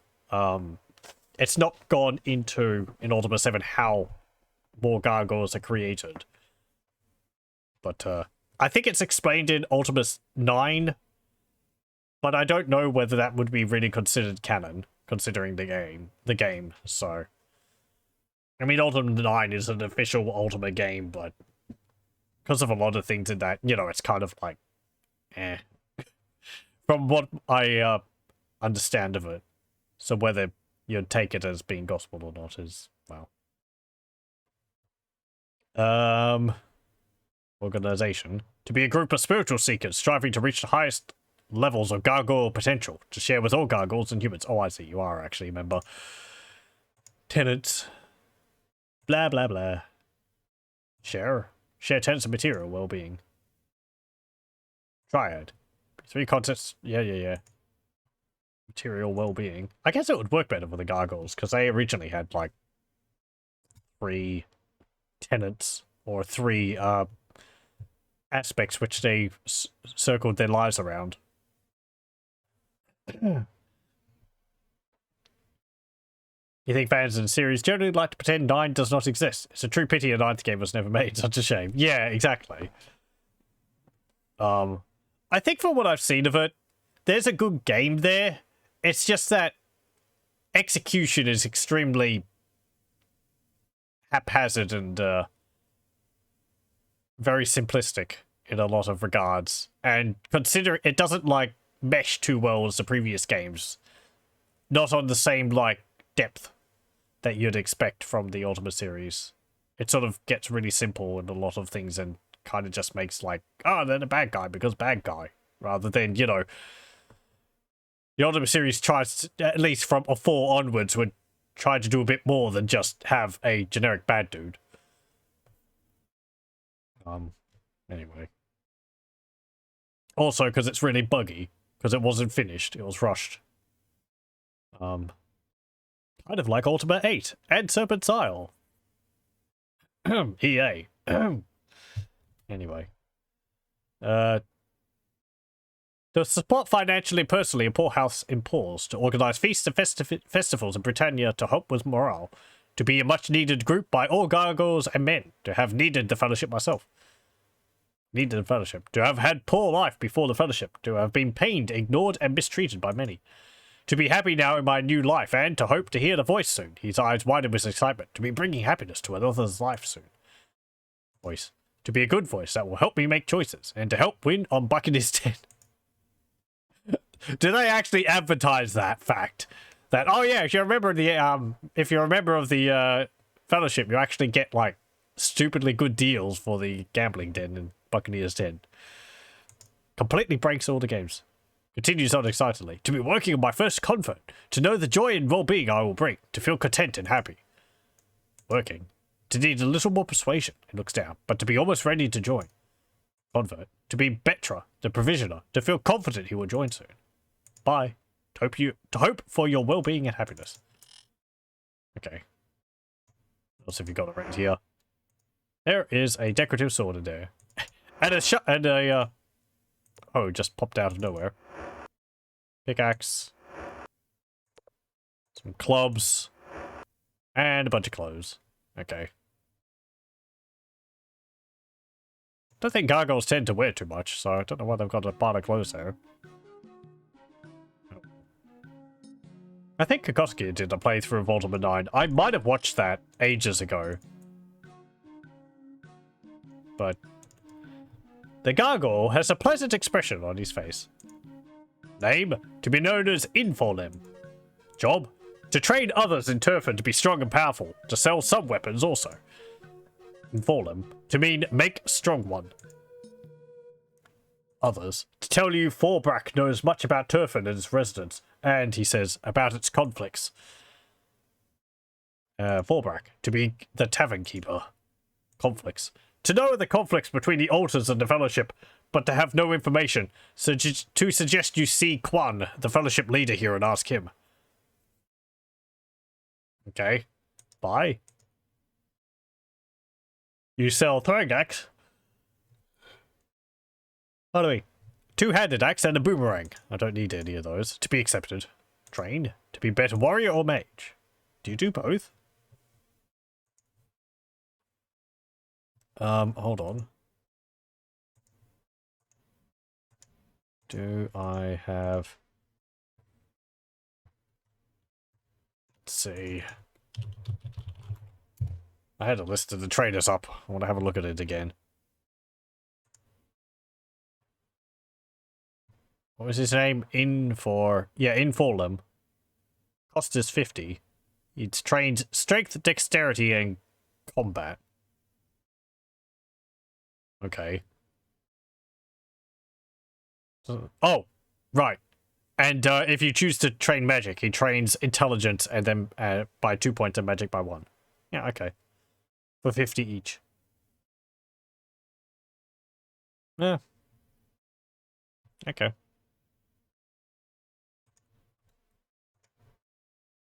Probably need to train up my people at some point. Bye. I am rather behind on that. I've just been wandering around. Level 5, training 7. Level 6, training 9. Yeah. I need to go spend all those points. I was needing money, really. Be able to do that.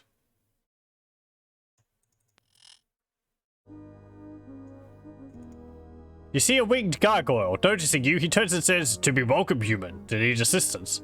Name? To be the one named Quan. Job? To head the fellowship in Tavern. Quan? To have no meaning in Gargish. To be a special name, specific to me." He smiles. "That's quite different." Other gargoyles. Fellowship. To be a boon to gargoyles and humans alike. To have a philosophy to help all creatures of all races reach their highest level of potential.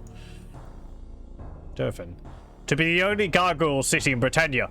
To have fewer gargoyles in the land than during your last visit to Britannia, human. He shakes his head.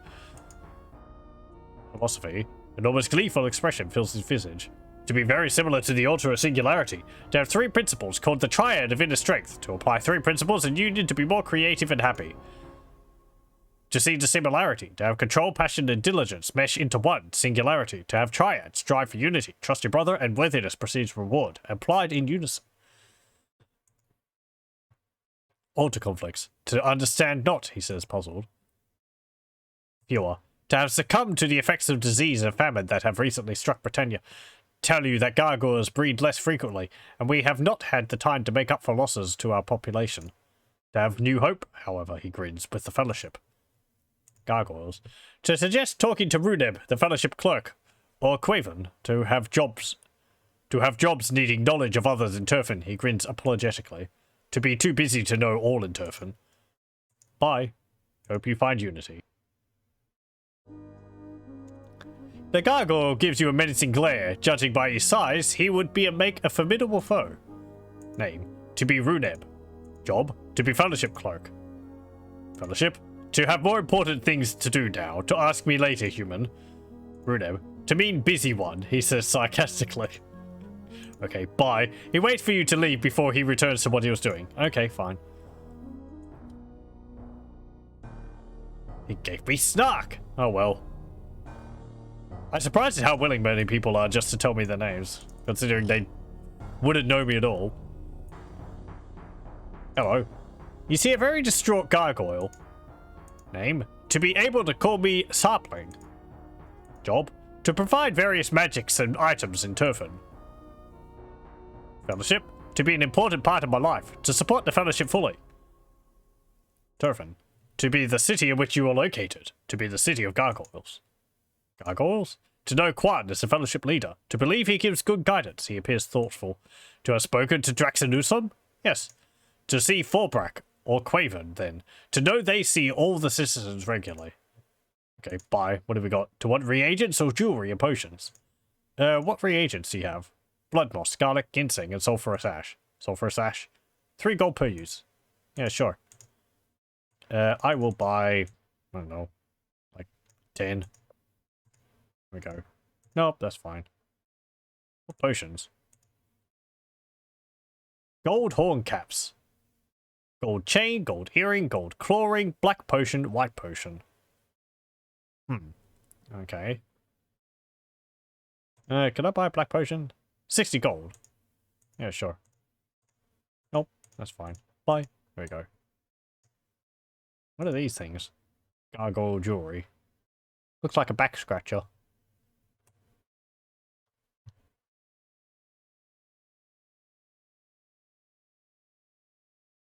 It's down here.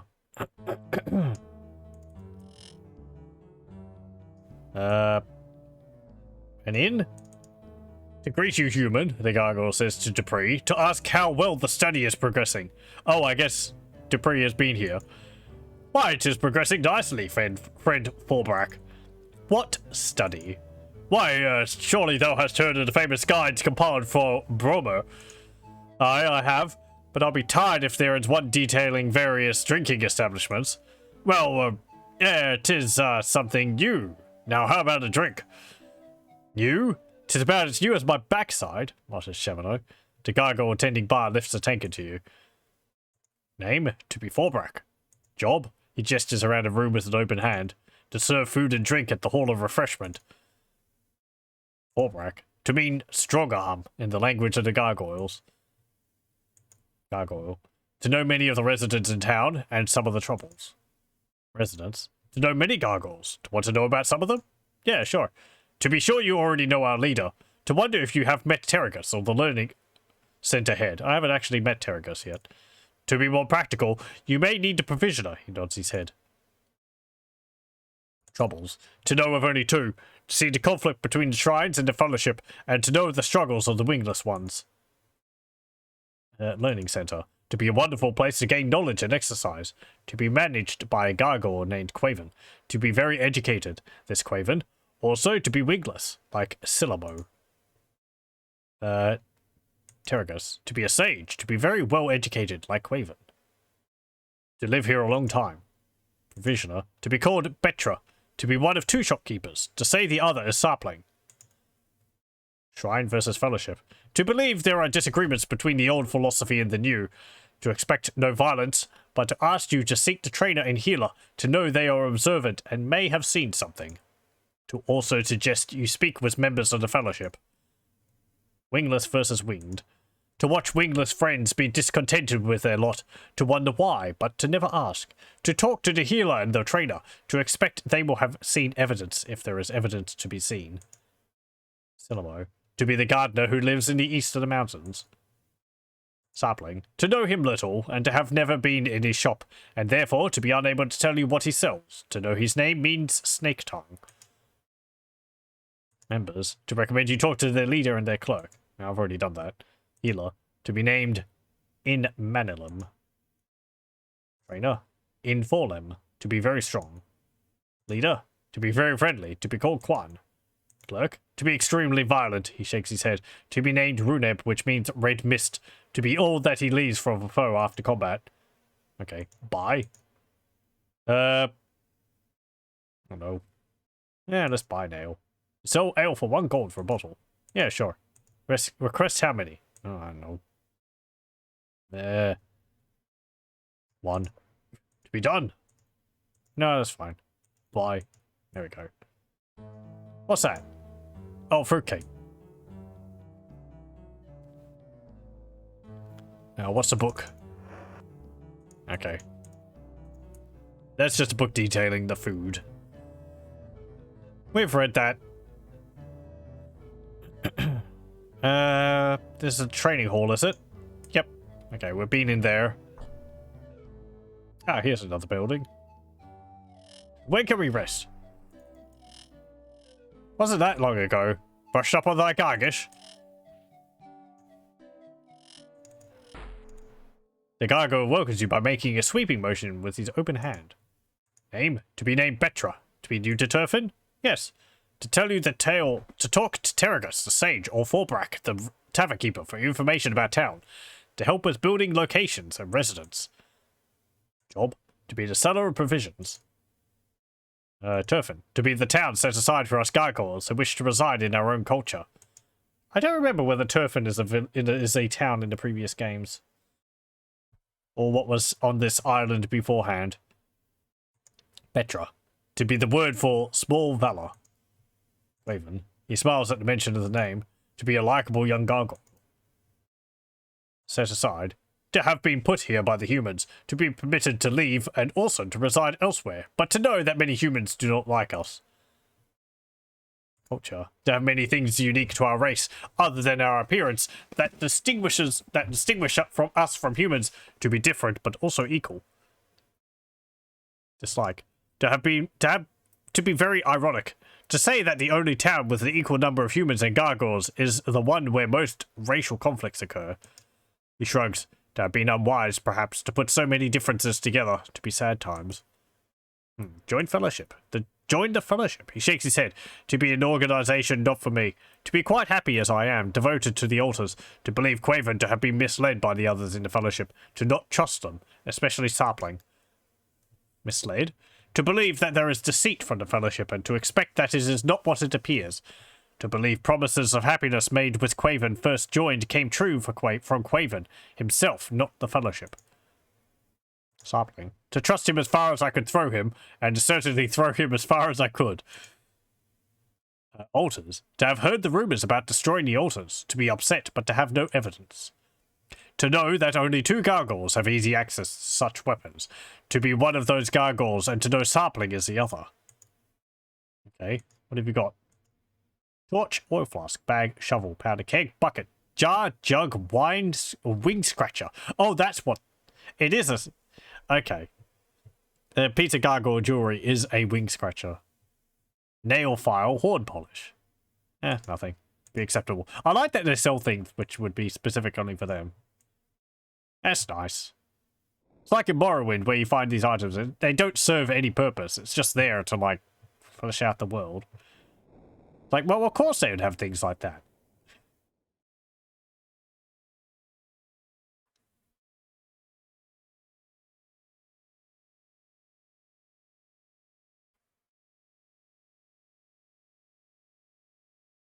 Yeah, I wonder if you had, like, leather wings like that, would you need, like, ointment to keep the skins, keep the skin supple or something?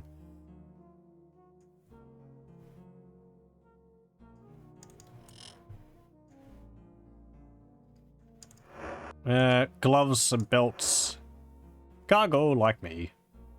Oh, yeah, we've seen that.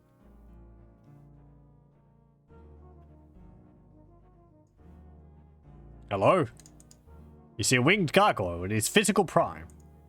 Hail, human, to be welcome in the House of the Altars. To be helpful to you in any way? Name? To be called Terragus. Oh, hello. Job? To be caring for the altars of control, passion, and diligence. To be in position of great responsibility. To be especially important in these times of trouble. Yeah. Yeah, about Inamo. He smiled sadly, but with obvious pride. To miss him greatly. To have raised him from an egg. To have been rather vocal in his disagreements with the Fellowship. To have felt safer for him to leave. He sighs and looks up hopefully. To have news of him? Yes. To be well? Unfortunately not. No. To be not well. To be terrible. To think there is anything to do to help. It is too late, unfortunately. To be too late? To mean what by too late? To tell me what has happened. He seems very distraught. He was unfortunately murdered. To be murdered? He takes a step back, stunned by the news. To be murdered? To be unbelievable. To have no real enemies. He sighs heavily. To tell me, please, exactly what happened. You relate to him the particulars of Inamo's death. He sighs again. To be such a waste of gargoyle life. To be grateful if you would send news if you discover who was responsible for wanting him dead. He is quiet for a few moments, getting accustomed to the situation. To apologize. To need some time to grieve. Please, come back later. He turns away. Okay. Well. To be good to see you again. Oh, you're Jackson Osom. Okay. Bye. What's this? Statue. Because it's a statue of one of the aspects, whatever it is.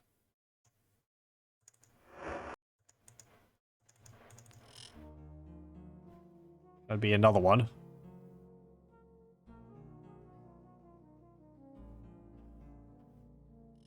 And the third one.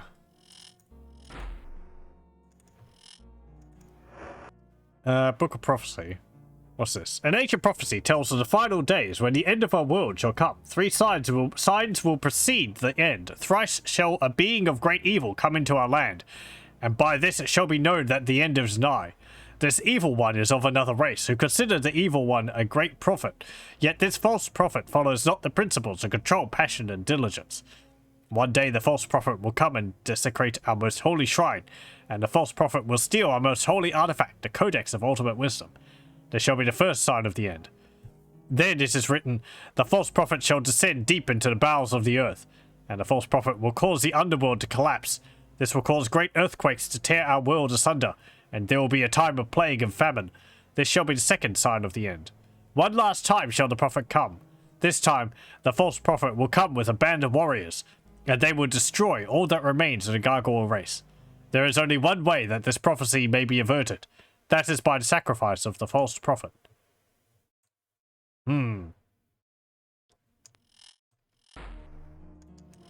Okay.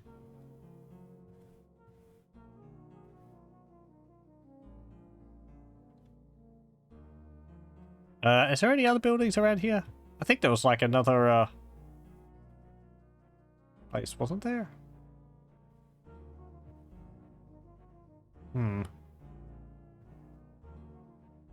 To ask how you are. Probably not doing too well.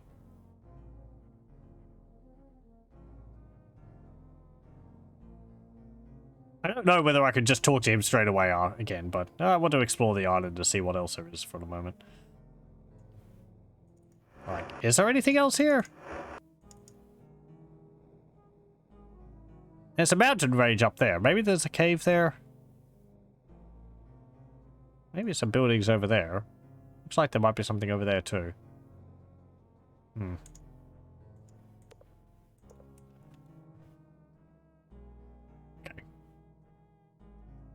Okay. Oh, did I go in here? No. You are greeted by a friendly gargoyle. Name, to be called In Manilum human. To wish information about Tavern. Job, to be the healer. Ah, hey, we haven't talked to you. Information. To tell you to seek out Draxanusum human. Or Forbrak, to have much information about Tavern. Yeah, sure.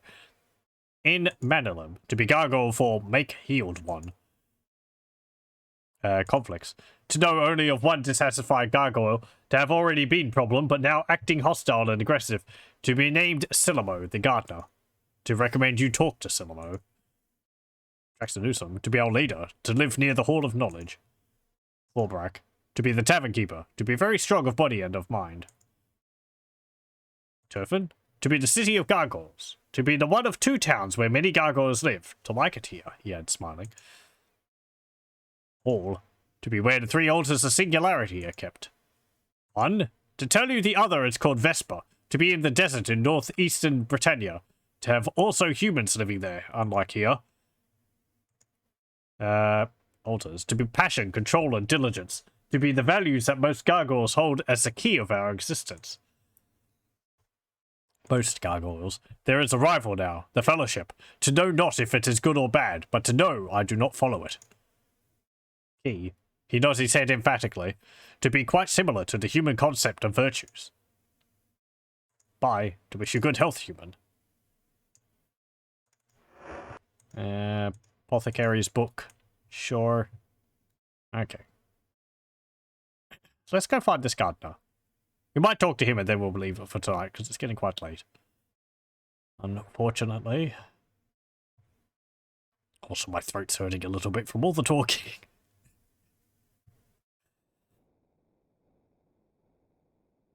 I'm gonna guess he's over here. Somewhere. Guess we'll just keep following the path.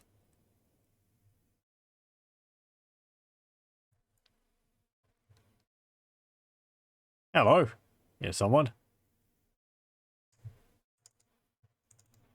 You see a frowning gargoyle. Name, to be named Silamo. Job, to be the gardener, he shrugs. Nothing more. He does not seem to be interested in speaking with you.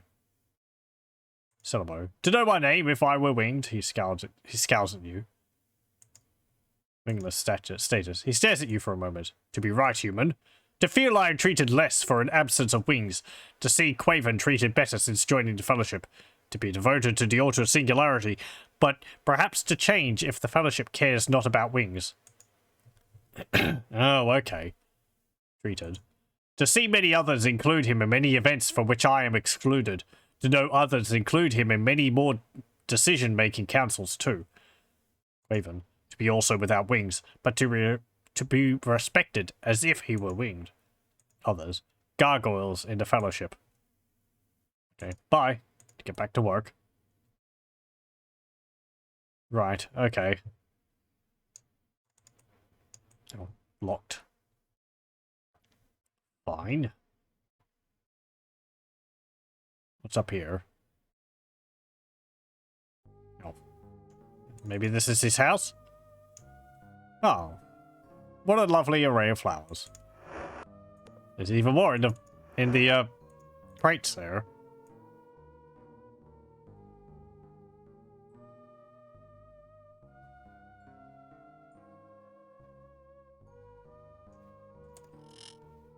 What about here? There is a locked chest.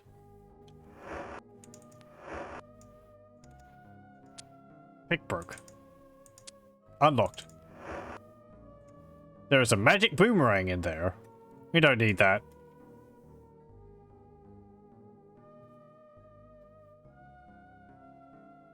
Magic boomerangs don't do as much as the Juggernaut Hammer or the throwing axe, which we've got, so.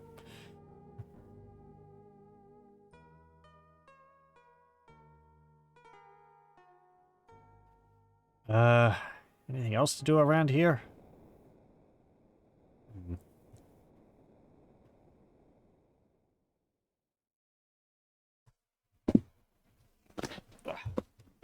Let's have a look at the mountain range. Maybe there's a cave in it somewhere.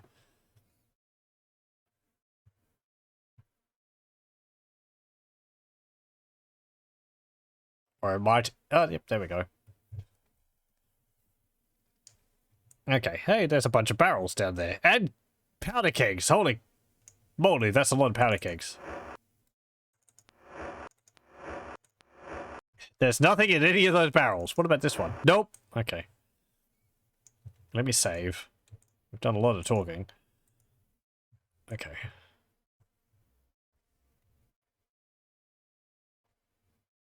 Oh, hello. Hello? Sir?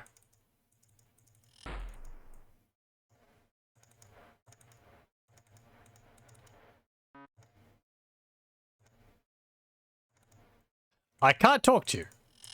Okay then. You have nothing to say. I wonder what that many powder kegs going off will be at once would be like.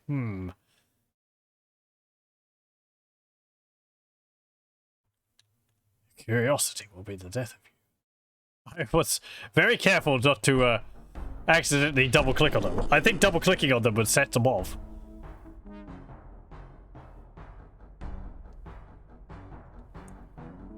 Okay, oh no, Dupree, I think. Is it Dupree? Sentry has been paralyzed. Hey. Gold nuggets. And a ham.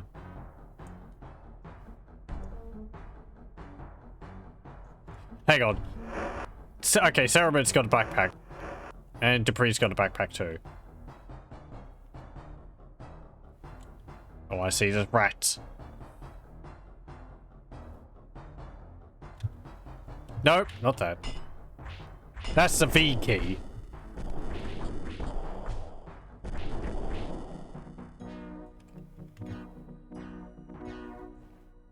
Okay.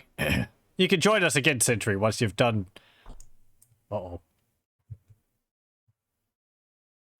Oh no! Sentry! No! Uh-oh. I didn't realize that thing was still alive.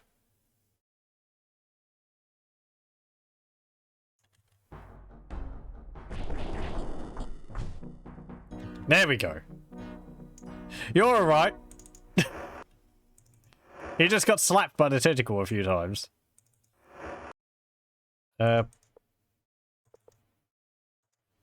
Plus money. There we go. Full healed you.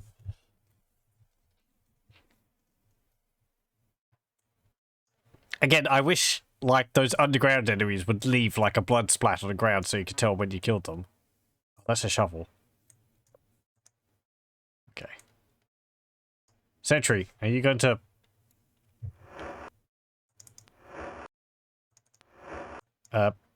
come back to us soon?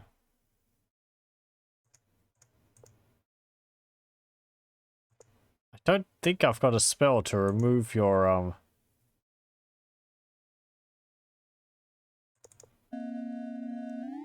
Yay!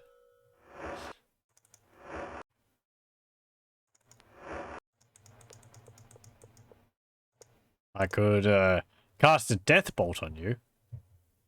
Oh, okay, you're fine now.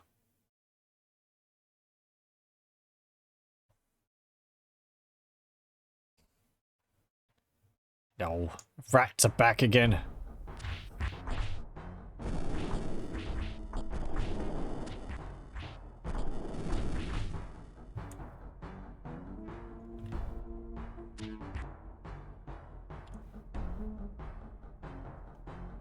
Okay, come on.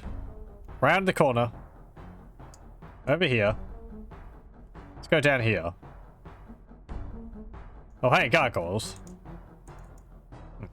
I can't talk to those gargoyles either. There's a gold nugget there.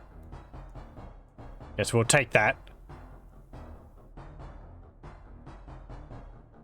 There's some more gargoyles there too. They didn't say anything about all these gargoyles which are mining.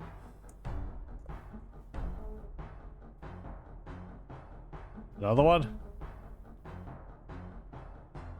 Oh, bats!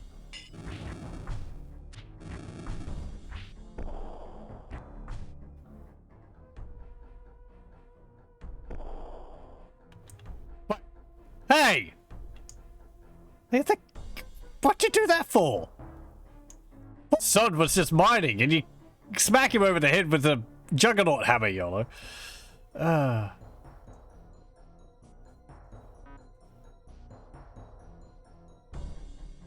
He's gone mad with power. I should never have given him the hammer. He just can't be trusted.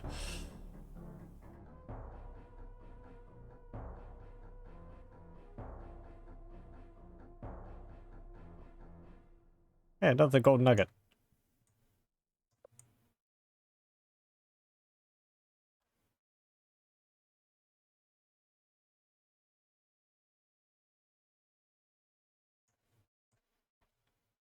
There's a bunch of bags here with food in them. And bread. Okay. Is there anything around here, really? No, not really. Okay. Hang on, what's that? Ooh, it's a gem. Yoink.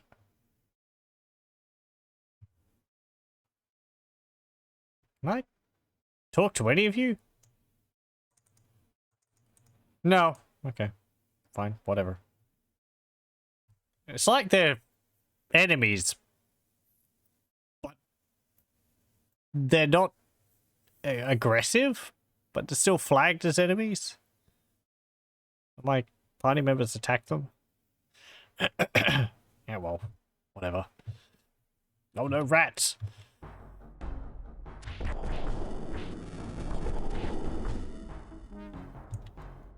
Come on. Don't! Get back here.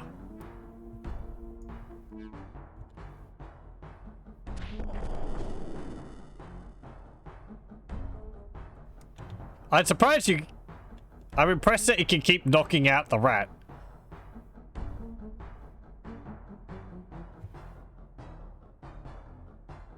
Okay, whatever. Let's leave there. Doesn't seem to be much in there.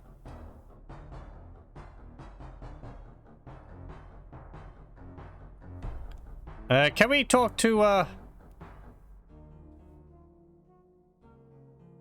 was his name? I've returned. To be glad to see you again, humans, says Terragus. To be welcome to the House of the Altars. To be helpful to you? Aim. Yeah. Job? Okay. Inamo. He smiled sadly, but with obvious pride. To have been a fine young gargoyle. To be proud of us all. To wish to know who was responsible for his dishonorable end. Trouble. To have been many disagreements in town lately. To be much tension between the followers of the principles of the altars and the followers of the fellowship. To have heard rumors of threats to the altars. Altars. To be caretaker and group leader to the altars of the three principles. To wish to make a donation? Yeah, sure. To which altar do you wish to donate? Control. To be an excellent choice. To meditate at the shrine for you for a donation of 5 gold. To be willing to donate 5? Yeah, sure.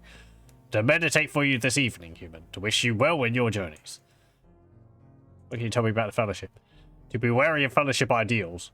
To be ignoring the altars in their search for unity, and to be losing respect for the old ways. To be not bad. To tell you our branch is run by Quan and Runeb. Rumors. To have heard that someone in town is planning to destroy the physical representations of the altars. To be not the same, of course, as actually destroying the basic principles of control, passion, and diligence, but to be bad for us nonetheless. To be finding out for us who is planning this. If there is time, perhaps, to return to me with evidence when you determine course of action. To be very grateful for your assistance. Quan. To be sad to have lost Quan to the fellowship, human. To have been a good gargoyle when young, but to have fallen into bad company later. To be concentrated mostly on self-aggrandizement and hedonism in the last few years. To be a shame. Runeb.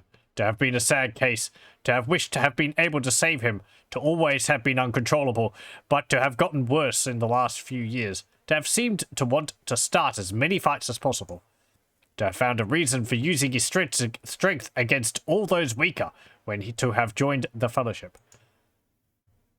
Bye. Okay. Apparently some plot here to destroy the altars. I guess we'd have to go around talking to people again in case of that. However, I think we'll save it there and we'll continue with this next time. 5, end. There we go. Again, we've explored a fair bit, picked up 2 more party members, which I wasn't expecting, really. I was expecting to have to swap out Jana or something, but nope. Oh well. We've got a veritable army with us now. Went to Empath Abbey, went to you, went to Jellum. Now we've gone to Turfin. We also went and dropped off all of our gold and gems in Britain and got a large amount of money. How much do we have now? 3,087 gold. We could probably do with some more. But, yeah. So, next time we'll probably... I might have a read over the quests again.